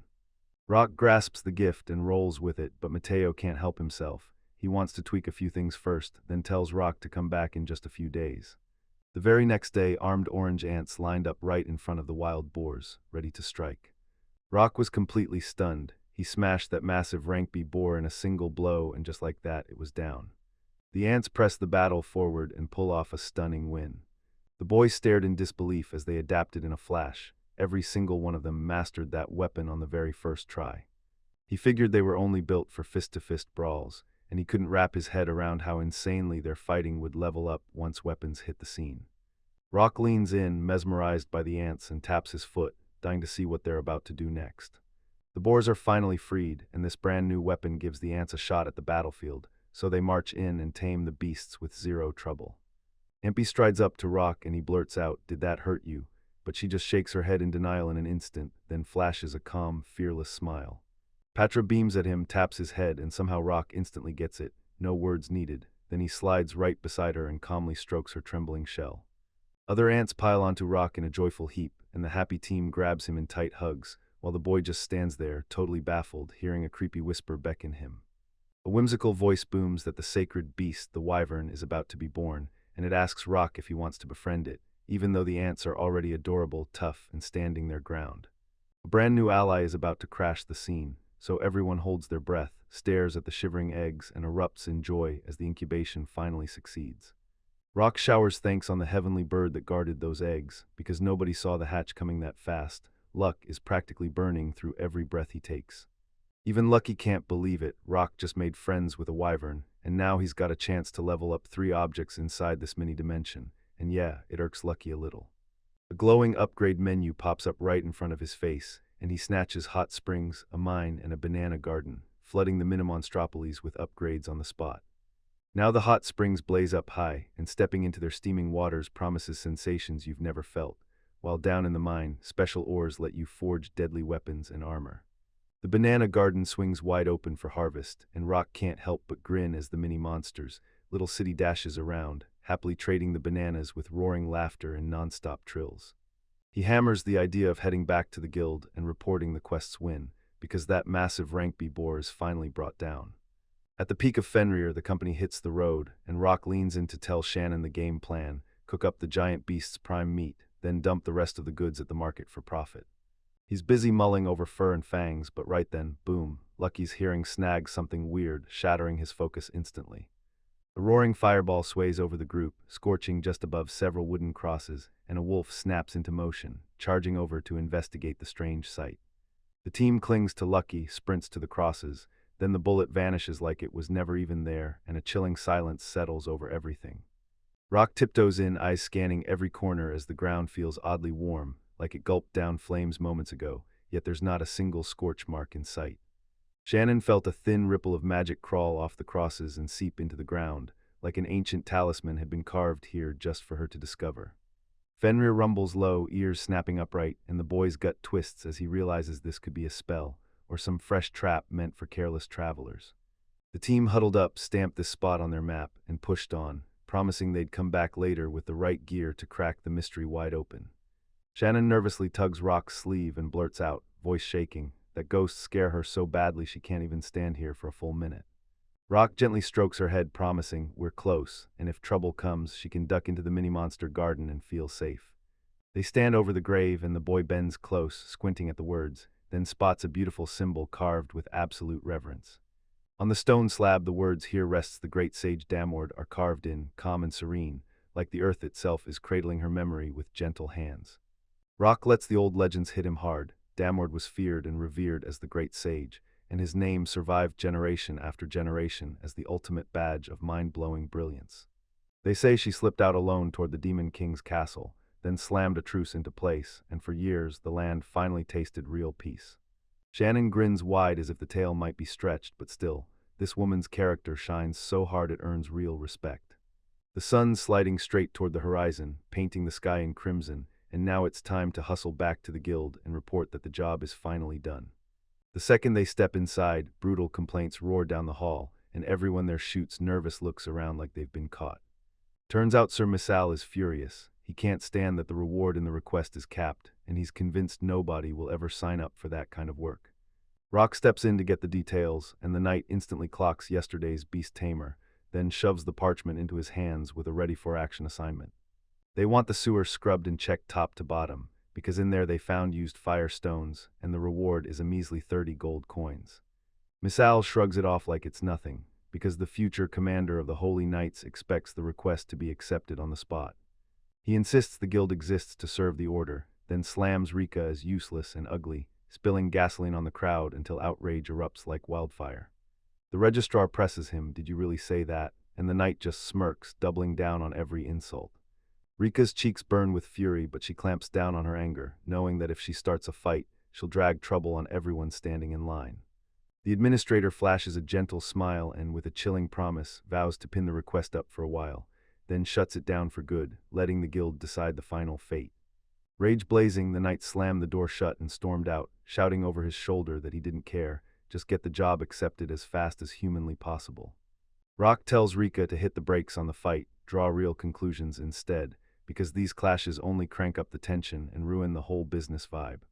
He reads every word of the request twice, weighing whether that dirty sewer job is really worth risking his life for that tiny paycheck, then hunts for something better. The moment they step into the sewer, a gut punch stench slams them in the face, and the guys clamp their palms over their noses, because somewhere in that rotten muck used fire stones are buried. Rock slams a purifying spell onto the wet walls, green symbols flare. Still, it's nowhere near enough to lock in proof of theft. Brave Shannon pushes ahead, praying she'll stumble on fresh clues the thieves left behind and piece together the truth behind the stone's disappearance.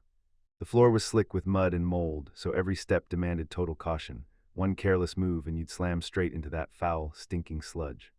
Trying to prove she's got the moves, the girl lunges out, then her soul slips and she suddenly plunges toward the dark water.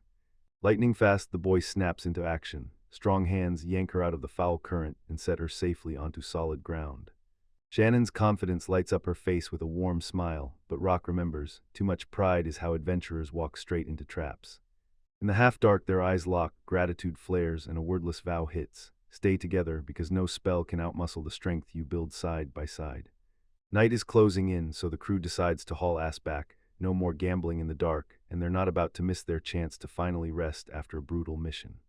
Rock pitches the hot springs idea, and Shannon's eyes blaze with excitement. She can practically feel that soothing warmth and the relaxation she's earned. Surprise hits the camp. Those tiny wyverns are already flying almost 2 meters off the ground, because the gargoyle and the heavenly bird have been training them nonstop. The boy stares in disbelief as the stone gargoyle lifts into the sky. Those huge wings aren't just for show. They're built for real flight and deadly maneuvers. Confident in its raw power, the monster brags that it can carry 2 passengers, and Rock immediately asks to fly around the fortress just to watch it work. When he closed in on Shannon, the guy pitched his plan for a quick hike to the thermal springs, and the idea of sharing that flight made her pulse rocket. The second the signal snaps, the gargoyle unfurls its wings, and the couple sinks in tight, ready to ride the rooftops of the night city on a journey that's anything but normal. Rook slips beneath the monster's wing, and the stone quarters zoom away fast. Then, for one rare second, he gets a bird's-eye view that makes him feel real, breathtaking grandeur. Lanterns flicker and paint a web of gold at their feet, and Shannon snaps into silence, breath caught tight as she's utterly pulled into the moment unfolding in front of her. Rock watches the distant streets glow like a living carpet of light, and his mind is already racing. He's desperate to show his friends this nighttime beauty and spark some inspiration in them too. When the journey finally comes to a close, the boy bows and thanks the gargoyle from the bottom of his heart, because it almost never gets a chance to matter outside the middle of a fight. The monster soaks up the glory of its own power, realizing it's truly managed to help, and can't wait to chase the next big challenge with its friends by its side. The gargoyle doesn't have to fear battles. Rock trusts her skills, the way she washes, cooks, and hoists everything up into the sky, because that's exactly what makes the stone creature an unstoppable ally. She's haunted by a single dream to shatter that ancient seal, but the moment it cracks, terror claws at her. What if she vanishes inside the spell and leaves behind nothing but a lifeless, hard stone husk? Rock tells them to wait until the wyverns get stronger, then launch into the sky as one, and the gargoyle loves it even more than her favorite ice cream. The boy daydreams about a flying familiar that can haul Lucky as a passenger, while the gargoyle remembers an old friend, a huge, strong griffin who will gladly lend a hand. She tells you to hit up the griffin once this mission's done, because she's sure it'll snap into place as another dependable wing for their wild, diverse squad. Time to head back to that steaming hot springs camp, where the heat melts every bit of fatigue from the long day, and the night turns quiet, cozy, and full of pleasure. Orange ants rush into the warm water first, blasting out a silly fountain of splashes, and watching Shannon light up with laughter, she can't believe this friendly little bath is even happening. Rock Lucky and Fenrir dive in right after him, but Fenrir can't stand normal baths, so the deep, roomy springs let him tuck his whole tail underwater and stay hidden. Fenrir finally catches a break when Rock leads him out of that blazing dungeon, and now he pays him back with a deep, contented growl, then sinks into the warmth until he's practically melted into it. Rock slams a fist into his paw, admitting that without his friend's help he'd have been nothing but ashes by now. Then he seals the moment with a quick ritual, binding loyalty as solid as any solemn oath. After he finishes bathing, the gargoyle swings the truth wide. Behind it lies a hidden cave packed with shimmering stalactites, and the whole crew goes silent, staring in awe as a mineral glow flickers in the dark. Next morning, Patra slides into the mithril chest plate, and that silvery gleam hits the sun like a spotlight, somehow perfect for the Ant Queen's delicate frame. Rock beams and sincerely thanks Mateo for the precious gift, and the master admits that forging children's breastplates for ants has turned into a wild, unexpected creative outlet for him. He barely used any material, so don't sweat the costs. He wants you to see the armor in action and feel, firsthand, how comfortable it really is when the fight starts. Mateo even crafted razor-tiny armor for the whole ant army, banking on those gleaming shells to boost the warriors' spirits all the way up to the heavens. Patra proudly thrusts up the antenna, swearing they'll test the armor at the next training, and Rock can feel it, this wild alliance between man and insect getting stronger by the second. Lucky teases, asking if Mateo's getting a mithril collar, and Mateo bursts out laughing, telling him first he'll have to earn it by learning obedience the hard way, under strict steel discipline. The friends burst out laughing, grab the new challenge without hesitation, and charge forward, because up ahead waits a griffin encounter, and some lurking threat that hunts the fire stones. Rock maps out a route through treacherous mountain passes, griffins wheel high above the clouds, and a gargoyle unfurls a map, sketching invisible flight paths across the sky. As twilight sinks in and the forest grows still, the team finally drops into sleep, wrapped in the smell of pine while the first stars blaze overhead, like the sky itself is shouting, "Adventures begin now." Rock yanks Mateo's pouch tight and tells him this isn't payment for the tools, it's pure gratitude for the blacksmith's skill, warm heart, and hands that bring metal to life. If the master shuts him down, that money gets handed to kids, or to cashless adventurers who will soon need serious armor for a brutal raid creeping through the dark thickets.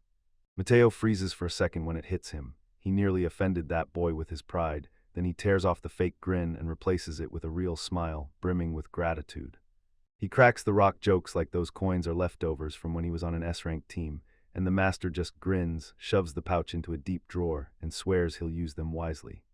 Just as the friends wait for the last details to get finished, a blacksmith suddenly yells at them, his voice roaring with panic like a hammer just cracked hot silver in the forge.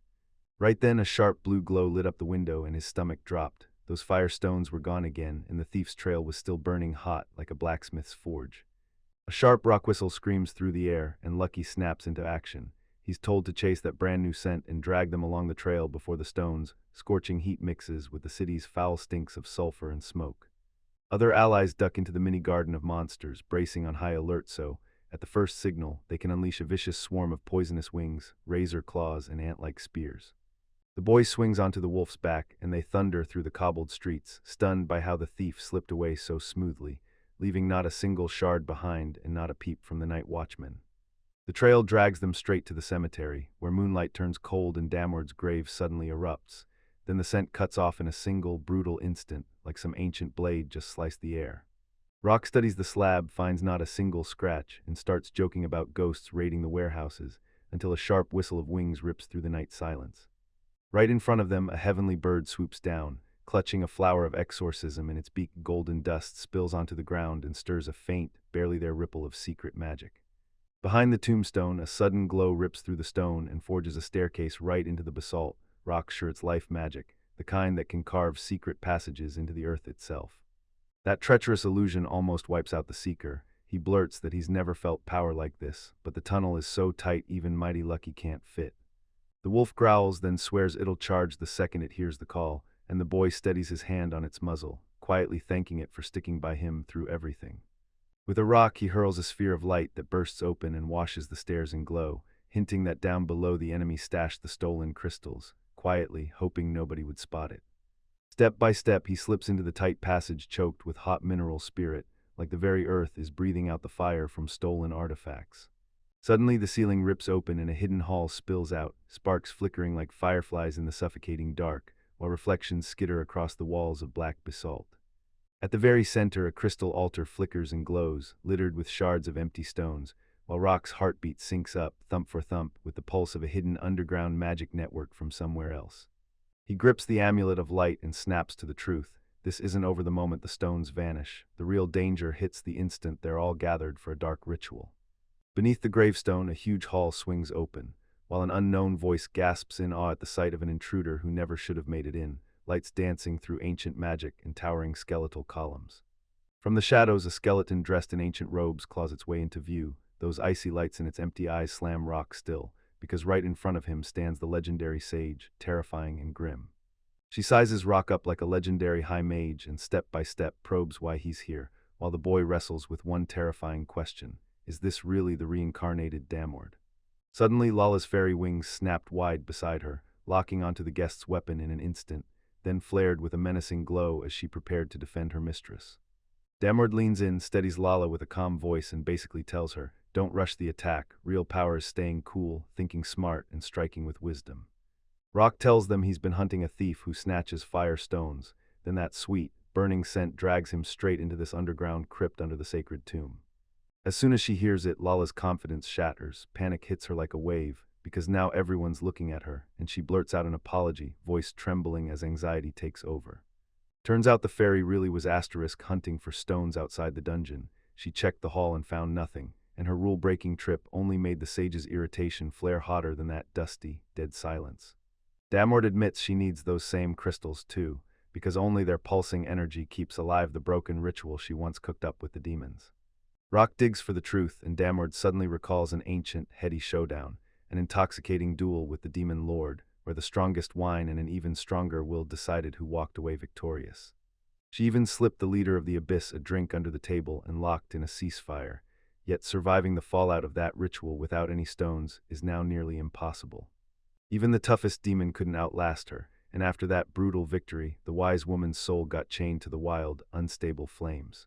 So each missing stone grinds the seal down, and if those crystals fall into enemy hands, the ancient truce snaps, and the world gets hit with the old plague of war all over again.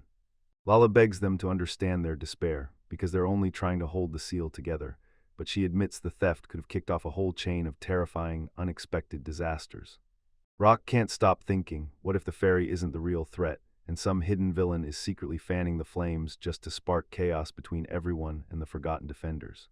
His amulet's light stutters with every emotion, and the boy realizes the next step is waiting for him. Either he helps the wise one keep the seal unbroken, or he rips the cover off the shadowy manipulator behind it all. He suggests we first shove the stolen stones back where they belong to lock the ritual in place, then hunt down whoever reopened the old wounds from the peace treaty. Damord only gives a bony nod, gritting his way into cooperation, then slams magical runes into place to reveal a secret exit, an icy little tunnel that spits you out near the distant outskirts. Lala, still haunted by guilt, pledges to ride with Rock and Lucky to prove she means it, and her wings ignite in a fierce blue glow of hope. And boom, this is where the quest takes off into its wild new phase. Friendship with a skeleton, a fairy, and a wolf, all teamed up against a mystery enemy who's messing with ancient agreements, and one wrong move could burn the whole world. The demon let out a heavy sigh. This wasn't his side that lit the fuse. The war erupted because people tore through the forests and plowed the hills, stripping monsters of both food and safe ground. The starving monsters were shoved into reclaiming land just to survive, but with zero clue about farming, their crops withered and died right at the roots.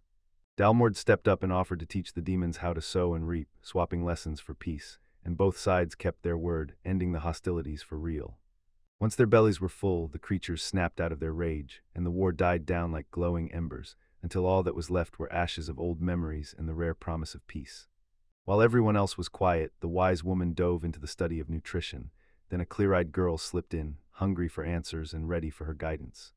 Lydia was the student everyone talked about. She didn't burst with magical power, but her unwavering kindness, honesty, and killer social skills won people over every single time. Dalmord, forgetting all about the wine and diving straight into the conversation, got hooked on how the girl could talk for hours, and then she swung the doors wide to the alchemical secrets hiding in the fields. Side by side, they forged an extract that turbocharged grain growth, and Lydia couldn't stop smiling, because with fewer hands stuck in the fields, those hungry cues would finally get to end sooner. Lydia's mind slips to the catacombs' hidden treasures, the kind of power that could supercharge future harvests if they can be captured safely. She pitched the idea of using the dead to plow the fields. No hunger, no fatigue, just endless labor, so the whole scheme sounded brilliant, bold, and loaded with profit.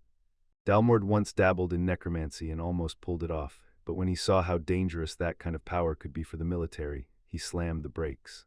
A swarm of revived laborers could tip the balance of world power overnight, igniting a fresh arms race and unleashing bloody battles over who gets to command the dead.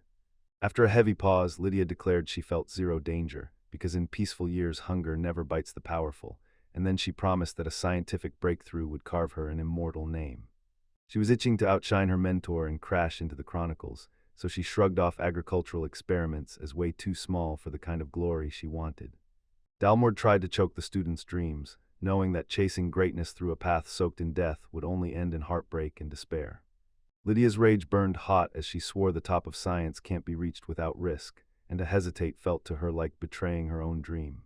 Her eyes blazed with a feverish fire, swearing she'd prove her righteousness to the world, even if it meant ripping open the peace of the dead below.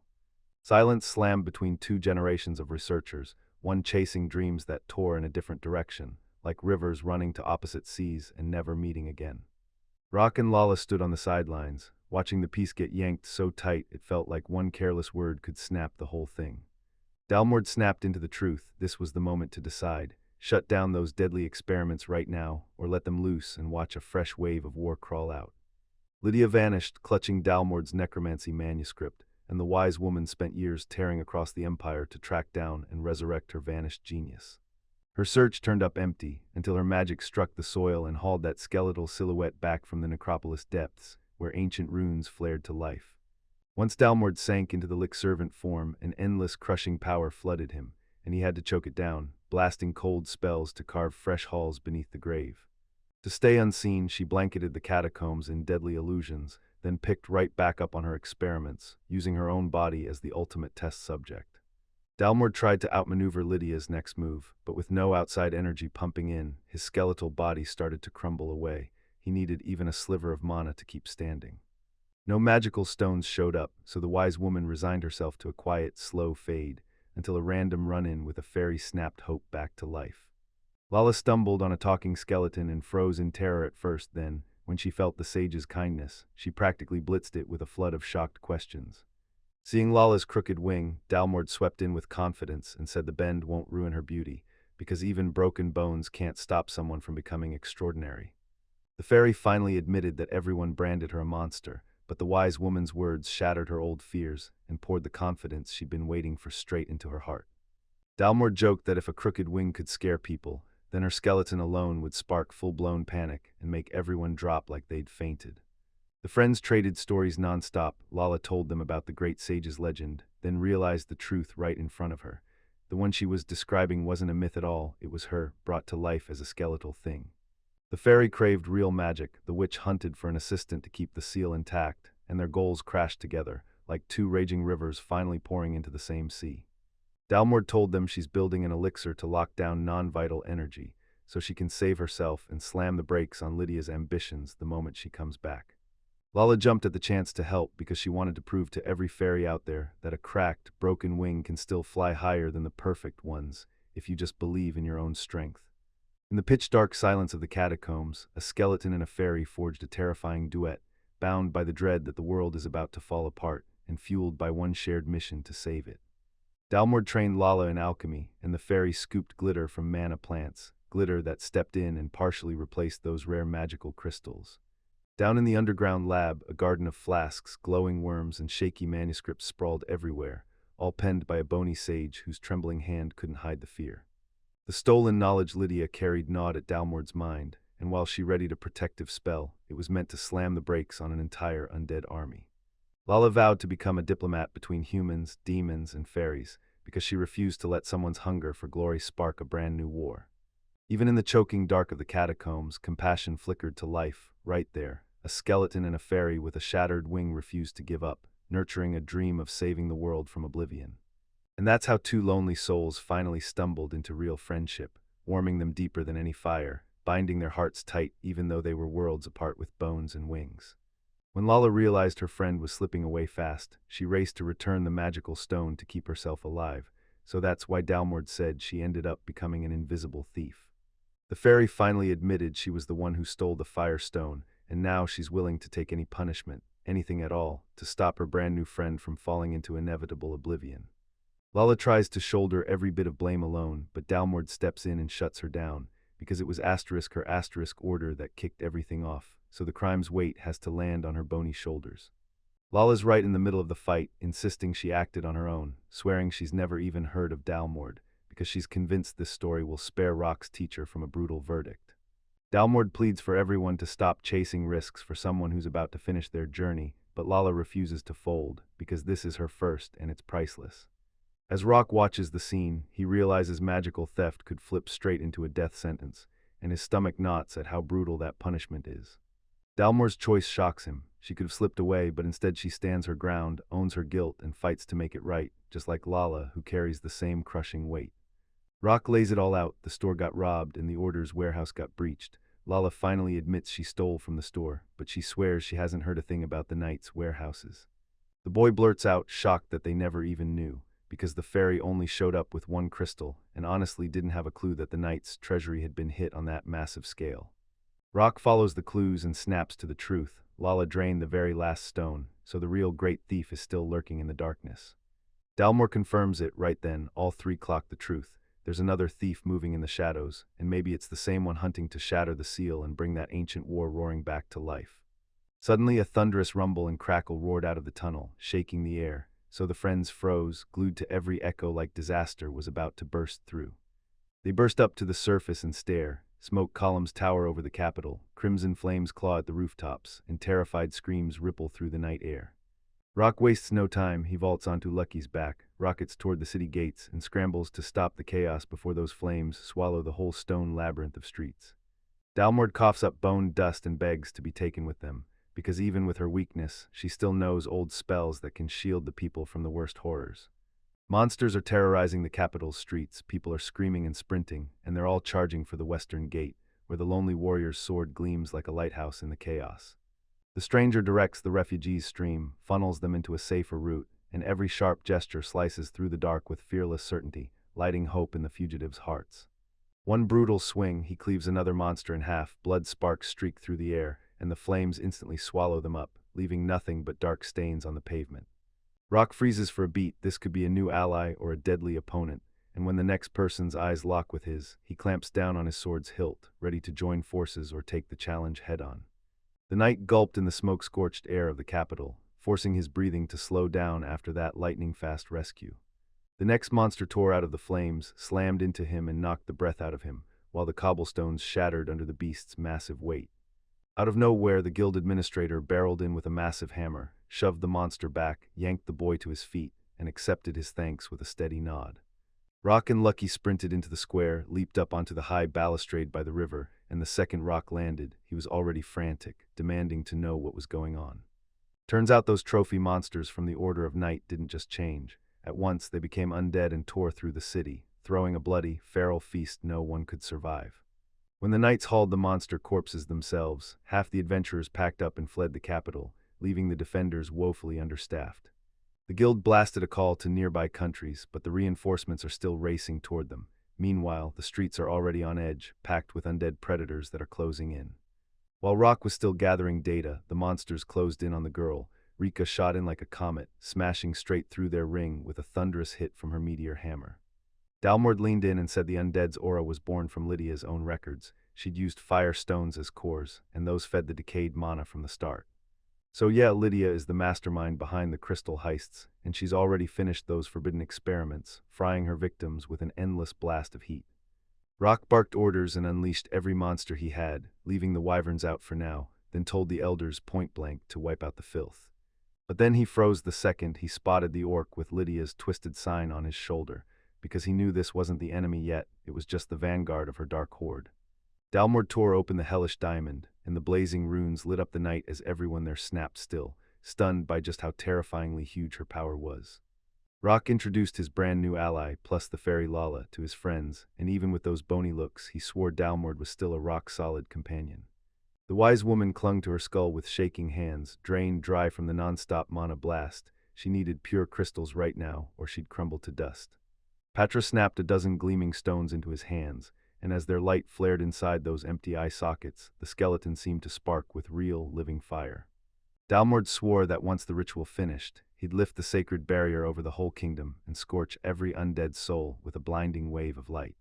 The spell demanded time, so Rock swore he'd keep the attacks off them, and the team exploded through the streets, gearing up for the final battle. Lala glided across the rooftops, tossing fairy dust that scorched the enemy's eyes, while Fenrir and a swarm of ants carved through the monsters in the cramped alleyways.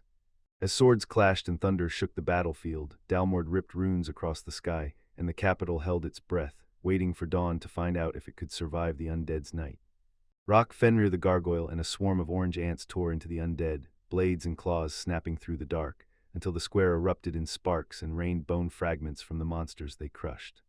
The ants clanked their armor with pure adrenaline, but Rock snaps, warning them, because the dead are starting to move, their broken joints reassembling in a burst of magical flames. Turns out even Shannon and battle-hardened adventurers can't take down these monsters. Only familiars touched by the sacred spark of the fateful gift can crack that sinister core. The boy grabs Shannon and demands she rally every defender to back his beasts, because with their support, each sword swing detonates into blazing light and scorches the rotten mana out of the animated flesh. Rock's special power infuses his allies, attacks with holy force, and every blade, spear, and punch carves blazing scars into the undead, wounds that slam the door on any resurrection. A real shot at victory is creeping over the horizon. Adventurers and family members are teaming up, smashing those monster bodies apart until they crumble to cold, dead ash. Most of the monsters have already crumbled into gray dust, but a few more waves are charging in from the side streets, roaring like mad, snapping with dog-like jaws, and tearing through the gate debris as they come. Right now, the order of the night finally rolls into the capital. Then Rock blurts out in shock, "Why are the reinforcements so late?" The knights just stand there, locked in silence like puppets with no strings. The commander stares on, glassy-eyed, torchlight glints off his hollow pupils, and inside them churns a dangerous purple fire. Suddenly the knights loose a roaring volley of arrows, but Fenrir surges ahead, his fur hardening into dragon scales. Then he becomes a living shield, snapping every tip out of the air. With magic still hardening his wolf fur, the blades skid off and the arrows rain down onto the cobblestones, leaving only a few harmless scratches on that shiny brown armor. Rock freezes in shock and demands answers, because the knights were meant to be his allies, yet their faces twist with the same hollow emptiness, like foreign control is crawling all over them. Seeing that crimson flash in the captain's eyes, he knows the squad has been taken over by outsiders. Then the order hits instantly, destroy every soul in front of them. Rock decides not to kill them. He yells for the enemy to be stunned, and the gargoyle unleashes a brutal wave of compressed wind that sweeps the knights clean off their feet. Then the enchanted warriors jerk back to life, like Pain's jaws just snapped shut on the world, and they draw their bows again, showing dead-eyed endurance as the storm whips and swirls. The boy yanks his sword free, the blazing blade humming in the air as he steels himself for the next wave, aiming to stop the lost knights without harming them. Miss Lee suddenly bursts from behind with her sword out, aiming straight for the closest enemy, only for Patra to slam her move back with a wooden staff and leave the opponent reeling in shock. The Ant Queen snaps that you can't drop your guard for even a second. One slip cracks the defense wide open, and then dark forces pour straight through to the civilians. Rock locks eyes with Lei, sorrow hits, determination follows, and they both realize the truth. They have to break the curse, not decapitate, or those saved bodies will stay hollow, empty shells. Over the rooftops, Dalmord's ritual storm screams, gold sacred runes blaze in the sky, and the knights drop to their knees, caught in a razor-thin calm between life and the danger breathing down their necks.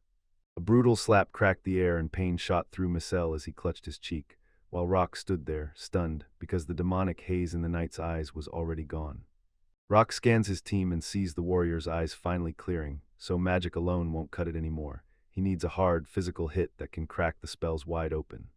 He blurts out the plan: deliver quick, simple strikes to knock the captives into a daze, let them fight back and reclaim control, then get them out before this whole thing spirals into something worse. The river rages in chaos, but Rock snaps it into focus. The capital's getting smashed by an undead army, and the Order of Night has already been twisted by a mystery enemy's brainwashing.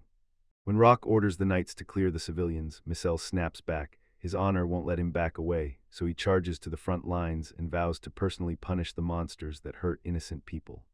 In a burst of pure heroism, he rockets forward and rams his sword into the huge orc's back, but the steel only scuffs it, and the monster slams him back with a brutal counterpunch. A missile streaks straight for the pavement, so the orc hurls up his massive fists, bracing to unleash pure fury, and the crowd goes dead silent, staring as that devastating swing looms.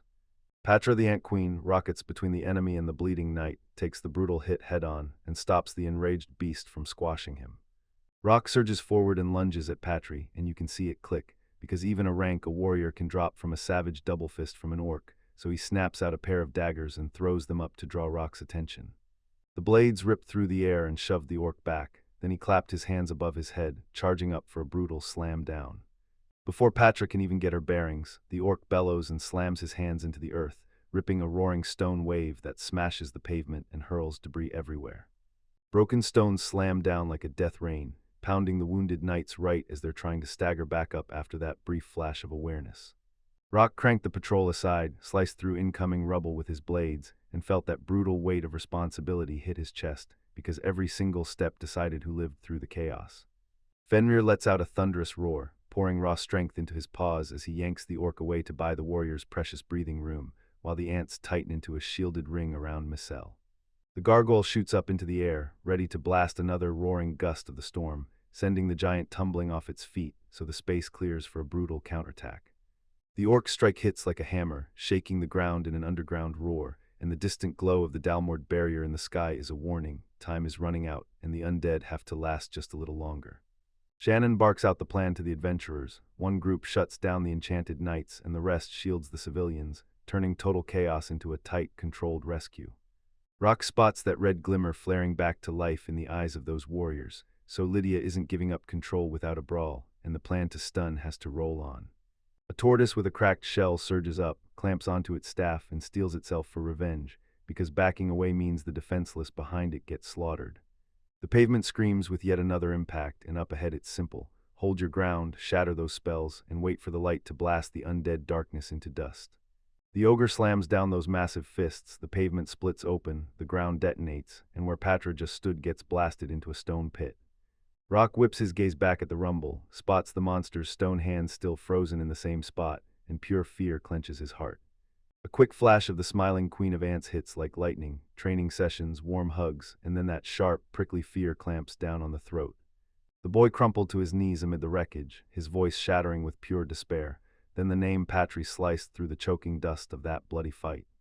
Then out of nowhere a creature drops from the sky, clamps Patru in its jaws, and its broken wings shudder under the moonlight. Fenrir's howl snaps Rock back to the real world. There she is, the queen is alive, sobbing yet locked tightly in Rock's fangs. A young wyvern burst in and saved her, and now the dragonlings have grown so fast they're streaking over the battlefield like electric lightning.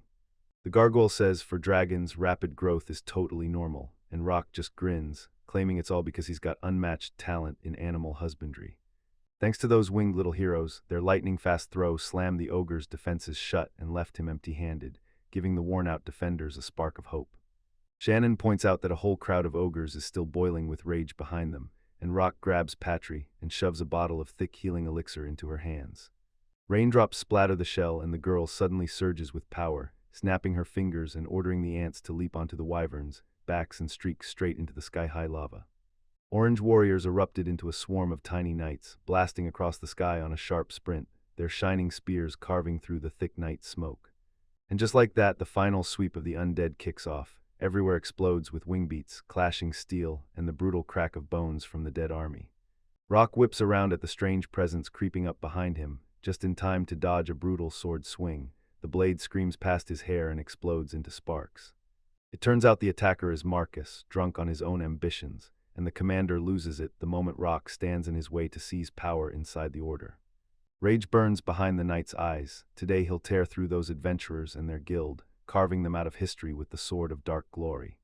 Marcus rockets forward and hammers him with a flurry of sharp strikes, while Rock skids across the pavement, biding his time to strike back without going too far. Against a burning capital, an unexpected showdown erupts between two aces. Every clash hits like thunder, blasting sparks across the blazing night. Patra and the ant riders hover overhead, hunting for an opening, but Rock snaps his gesture to silence them, urging them to stay back and protect their reserve.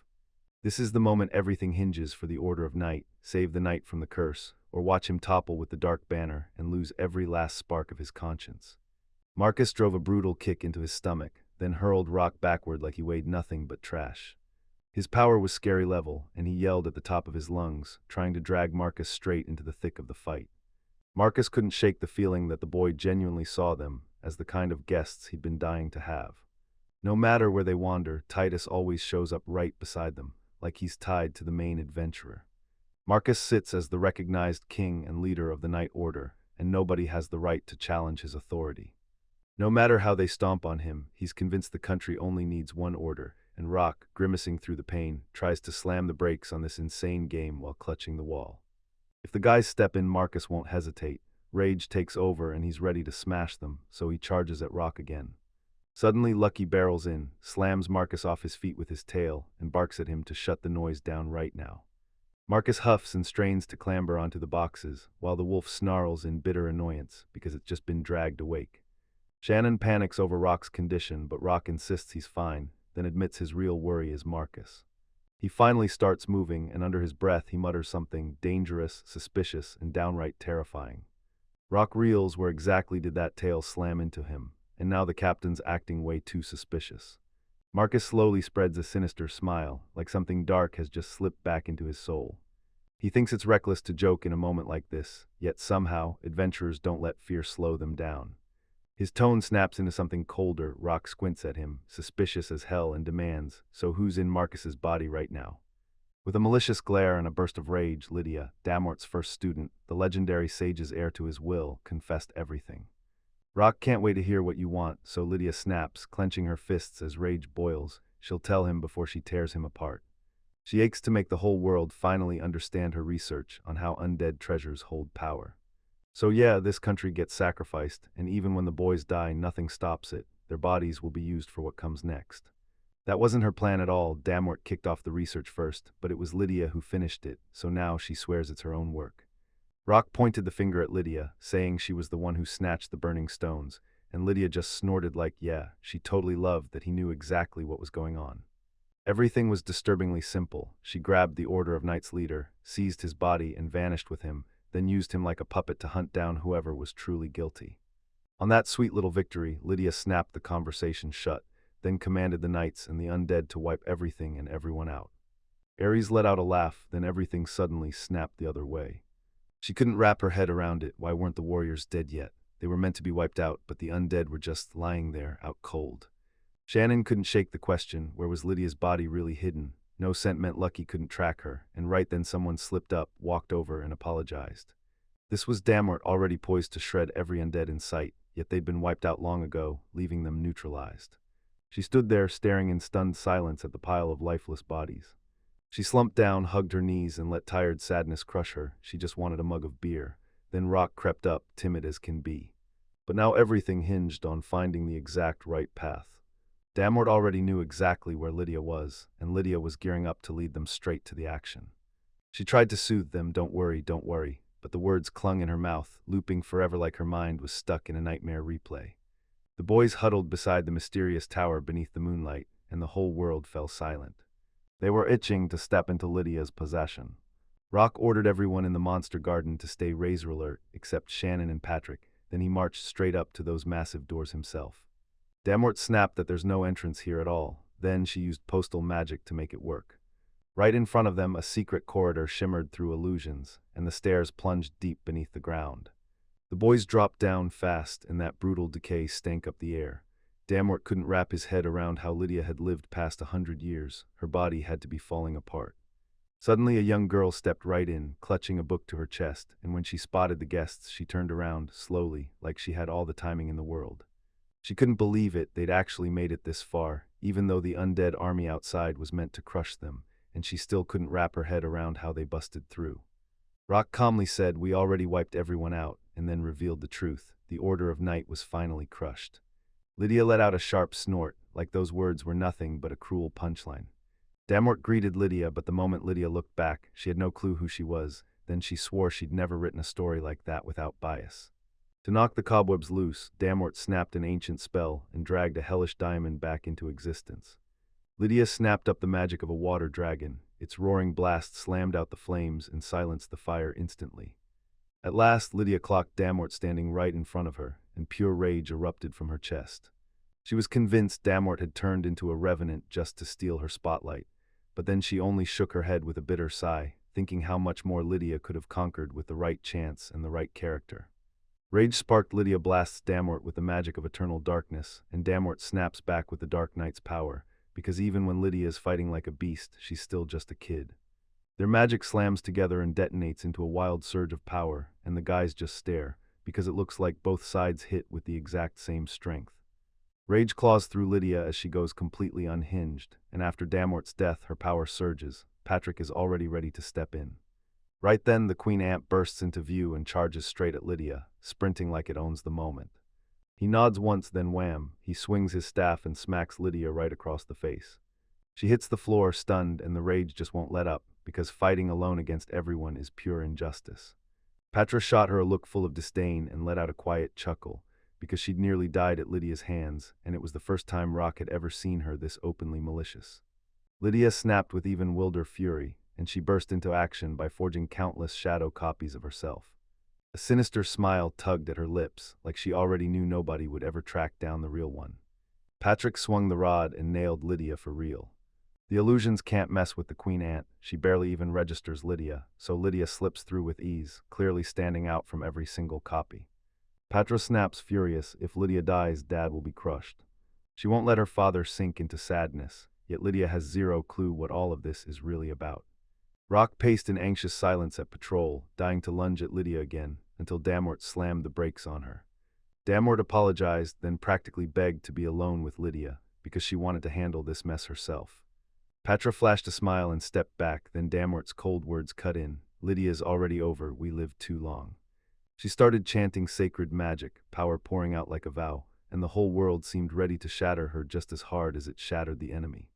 Rock and Shannon were stunned. There'd be no holy magic left behind, not even a single undead breathing anywhere. But this is the only way to wipe out every last evil. Damort even made it crystal clear. Lydia needs to be brought along. The pixie zipped up to Damort in a blink, desperate not to lose her, and joy lit her face. Then a burst of light swallowed the space between them. At that exact moment, Rock slammed a spell into the air and aimed it dead straight at the target. A brutal hole tore through Lydia's chest, and she crumpled hard onto the floor. She couldn't wrap her head around how Roku pulled off that kind of magic with zero transformation. Damort swallowed her pride and apologized, because risking her life for someone like Liklo just wasn't worth it. Lydia never saw a mage this brutal coming. One more push, and she'd have finished Damort for good. And in the end, she swore she'd come back, stronger than ever. But Damort finally realized this was just Lydia's shadow, not the real her. It makes zero sense to throw your life away for a lie like that, yet she snapped to the moment with way too much feeling, while Rock somehow just drifted off and slept peacefully. Lala shot up to her, wrapped her in a tight hug, and shouted her thanks to the heavens, because Damort hadn't vanished. Damort apologized for making Pixie worry, but deep down, he knew the goodbye was coming anyway. The magic stones are finally gone, and the ones who got stolen can't use a single one anymore, and honestly, that's a win. Lala hoped Rock might share with them, but Damort shut that idea down. He wouldn't drag him into it anymore. Pixie refuses to say goodbye, not even for a second. Meanwhile, Rock shot his hand out toward Damort and offered her a deal: join him as his partner. If she gives the go-ahead, she can drain all the magical stones she wants, no limits at all. And even now, she still had to settle things with Lydia. Shannon couldn't shake the feeling this whole taming a dark race member thing might be a bad idea, but Rock was absolutely certain, because in his mind, only he held the sacred magic. Worst case scenario, it could rip her life apart. Demort was hit with a straight-up question: would she actually dare to take those risks? She flashed a smile because if there's even a single crumb of hope, she's ready to sign on to that agreement. A voice thundered from above: the Queen of Darkness wants to befriend Rock, but there's one condition. Because she's part of the dark race, her dark magic gets crushed and drained hard, but now she's safe from ever vanishing. Damort nods and agrees to the deal. She trusts Rock completely, and then he launches the spell. The Queen of Darkness plunges into a dangerous ritual, and the power flips her into his sacred beast. From this moment on, she's his partner. Just before the year even turned, new options exploded onto the scene, and he decided to jump into salt production, picking a tiny sea to do it. The Garden of Monsters is growing, and it's not stopping. Rock shot Lala a glance, bracing for whatever was coming next, while Pixie practically shimmered with pure joy. Now she's the Queen of Darkness's servant, and somehow Rock's partner, too. The boy grinned because she'll finally have the answers to every question he's been dying to ask. Right then, Damort in human form stepped up and spoke to him. She thanked Rock and told him to keep her safe. Rock met his gaze with a soft smile. This meeting mattered to him just as much. The squad rode back into the capital, and right as they arrived, the locals were busy scraping up the rubble from the smashed road. Rock barked orders for the guys to jump in and help rebuild the city. Then he stormed straight to the guild to slam out the report on the finished job. Inside the guild, he burst in and right away collided with Rico. Then the two of them rushed to the office, where Titus and Marcus were already there, dead silent, arms locked across their chests. The room's energy snapped into place. This meeting reeked of trouble and was about to get deadly serious. The guests sat across from each other at the table, and Rock leaned in to ask what was going on, while Rico shot a greeting to the beast tamer, all the tension pressing down like a weight in the air. As the minutes dragged on, the room felt suffocating. Marcus and Guildmaster Tyron sat there at the table, trapped in the tension. Rock remembered how they'd just been screaming at each other, so this brutal silence felt unreal. He turned to Rico, desperate to get the truth about what was going on. Rico scrambles to reassure Rock that everything's okay, but before he can finish, a knock slams through the door. Rico begs him not to open it, yet Rock hesitates and cracks it anyway. Right in front of him, Marcus stands there and blurts out, "Sorry, I didn't mean to bother Rock," even though he's slammed with work. He drops to his knees and begs for forgiveness, because he nearly wrecked Rock all on his own, and he knows it. Rock of astonishment because everything's already in the past. He grabs the captain and demands, "Lift your head." Marcus can't hide it. He admits he remembers nothing, and that's what happened. He swears it all kicked off 6 months ago, the moment he met a girl named L.A. During training, she showed up alone, and though it was her first time, Marcus felt like he'd known her his whole life. A sweet aroma hung in the air, and he just knew it. Some potion or spell had him in its grip. She rallied the remaining knights and barked that they bring in the bodies of brutal monsters to power the country's future. Then she sneered that the adventurers were nothing but a roadblock, and that Titus was pure poison, and the Order actually bought it. After that, they seized the corpses of the most terrifying monsters by force and plotted to wipe every adventurer out of the country. So Marcus throws out a real apology to Titus and to the whole guild because he's truly crushed by what he did, while Titus and Rock just stand there, stunned and speechless. Titus couldn't believe what he was seeing. Proud Marcus actually bowed his head to him. The guildmaster rose to his feet, shutting down the room as he accepted the knight's apologies. He shot Marcus a hand, swore he'd do everything he could to calm the adventurers, and pushed a new plan: team up and join forces to rebuild. Marcus nodded in agreement, and you could practically feel him pushing for a deal that actually pays off. Then the men clapped hands hard, sealing it, and from that moment on, the Order of Knight and the guild forge ahead together, shoulder to shoulder. The guild kicked off a search for Lydia too, but the moment they tried to follow her trail, it turned out to be way harder than anyone expected. As the leader of the Order, Marcus carries the weight of every decision. But right now, the king wants the city rebuilt, brick by brick, and then another voice cuts in with terrifying news. Bad news: turns out the same former hero, that guy, bolted during the undead showdown, and nobody could tell if he was running on purpose or just breaking under the pressure. A month slipped by, and now cheers roar over the sea once more. Rock kicked back by the water with his buddies, while the guys sprawled out in the sun, soaking up the calm like it was the best kind of peace. Shannon froze in awe as the sea pulled her in like magic, and Rock just stared, quietly blown away by her spark. He remembered their first meeting. Back then she was quiet, but now she'd turned bolder, sharper, and couldn't hold her tongue. Through all of it, Rock's brilliance still stood out, no question. Shannon gratefully leaned in and thanked him from the bottom of her heart for saving her. The boy was totally lost. Then Lucky blurted out an apology for the interruption and fired back, asking what they were doing out here at sea. For the past few days, they'd been hammering away at the city's reconstruction. Patry and the others had things running smoothly, and just when it started to get heavy, the new scenery hit like a breath of fresh air.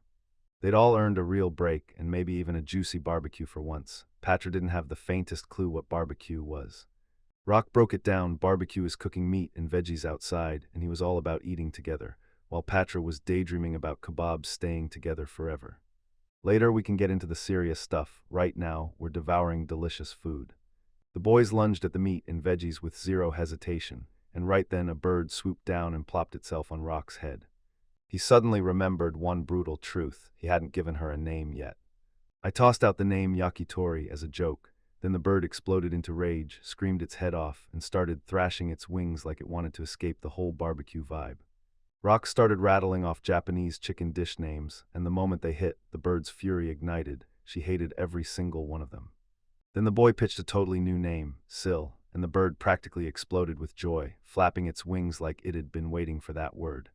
Right then they started calling her Sill, and when a girl marched up to Rock with a plate, one bite told the truth. This meat was shockingly tender, juicy, and downright delicious. He couldn't place the person at first, then it hit him. Damort, standing right there in a skeleton's body. But since they were right there by the sea, she spun up an illusion and slipped into a human body, and thanks to those magical stones, she could finally stroll through the city. Still, how is she supposed to eat if it's all an illusion shell, and she's really just a skeleton underneath? In moments like these, zoom past the details and just read the vibe, so Lala leaned in and asked Rock about his sauce. He whipped up something special: onions, ginger, and apples, and the scent drifted in soft but spellbinding waves. Pixie had never tasted anything like it, and she was genuinely thrilled they'd finally met Rock. Lala fumed, tapping her foot, waiting on his new dishes. Then Pixie started to grate on her nerves, so Rock grabbed a quick snack. Damort's magic had the orange ants giddily splashing in the surf, while the partners soaked up the beach vibes, and the girls ran around playing ball. Rock greedily devoured the meat, then flopped onto a stone, yanked out his fishing rod, and cast, while Lucky hovered nearby, ready for whatever came next. The wolf leaned in and asked what Rock was doing, so Rock explained that if you drop a baited hook on a line, the fish will come close and bite it. Then Lucky's eyes lit up, and he begged to try it. He plunged his fluffy tail into the water like it was a fishing rod, no bait at all, because the wolf figured everyone would fall for his tail's irresistible charm. The boys lounged along the shoreline, eyes locked on the water, just waiting for that first bite. Out there, the whole world felt calm, warm, and peaceful. Sometimes you just have to breathe and let the world slow down. Lucky curled up into a tight ball, while Rock sank deep into his own thoughts. Those moments are pure gold. Then out of nowhere, something stirred right near Lucky. Looks like he snagged something. Now yank that tail out fast. The wolf snapped its tail back hard, and something dangled from the tip. Rock's eyes went wide as he strained to get a clear look. A tiny creature clung to one fluffy tail like it had fallen head over heels in love. Right in front of them, a mermaid. Rock and Lucky froze in shock as the thing hooked its tail around the wolf and refused to let go. They were totally lost. Then that mermaid just looked harmless. So the boys grabbed their nerve and decided to toss her back into the sea, and Lucky immediately started swirling his tail in every direction. The mermaid didn't lag behind at all. She was clearly savoring that soft tail, yet Lucky refused to quit, relentlessly waving and trying to shake her loose. Fenrir stepped in and tore through the moment with magic. He struck the mermaid blind. Because of that, Lucky finally got the chance to hurl her right back into the water. The other partners sprinted over. Then they heard that brutal, loud noise, and worry hit them hard. Rock tried to steady them, but right then, the mermaid shot out of the sea again, eyes blazing, and launched herself straight at Lucky's fluffy tail. The mermaid burst out of the water again and slammed into Lucky's tail, and you could practically feel the wolf's fury. Then Shannon caught sight of her and froze in shock. Lucky swore he wouldn't pull punches this time, and right when he was ready, the mermaid suddenly halted. She told it with a grin that the poor unsuspecting creature just couldn't help itself from wanting to poke that fluffy bundle of joy. The wolf whipped out his magic again and hurled it right back into the sea, while the boys stared uneasy because something about it screamed not right. The mermaid popped up on the surface again, and this time she shot straight toward the fluffy tail once more. She clung to him with her paws, and Lucky begged Rock, while his mind raced, trying to figure out what he should do. Damort shot her hand up, begging permission to step in, then slammed out a spell. Boom. A massive magical sphere erupted in the sky. Damort gave the mermaids a brutal choice: either stay here and get turned into fried fish, or risk it all and head back to the sea with honor. The mermaids were stunned. Land people weren't supposed to act like this, because they didn't just disagree, they wanted to tear them apart by force. The mermaid refused to quit, then she shouted for Levi. From the black depths of the ocean, a massive sea dragon erupted from the water like a nightmare given life. Every single person went wide-eyed and speechless, because this wasn't just any beast of the Sea Kingdom, it was the most terrifying, powerful creature in the whole place. The mermaid strutted up and crowned Leviathan as the king of the ocean, then ordered him to show his power right there. The Leviathan cleared its throat, gave a sharp nod, and introduced itself with perfect manners, then practically beamed, saying it was thrilled to meet Rock. Shannon and Rock blinked in shock at how strangely polite the voice was, then they swallowed their nerves and cautiously answered back. The mermaid was totally lost. She just wanted Leviathan to smash the land creatures so she could stay with that fluffball, but the Sea King slammed the brakes on that idea and insisted it was better to talk it out. The mermaid snapped with fury. She believed you can only win friends among the land dwellers by fighting, and Leviathan couldn't believe what he was hearing. But she pushed the Sea King to reveal just a taste of his power, and he grumbled his way into it. The Leviathan unleashed magic, and the water instantly spiraled into several vicious whirlpools. Water shot upward in a roaring spiral, like a water dragon tearing through the sky, but somehow gentle. Damort felt the dragon's magic hit like Fenrir's power, pure, overwhelming might, and the whole thing turned into a jaw-dropping magical spectacle. Damort, trapped in a skeleton body, went for broke. She lined up her illusion magic, ready to summon the spirits of Antigua for real. When he saw her, Leviathan's courage shattered. He spun around and bolted back into the sea. Turns out the Sea King isn't scary at all. He's terrified of monks and ghosts. The mermaid snapped to the truth. Damort did it on purpose, playing straight into his fear, yet somehow nobody even had a clue. But it didn't matter anymore. She admitted defeat and offered friendship, and Rock just politely shut it down. She couldn't swallow the rejection because they'd already traded blows, and to her that meant they were comrades. Rock exploded in outrage, screaming, "That's not how it works." The mermaid blushed so hard it hurt, because if this kept going, soon there'd be nobody left to ask for help when she tried to reach the village. Rock shot back in shock. What village? The mermaid just smirked and reminded him he already had gargoyles, a tail, and even orange hair. She told us the mermaid village had been hit by disaster, and now she was coming straight to us for help. Not everyone got what kind of danger she meant, so the mermaid dipped her head low. She froze, unable to find the right words, and then the Leviathan surged back up out of the water, demanding permission to finally tell his side. The Sea King dropped the bombshell. There's a mermaid village hidden at the bottom of the sea, and just 3 days ago, those fish people stormed in and attacked it. These creatures are part human, part sea beast, fish, squid, or sharks, but their fishy traits take over every time. Mermaids, though, flip the script with human features leading the charge, so they're a totally different species. For 100 years, the village basked in peace, so almost nobody knew how to fight, until a sudden attack shattered everything, and the mermaids got dragged into captivity by the dozens. Leviathan was meant to be their guardian, but shame crushed him. He flat out confessed he wasn't exactly a beast in battle. Mermaid May wasn't in the village when all of that went down, so she came out unscathed, then darted out to track down the land dwellers for help. Leviathan even jumped in on the plea, demanding they come help. Rock scratched his nape. Yeah, the story's tear-jerking, but how are they supposed to fight underwater without a single breath? Leviathan soothed his worries. He hauled along a bag of air grass. Just eat it, then you can breathe underwater and the crushing pressure won't touch you. Rock had no idea a plant like that even existed. Turns out you can only gather it in the mermaid village. If Rock manages to free the mermaid village, he'll finally stuff himself with as much air grass as he wants. The boy shot back right away that he wouldn't risk anyone's life, but Patra's sincerity wouldn't let him walk away. He begged for help. Shannon jumped in too, and when the guard nodded in silence, it was clear they weren't shutting this down at all. If everybody's in full seriousness, you know it, everyone's gearing up to leave together. May's face lit up when the guys agreed to jump in and help. Happy thought she was finally free to hug Lucky's tail as much as she wanted, until the second her hand touched it, the wolf yanked her away with a brutal shake. The boys stood on the shore, staring into the water where she had burst back into the world, and when they saw her, their choice was sealed. They were going to help the mermaid. Everyone dove underwater, then Rock went wide-eyed as he realized something wild. The air grass had him breathing like it was nothing, and that crushing pressure didn't even faze him. Moving through the water was a little tougher than usual, and yeah, fighting underwater is about to get brutally challenging. Right then, sleek, lightning-fast weasels came screaming past him. Even underwater, those creatures still hammered their wings, while the gargoyle shot forward, powered by the wind's sudden acceleration. Rock took a shot too. He locked in, focused hard, and gave himself a real go. Bad news, Lucky just couldn't wrap his head around swimming. This was more than the wolf could handle. Rael's call shipped everyone into the monster garden for now, except the gargoyle. The boys shot through the water, swimming straight for the cave that would spit them out near the mermaids' village. May burst into the water first, and the others scrambled to keep pace. Then the rock dove dove in right after her, only for something bright to slam into him inside the cave.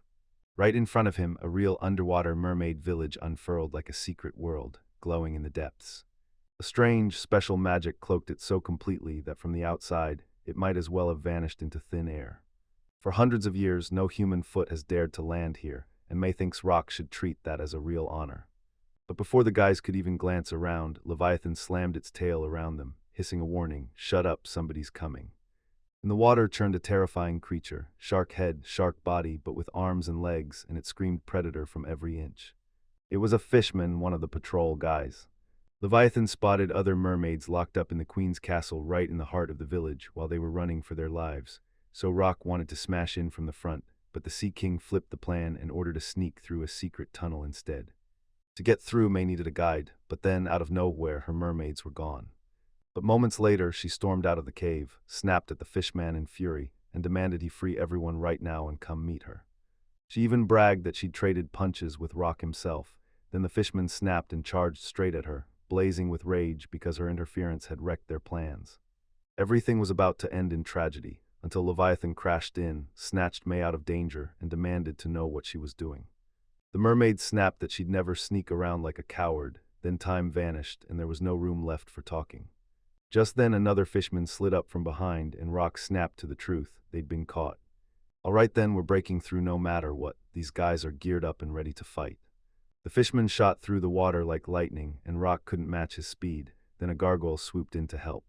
The boy leaped onto her back and with wind magic roaring behind them, they blasted forward, then the gargoyle screamed, "Attack." Rock smashed the fishman in the head with a fist, down he went hard and the crowd erupted because 6 more were still coming. But the first enemy was already surging back up. My hit didn't land the way I needed it to. The fishman shot up and roared like a storm, pure rage tearing out of him. He started whirling at breakneck speed around the guys. Rock snapped the situation into focus and told the gargoyle to lunge 50 centimeters to the right. A fish person zipped past at an insane speed, and the gargoyle couldn't even wrap its head around how it was possible. Next, he slams the maneuver 70 centimeters to the left, and once again the enemy comes up empty, swinging through the same failed moves over and over. Rock spotted something eerie in his eyes, like a knight's gaze after hypnosis had crushed him. He didn't know who did it, but one thing was crystal clear: the enemy couldn't focus. That's how the guys launched a ruthless counterattack, while the gargoyle snapped 3 meters diagonally to the left, sharp as a blade.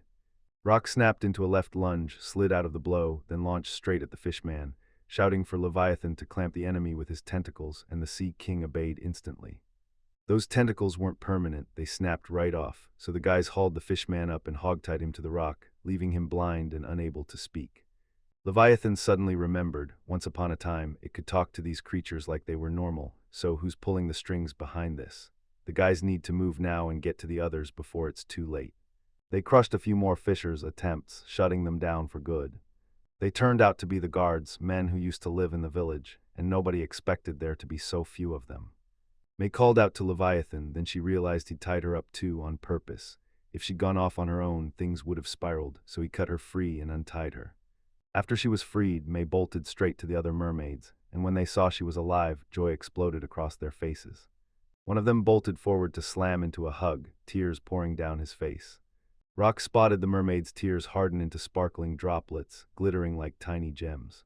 These were pearl tears, rare gemstones that only show up in mermaids when their magic ignites during the most intense emotions.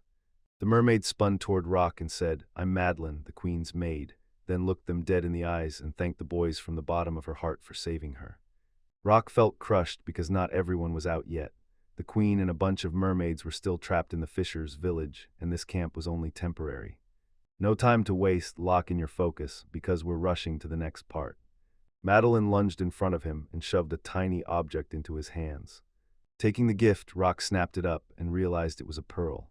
The mermaid offered it for every villager, handing it over as a heartfelt thank you. But then she made one last tiny request, and Rock immediately jumped in to help. Next, everything races to the fisherman's village. Enemies slammed in from every direction. Then Rock spun around and spotted something that stopped him cold. So it's a human ship, why the heck is it showing up here among the fish people? A man stood on the deck, leaning in as he grilled the fisherman, spinning a story so suspicious it felt like a trap closing in. The fishman he was talking to actually looked like he could talk. Maybe he was their leader. So Shannon grabbed Rock's attention and jabbed a finger up toward the sky. Locked inside the cage, a girl sat trembling with her mouth gagged and hands bound tight, kept prisoner like nothing. Everything screamed that the fishers weren't acting on their own. Rock was convinced there were people pulling the strings, and he even suspected they were trafficking mermaids. The beast hunter-s in total shock. Mermaids are getting sold like merchandise. The guys can barely process what they're seeing, and the ship is already cutting away, so they've got to act fast right now. Leviathan swore he'd help on one condition: the captives had to stay on the ship. Follow him to the secret base and then bam, free everyone in one shot along with the other mermaids. Rock snapped his orders to Syl the bird and told her to tail the ship in secret, hunting for the exact place it was hiding. The bird listened to the command like it mattered, then shot into the sky and flew away. But we've also got to storm the fisherman's village and save the people trapped inside. The freed mermaids finally swept in and begged for permission to step up and handle the protection, because last time the attack blindsided everyone, and this time they're ready to fight back. This is their own honor on the line, so they're determined to fix it themselves. But the trouble is, there are way too many fishers around, and that makes it deadly. Lucky yanked a bracelet out of Damort and thrust it toward them. So that's the deal, they say. Mermaids should trust the boys because when it counts, they'll fight. Lucky smugly bragged that he and the others had cooked up something inside the monster garden, and he could barely contain himself, itching to show the outcome. Rock wasn't against it, but doubt hit him hard. This was no casual job, it was deadly serious. Damort and Lucky urged him to trust them. He nodded and agreed because he trusted them, but Madeline kicked through the water toward him, buzzing with doubt that the boys could pull everything off alone. The Leviathan lined in and swore those two could be even mightier than the Sea King himself. The mermaid couldn't even wrap her head around it. She still had no clue who those strange boys were. All right, time to move. Lucky and Damort charged straight for the guard. The moment they hit the ground, guards swarmed in from every side, and Damort shouted, "Now you'll finally see the real power of our tandem." Lucky slammed the spell into motion, and glowing magic circles snapped into place around him as the air started to shake and rattle. Lucky whirled his power around himself, and the magical circles lit up, burning brighter and brighter with every second. Damort latched onto the spell. She unleashed expansion magic, blasting the wolf's power way beyond its limits. The sea ripped open like a curtain, and land surged up from beneath the waves, so legendary it felt unreal. The fish people crumpled to the ground, their strength draining fast until their moves went sluggish. This was the boy's shot, and they had to strike the guard down before he could recover. But Rock caught it instantly. Those mermaids were frozen stiff too, just like the fish people, powerless unless they were in the water. So Rock barked an order. Everyone who could move had to rush in and help. The boy rolled up his sleeves and dove into the task, flipping one fishmonger after another. Then one more evil monster burst from the cave, dangerous, unstoppable, and pure trouble. To his shock, the words just came out. He could actually speak. He blurted in disbelief, "What's happening here?" Rock pointed straight at the leader and demanded the captured mermaids be freed right now. He just snorted, totally clueless about what was going on, then pulled out this weird little sphere and flashed an ominous smile. With the sphere clutched in his grip, the fishman roared for all his subordinates to unleash their full power and wipe the enemies out. Their bodies blazed with power and they crashed back into battle, stronger than ever. Lucky snatched one of them and hurled him aside like it was nothing. They got way stronger, but they dragged their steps now, like they didn't even have the power to scare anyone anymore. The leader looked on and demanded they pour every drop of magic and power from the fish people into him, and right before their eyes, his body started swelling and transforming. He swelled into a towering giant, an absolute sea titan.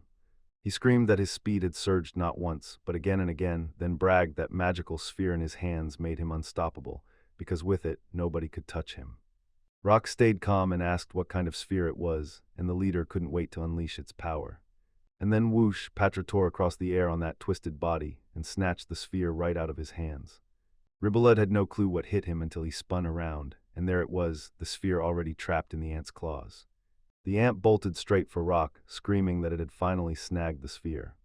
Rock blurted out praise and the leader snapped to attention, too late. He lunged to stop her, but the damage was already done. Rock strode up to Damort, clutching the sphere, and a familiar surge of magic hit her, the same kind Lydia had unleashed. Looks like Lydia grabbed some of Damort's own research data, and now she's finally ready to take control of it. The leader wouldn't let it go, he roared, demanding the sphere back right now. Damort steadied Rock and told her, "Don't be scared." Then, boom, the sphere slipped from her grip and crashed straight onto the massive rock. A sharp crack tore through the air, the sphere split open, but Damort froze, utterly clueless about what just happened. The leader let out a tortured groan, then crumpled to his knees in pure, crushing despair. Darmort tried to soothe him, telling him it wasn't a big deal and that they'd find another field, but she could feel it in her bones. This one was his final shot at hope. The guys hauled the leader down, strapped him up, and tore into the interrogation. Then they finally got his name, Pedro, but the bigger mystery stayed stuck, while he controlled the fishmen and went after the mermaids. Pedro leaned in and said, "I just want to prove I'm worthy." Then he dropped the bomb. He's from the shark tribe, but they kicked him out. I spotted the fish people's fins, and in their tribe, the size of your magic-powered fin decides everything, but his was way too small. A few days back, with nowhere left to go, he just sank under the moonlight. Then this mysterious woman in black materialized out of nowhere. The saleswoman lined in, promised she'd help, and slipped him a magic sphere. Rock had a gut feeling it was Lydia, and Pedro didn't catch every detail, but he remembered this one thing like it was carved in stone. If you held that sphere while the fishmen slept, you could rule the sea as its lord. So he took control, and the mermaids exploded with fury. His attacks were merciless. Pedro spilled the truth, give up the sphere, and they demand he smash the mermaid village and hand the captives straight to the traitor. Even after the humiliation, Pedro chose to turn selfish, and yeah, his regret was crystal clear, but then there's the rest of the story. He had a reason. More than anything, he craved proof that he mattered. The mermaids' grumbles filled the air, and Rock just kept thinking, where had the ones he'd already slipped past gone off to? Pedro wasn't certain, but he had a gut feeling the captured mermaids were headed straight for Brandon. Rock heaved the sphere up and thrust it into Damort's hands, like maybe there's still something left to uncover. She pumped him up and promised, "Yeah, it'll take time to analyze, but we can do it." Then she sat across from Pedro, cradling the sphere in her hands. She felt for the fishman, but then she snapped, "That fragile strength will wreck you, so from here on out, you'll earn your power with your own two hands. And if he truly changes, everyone's going to wipe that broken sphere from their minds." Right after that, the whole squad tore off toward Brandon.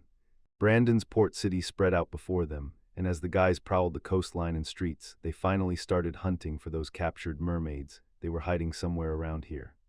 The Leviathan chose to stay out in the sea with the mermaids who couldn't transform, no reason to bring unwanted eyes to them. Madeline and May, though, they could slip into human form. Not every mermaid has this trick. She only uses it when she hits the city for shopping. Her clothes dry fast, and after storms or pirate attacks tear the sea up, wreckage and buried treasures often sit on the seabed, just waiting to be grabbed. The bird Sill landed on Rock's shoulder and blurted out, "I found a secret hideout. Now it's time to move." She marched the whole crew to the destination, then froze because the city felt wide open, like nobody was guarding a single street. Rock decided to go scout on his own, while the girls stayed back, holding their breath and waiting. He strode up to the building, then the doors were wide open.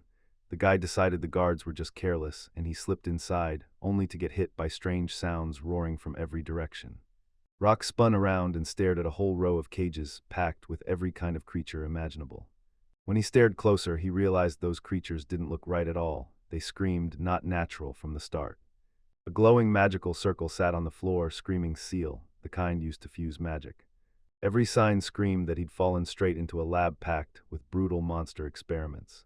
He slammed his knuckles on the glass and yelled that he was there to help, but the mermaids just stared in confusion, because the glass was so thick they couldn't hear a word. Rock lunged onto the aquarium, grabbed a knife, and went straight for the lid, trying to pry it open. But it was a dead end. This castle wasn't just locked up tight with gears, it was sealed by magic too, and right then someone shouted from behind him. One of the caged monsters shouted at Rock like it had been waiting for him, because it knew exactly where the key was. Drackle stood there, descended from the dragon gods, and the grandson of their very own chief. He got snatched right out of his sleep, and when he jolted awake, he was locked in a cage. Then he snapped a deal into the air. If Rock would free him, he'd reveal exactly where the key was hidden. No time to hesitate, Rock snapped, "I'm in, but only if they freed the mermaids first." He slid a key into the lock and opened the aquarium, then told everyone the place had been sent by San. The mermaids thanked him with all their hearts, but the very next thing they asked burned fast. Were all of us already free? One of them snapped back that the queen was hauled off to an auction. Rock's shock detonated into rage. He dragged his hand over his face. Places like this are locked down tighter than Fort Knox, and those mermaids, if they could really transform, should have already bolted. But out of everyone there, not one person could switch into a human, so all of them stayed trapped in the danger, with no way out. Then Rock snapped the gargoyle into place beside Shannon, and just like he promised, he handed Drackle the key. Once the dragon was freed, it leaned in and demanded the boy's name, so Rock threw his own out there, and the dragon swore it would repay him later. As soon as he slipped away, the fish people swarmed him with desperate pleas for help. But why were they trapped in cages too? Because they wouldn't obey, turning out they couldn't be controlled. So the drovers shrugged and went, fine, and traded the whole lot. Rock felt bad for them, agreed to help on the spot, and demanded one condition: no more attacking the mermaids. Then he cut them loose and freed the monsters he'd finally managed to reach. After that, everyone regrouped fast, because the queen was the only thing that mattered. Lucky's nose kicked in and he could smell her, so they barreled off in pursuit. Even the mermaids threw their hearts into it, desperate to save their ruler before it was too late. Rock and Shannon nearly dropped their jaws when May casually called the queen her mother, because under that wild look, she turned out to be a full-blown princess. But no matter what her rank was, May couldn't wait to jump in and help. Rock agreed too, but he laid down one rule: she had to listen to him and obey. The mermaid scowled like she couldn't stand the plan. Then Rock snapped his gaze to Madeline and ordered her to get the gold, because if everything failed, the only move left was to buy the queen. Lucky guided them straight into a huge building, because the queen's scent was pulling them right inside where she was waiting. Looks like the queen still hasn't stepped into the auction hall, so Rock decided to scout the place first. Lucky and May had to hang back outside, and the mermaid really wanted to follow him, but once she remembered the rule, she swallowed her excitement and stayed put. Rock swore he'd find her mother no matter what, and May trusted him enough to beg him to protect the queen. He yanked the door open and stepped in, and there, a tired man greeted him with weary eyes. He greeted in a shaky voice, and the room reeked. Rock shoved a hand over his nose, greeted the guy back, then demanded news about the special monsters for sale. The man kept scratching his nose as he smirked and said the boy wasn't ordinary. Rock scowled, slapped a few bills onto the table, and before the seller could blink, that sly grin flashed. He snatched the money under his hand like everything was settled, and now it was game on. Rock was going after him. While they were on their way, he quizzed Rock about what kind of monsters caught his eye, because around here there were all sorts, from humanoids to twisted fused beasts. And he couldn't wait. Yesterday they snagged an insanely rare creature, and he's convinced this'll hook that guy instantly. Rock's heart jolted. This was about the mermaid he'd been hunting. Right then, a hooded man hurried past. Rock froze, snapped his head around, and stared. That stranger reeked like something rotted, but then I realized it was just a girl clutching a chicken in her hands, and even the seller crumpled his face and wrinkled his nose. The stench hit like a punch, but the seller barely blinked, while the girl under the hood clutched a razor-sharp weapon in her hands. She suddenly leaned in toward Rock, locked eyes with him, and her gaze lit up like fire. She radiated a chilling presence. So tell me, did the infiltration mission just fall apart? The witch snapped, asking if Rock knew Lydia. Rock shook his head immediately, and when she kept pushing, he dug in his heels and refused to budge. She spun her head around like she still couldn't believe what she was seeing. She spun toward the doors, and for a split second she swore she felt Lydia's magic in the air, then laughed it off as imagination, and hurriedly apologized for the intrusion. She stormed out and slammed the door behind her, seething with rage. Then Rock blurted, "Who was that?" The assistant finally lets it slip. This is Riza, the sorceress. She's running the place, crafting magical items, but her past stays a total mystery. If she knows Lydia, then you better stay sharp. Meanwhile, the assistant swung open another door and beckoned Rock inside. In a jar of water, he caught sight of the mermaid queen, right there, the very woman they were about to sell at auction. Rock thought, this is Mother May, and then the assistant chimed in, saying she was even more stunning than every other mermaid in the place. Rock asked the price, and the assistant dropped a jawbreaker, 300 million rens. For Rock, it felt like space out there, until he broke it down. Mermaids don't just sing, they fight back, and they're brutal to catch. And if it's a queen, that price hits different because it's totally worth it. But even that won't save you, because there's already a buyer lined up. Gris is the richest merchant's son in the whole city, so he's used to grabbing anything he wants, tossing around millions just because he feels like it. Then out of nowhere, he tosses it all aside, just like every woman he ever paid for. What a total degenerate. Roku for now was urged to pull back and regroup. They're saying more mermaids will be up for sale soon. The price is gonna crash, so you'll be able to grab them way cheaper. But Rock refuses to quit. He's fixing to jump into that auction because he's got something ready to sell. He shoved a bundle of cash into their hands, and the assistant snapped back a thank you, then told him the auction was set for 6 days from now at 6 in the evening. Right after he dashed out of the building, Rock hooked up with his friends, who were already waiting outside. She bombarded him with questions, panicking over her mother, and Rock steadied her, saying the queen was fine, but in 6 days she'd be auctioned off. May tried to rush in and save her mom, but Rock slammed the brakes on her, because this place is wrapped in brutal protective magic, and nothing can break through it. The boy stressed that saving the queen means protecting everyone else too, without violence, and then he turned to the guards, ready to bring up the illegal slave trade. The team watched in shock as the guards seized the monster right in front of them. Turns out it was Drakel. Rock froze in shock, because how in the world did he get snagged again? Drakel seethed as he watched the guards ignore warehouses stuffed with half-human slaves. He even ratted out the leaked monsters, but nobody believed him because he's half-human, and the guards just went dead silent.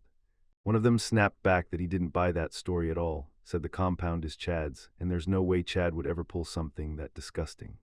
Yeah, Chad buys and sells slaves, but people claim he also set up a distribution and rehabilitation center, so some say he's done a lot for the city. Then Rook finally got it. Chad really is trafficking slaves, and he hides that horror under a mask of good deeds. Drakel won't back down. He demands a fair investigation, because if they don't, what's to stop those guards from taking a bribe from Chad? Rage flared in the guard's eyes. He can't stand it when that half-human dares to pull stunts like that. The guards are seething with fury, and they're determined to make Drakel regret every single word he's spoken. It clicks in your head, every single one of them is tied to Chad. Thanks to Drakeley, Rock finally gets the full picture of the conspiracy's massive reach. We've got to save Drakel right now. Rock is about to rally everyone and lay out the next moves. He lines in and tells his friends everything he just learned. Looks like this merchant Chad pretty much controls the whole city, and nobody can pin him down unless they've got hard evidence. With the Queen and Gris stepping in, everything turns messy fast, and trust me, winning won't come easy. Rock snaps into action, pushing everyone to dig harder for clues about Chad. The crew broke apart and fanned out, hunting for answers from every direction. After digging up the clues, Rock snapped to it. Chad was the exact same guy they'd seen earlier. This opponent isn't some easy pushover, but even so, most townspeople still sing Chad's praises as a true benefactor. And yeah, there were people out there who hated him with a burning, ruthless fury. They hauled in a guy for allegedly abducting women and daughters. Then the rumors escalated fast. People swore he'd built a private army of monsters to storm the city and take it for himself. If these rumors are right, Gris is in serious trouble too. Whoever's doing this is hungrier than hell. Lucky's stomach lets out a huge growl, and that loud, unstoppable rumble screams one thing: he's starving. Shannon bursts into laughter, but hunger gnaws at her like a cruel curse. She tries to apologize, yet she can't stop herself. Rock grins and admits he's the reason everyone got held up, so it's officially lunchtime. Then the whole team nods along with zero complaints. When someone asks what to cook for dinner, Rock suddenly spots a cart rolling past, right before everything changes. The stranger immediately grabs everyone's eyes. He spots a rare gray wolf in Rock and won't let anyone ignore it. His eyes lock onto Lucky, and before anyone can blink, he slaps down a massive price to claim him. Rock shoots back immediately that Lucky isn't for sale, and the guy is left staring, totally stunned.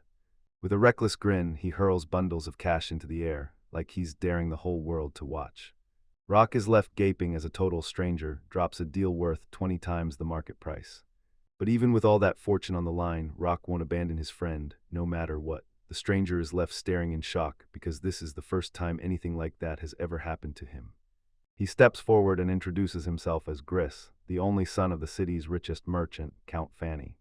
Rock felt so sure that the world had to bend to his wants. That guy treats his friend like family, not like something to own, and there's no way in hell he'd ever sell Lucky. Gris refuses to quit. He's dead sure this whole city runs on one thing: money. Then he turns to his servant.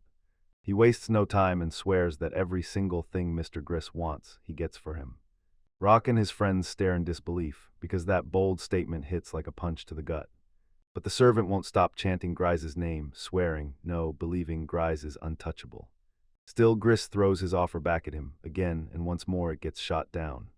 He snaps at Rock, calling him a fool. Then out of nowhere, Lucky cuts in, and pure rage hangs in the air. He draws the line in fire. Rock is the only one in charge, and even after 1,000 years, Gris still won't ever get a say over him. The moment he's there, the air turns heavy, and everyone around him feels it. Gris is blown away by that loyalty, so he spoils Lucky with the best food, straight up begging him to stick around and follow. He even dares Roko, pick any number, multiply it by 100, and he'll pay you that exact amount, yet somehow no one can explain how he holds his ground when Lucky's pressure comes crashing in. Rock lets out a cold smile and hands Gris a new promise: he'll spill where he dug up Lucky. But Rock doesn't back down. He's desperate for cash, so he throws out a crazy deal. If Gris wants anything at the auction, he has to hand over the Queen of the Mermaids. Gris is totally lost. He can't figure out how Rock even found out, and he flat out disagrees, because to him, mermaids are way too valuable to just hand over. And yeah, mermaids are a huge piece of his plan, so Rock's left staring in shock, wondering what in the world Gris has to do with all of this. And he looks at Rock like a pathetic beggar. Talking to him is pointless. But Gris can't deny it. This kid has his attention, and trust me, not many people dare to challenge the merchant's son. He offers Rock a quick chat and drags him along with him. They storm up to the dazzling, luxurious palace. They stride through those soaring corridors, where even Lucky would feel lost in all that empty space, while Gris can't believe a mere commoner actually made it in here. He bragged about his 1 billion coin bronze statue, swearing it mirrors his beauty perfectly, and then in the corridor, white wolves slunk into view, costing him an absolute fortune too. Rock remembers these wolves are basically gone now. People wiped them out for their gorgeous fur, and Gris tells him to press on.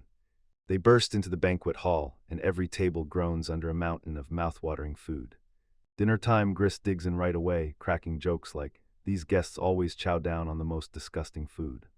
But Rock's friends don't agree at all. They swear Gargoyle's cooking is the best, and that over-the-top hospitality might be hiding a trap.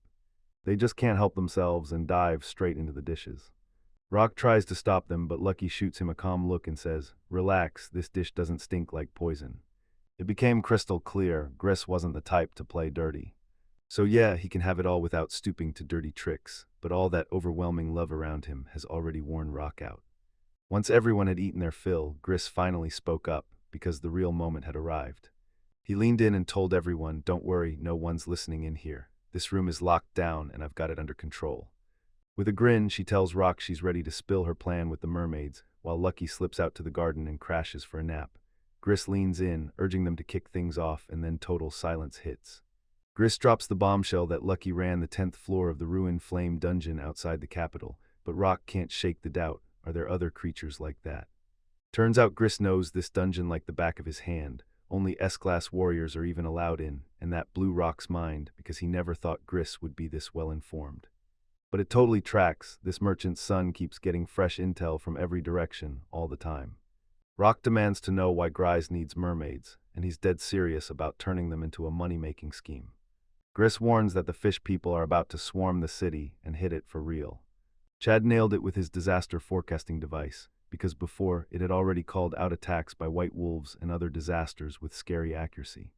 Gris looks at mermaids like a real fighting force, one with a queen, so they're tightly organized, and he decides he's going to train an underwater army of his own. He swears this move will slam the brakes on the city's losses. City leaders are already gearing up to buy a forecasting device from Chad again, because if his prophecy hits once more, they're ready. Still, something about it feels way too shady. Rock finally clocks what the conspiracy is really all about.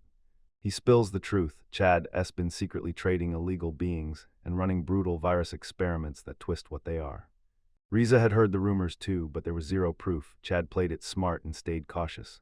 Then, once he rolled into the city, he handed out food and set up medical points fast, and the people's trust snapped into place. Guards get paid off left and right, and with zero proof, you can't touch a single one. Gris snaps that those traveling slave traders have zero shame, even right here in his own city. Rock is on a mission to dig up proof, and the more he hunts, the more he's convinced Gris isn't who everyone claims he is. Everyone calls him the rich fool's son, but the truth is way bigger. This guy is insanely smart. Gris flat out admits that being treated like a fool actually helps him. All right, in that situation, you can smooth talk everyone and get a deal way faster. Rock can't believe what he's seeing, and now he's done playing around. He wants to talk for real. He asks if Rock uncovers proof against Chad, can I count on Gris to back me up? Riza agrees to shut the whole thing down, then Rock drops one final condition. He says if Gris wins that auction, then I get the Mermaid Queen. That offer blindsides Gris completely. Rock fires back and vows he'll bring trainers for underwater battles, at least for the next few days. After a quick tense pause, Gris finally blurts out Rock's real name. He admits it, this guy totally caught his attention, and he's more than worth making deals with. They clasp hands, and just like that, their temporary alliance ignited. Meanwhile, Rock quizzes Dahmert about the sphere, and she admits this time it wasn't exactly easy to pin down.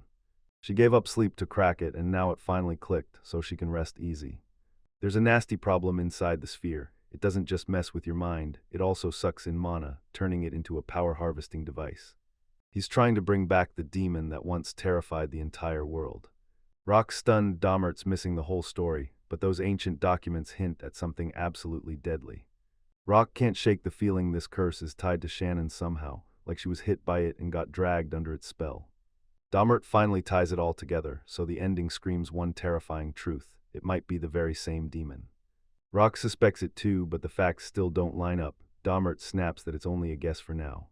If that really is the demon from the legends, then after his return the world is staring straight at disaster. To stop this for good, we have to find the one who made the sphere, and crash the ritual of rebirth before it restarts. Rock's gut tells him to go after two suspects, Riza, the mastermind behind magical instruments, and even Chad himself. He grabs Dahmert and demands he push the research forward, hunting for even more proof. Rock throws himself fully into the auction, hunting for every clue about Chad, and digging into the shadows of his dark dealings. Right before the auction, a hungry line stretched out in front of Mr. Chad's kitchen, where steaming soup was dishing out warmth fast. People waited with hope burning in their hearts because every single day they got fed here. Everyone honestly thanked Mr. Chad with all their hearts. Rock spotted yet another line forming. This one was headed straight to the free treatment point. Everybody in town looked bright and relieved, because right here, people were getting help for free. Suddenly, Nayuta yells out that a girl should wait her turn, and she calmly tells him everything's okay, then begs him not to cry. Now it was her turn, and while the boy still looked worried, Lucky shot back with total confidence. Chad has everyone under his thumb. Rock said this: if Chad wasn't tangled up in something dark, he'd look absolutely flawless.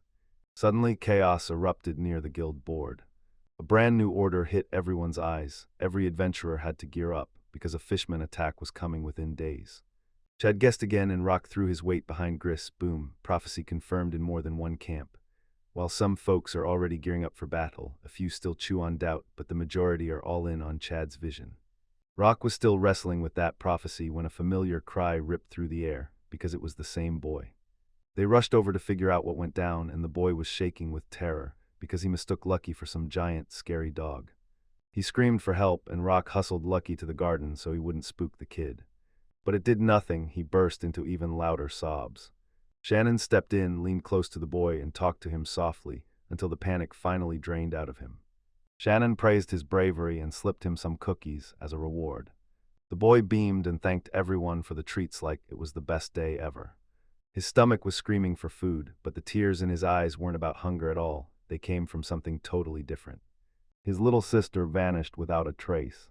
She vanished without a trace. Shannon demands to know exactly how that girl disappeared.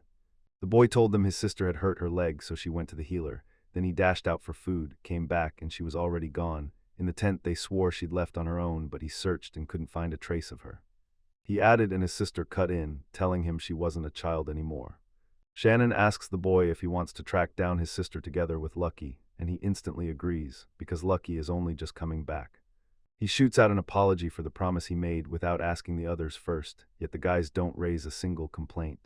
Lucky even throws it back as a joke, saying he's willing to become a dog for Shannon. From this moment on, Lucky holds the entire fate of everything in his hands. They tear across the rooftops on Lucky, and the boy can't believe what he's seeing. He likens Lucky to the wind, and the moment he hears himself say it, pride blooms all over him. Lucky soaks up all the praise like it's fuel for his soul. Rock clocks how great Shannon is with the kids, and she lets slip she's got a younger brother too, so Rock tells her straight up, "Thanks for helping us." Shannon leans in toward Rillan and demands to know about his parents. Rillan just shrugs and says, "We don't have any." Their town got smashed by white wolves, and the father, along with the other men, stepped up to fight back. Shannon blurts out an apology for dredging up that painful memory, but Rylan doesn't stop. He says they were racing to their relatives in the capital when Nayuta suddenly stumbled and ended up getting injured. Rock spots a weird mark on the boy's neck, then they pull up at the estate. Turns out this was Chad's place after all. Everyone's totally lost. Lucky instantly picks up Nayuta's scent and he's not alone. There are more kids in there too. Rock suggests Chad cashed in free treatment points and used them to snatch orphans. Then the guards caught sight of them and the friends snapped into action, bolting to Gris to cook up a plan. Right in the dead of night, they roll up to the sleepy palace of Gris and he strides out to greet them. They grab him and demand he keep a watch over Riza. He agrees, but he demands the explanation right then and there. Rock just smiles and promises to lay it all out later because something totally different has snatched his attention. Shannon is crushed by one regret: she can't bring Ryland's sister back. She clenches her resolve and refuses to quit, swearing she'll save Nayuta no matter what. I still remember the moment Nayuta asked for the same thing: tell me you'll take care of her. Rock hustles up to the sorceress Reese's house, hunting for Dalba, only to find the place empty, until Reese herself swings the door wide open. Everything finally clicks. This is playing out exactly like he was promised. Then he leans in and asks, did Reese say anything about Lydia B? She couldn't ignore the mystery. Rock says he stumbled onto it by pure accident while wandering the city. Word on the streets is she's gone into hiding somewhere on the west coast. During the invasion that froze the capital in fear, Lydia took brutal hits, serious injuries, and maybe even more than anyone dared to say. Riz was sure of it, Lydia's mother, for real. Rock didn't promise he was right, but he pushed anyway, hoping he'd help, because he knew she was out there searching for her. As he heads off, he asks him to send his regards to Dalba, and Riz can't help but feel relieved that Lydia actually made it. Meanwhile, Rocka wrapped up the trap setup. Now all that remained was getting Pedro and the mermaid to spill the information they had. He's so sure he'll rescue Nura that he'd stare danger down in the eye to get the job done. Meanwhile, Shannon closes in on the house, where two guards stand watch at the gate, and she wastes no time asking if this is Mr. Chad's residence. The guards snap to attention, because they had no clue who this girl was or what she was hunting for. They instantly clocked it: she's just a die-hard Chad fan. If she pushes her luck, they might actually let her sneak a peek inside. They tried to trade something back, but time ran out. Then Rock burst out from behind and caught them both in one hit. The boys' panic spikes when Shannon seems in trouble, but she's totally okay. She snatches a key from a guard in a flash and shoves it into the lock. They had no idea what traps were lurking inside, so they crept in on tiptoe, holding their breath and refusing to make a single sound. Hearing a sudden commotion echoing through a massive inner courtyard, Rock snapped into alert mode, then realized a whole pack of wolf-like monsters was closing in nearby. Red coyotes surged in from every direction, B-class brutes, but the numbers were overwhelming. Patra burst out of the garden of monsters, walked right up to the coyotes, and with a sharp, polite tone demanded they get out of her way, because she's handling them herself. No one even flinched. Then she screamed like crazy, and out of nowhere, a giant furious ant loomed behind her. The coyotes panicked and skittered back, and suddenly the boys had a clear path. Patra bowed to the orange ants like a real queen, then turned and thanked the animals with fire in her eyes. She grabbed Rock and pointed straight at the building where the children were being held. Rock shot her a grateful smile, gently patted her head, and they hurried down the stairs into the basement. Turns out Chad was way too cunning for his own good. The treatment center drew in orphans, and in the basement, behind cold bars, the kids were trapped. 5 men lined up and praised the child like they were proud, swearing that selling children paid more than ever. One guy blurted out that even artificial magical beasts cost a fortune, so he asked them to bring another one next time. Then, out of nowhere, he just dropped off and fell asleep. One by one, the others slumped into sleep right there at the table. He held out the longest, but even the toughest one finally crumpled too. That hypnotic sealed flower pulled their eyes shut, and while they slept, Rock yanked open the grate and charged straight for the children. The kids huddled in a circle with their knees pulled up and their ankles tied together, and they stared at the boy and his friends in stunned disbelief. Rock demanded to know how they were doing, but they just shut down until it hit him. Raylan had asked them for help. One of the girls snapped at the name, her brother's name, and Rock's heart dropped when he realized it was Nayuta. The other kids trusted her, and she made it sound simple: if you don't quit, some escape always shows up. Everything matched what Rylan promised. Nayuta's got a still spirit, even if her brother loves to grumble, because she was raised to stand her ground. With time running out, Rock shoved the keys into her palm, and she didn't even blink, snatching a wire and popping the handcuffs open on the spot. Rock and Patra were blown away because for Nayuta, cracking that lock wasn't just easy, it was straight up Lydian duty. She'd been hunting for the perfect escape route for ages, but the moment she tried to imagine freeing all those kids at once, she had no idea how to make it happen. She lit up the moment the rescuers arrived, and Rock couldn't even get words out, because now it was time to spring into action. The patrol lined in, totally hooked on the hacking process, and Yuta grinned as she showed them. Just copy her moves, and that's it. Patra finished the job and nearly burst with joy, because every task she nailed pulled her one step closer to becoming a real, proper lady. The kids got set free, but those guys couldn't drop it. Red coyotes were still out there, and whatever's left with them has to get settled. Patrick leaned in and reassured her, saying Patra was right there, everything would be fine, while the Queen Ant bragged she could shut the whole place down with a single look. Yuta stared at Patri's crazy skills and went, I want that too, maybe if I look fierce, I can pull it off. Rock and Shannon whipped their heads over in total shock. The girls yanked vicious, angry portraits over their faces, trying to look absolutely terrifying. Dad loved it, the look was spot on. They clicked fast and became buddies, but the guys still had one mission, track down the prediction device and race back to Gris.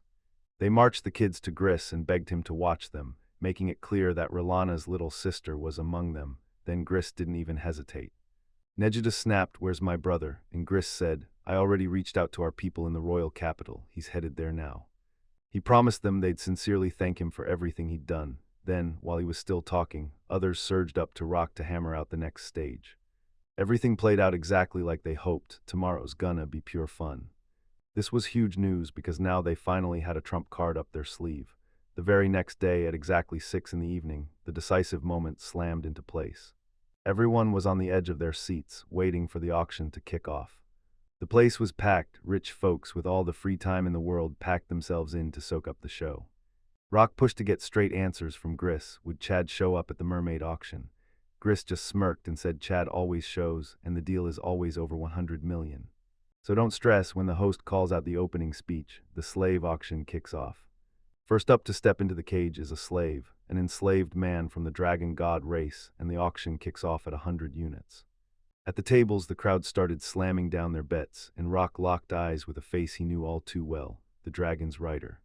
It was Racula. He grabbed Gris's attention and demanded he win the bet, swearing he'd make it all right later, because it was that very dragon who'd saved them from the guards in the first place. Gris slammed the bet up to 500 and the whole hall buzzed. Someone else matched it, right on the spot.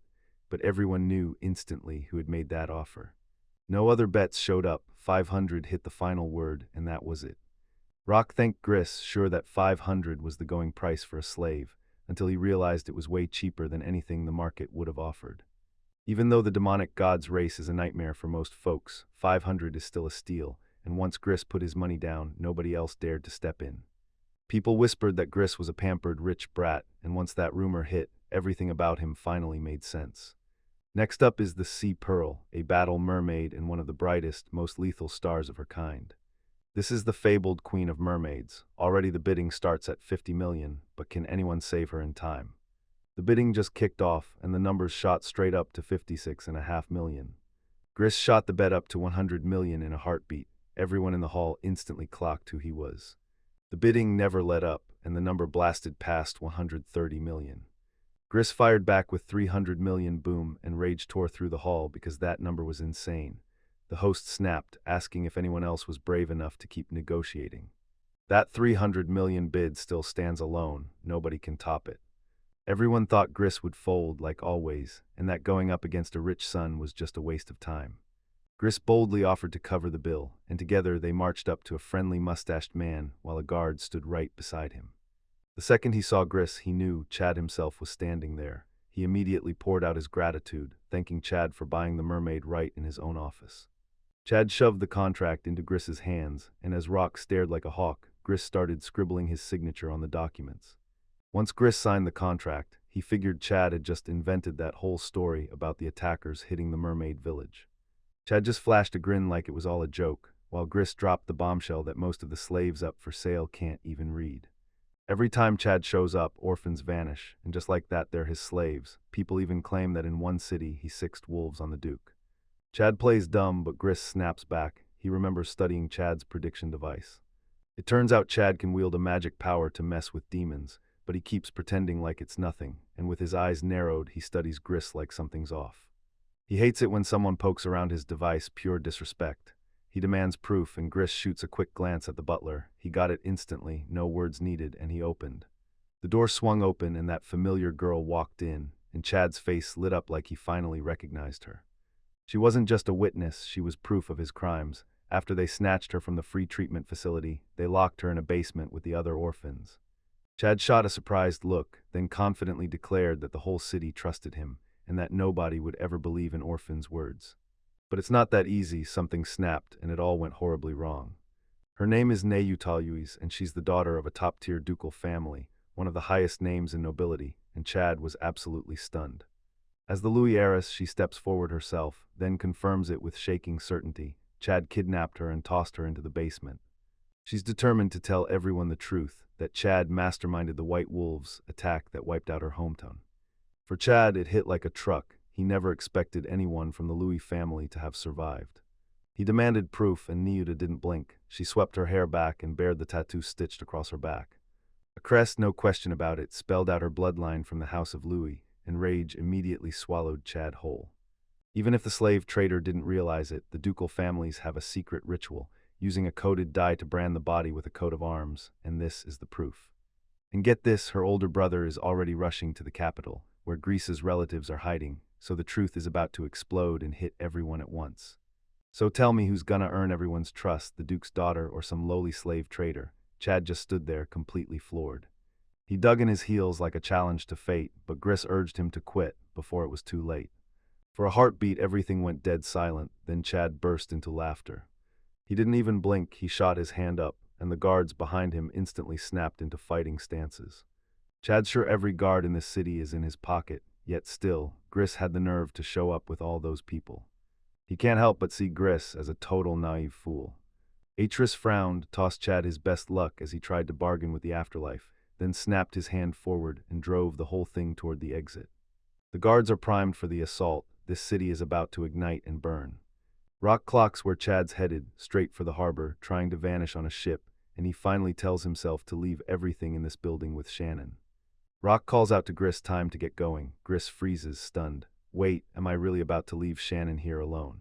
But this girl doesn't flinch. She bursts into the fight, springing at her enemies with the wild confidence of a predator. Shannon grips her blade with deadly precision. Right from the first swing, the edge is all hers. She refuses to be ignored. Mess with her and you'll get shut down on the spot, no questions asked. The guards tremble with fear, but the friends stare at her like she's legendary, full of respect and pure admiration. Shannon is going toe-to-toe with Fenrir himself in training, and yeah, she's stunning, but make no mistake, she's got real power. But Shannon freezes because Rock actually thinks she's cute. She let out a nervous laugh, and the guards immediately hated it. Now it was time to move. Dobbs storms up to that guy's house and is shocked to find Rock is actually teaming up with Gris, because the product release is on Dobbs' own shoulders. He already lined up 2 slaves he personally gathered. Rock lets out a breath of relief. Drakal's safe, and now it looks like he's officially in this guy's debt. Drakal didn't need to fret. Rock was the one who wanted to thank him for the help. But the dragon shoots one burning question. Why does the mermaid cost 300 million while he's stuck at a measly $500,000? Seriously, does Rock really think the dragon god's race isn't worth more? Drakal loses it, furious, and demands they restart everything from scratch. Rock blurts an apology, time's running out. Then he slams his request to Drakal, get that mermaid back to the sea. The dragon doesn't mind lending a hand, but it grumbles that everyone's just leaving him behind, so Rock whips his head around and looks around. She storms up to the aquarium, and then a mermaid catapults out of the water right in front of her. Somehow she ends up in his hands, and he catches her like it was nothing. He can lift the queen of mermaids like she's nothing, sure, but since Gris already paid, he won't call Rock master anymore. Time to leave, and still, Rock gets it, because she really did make that little deal with him.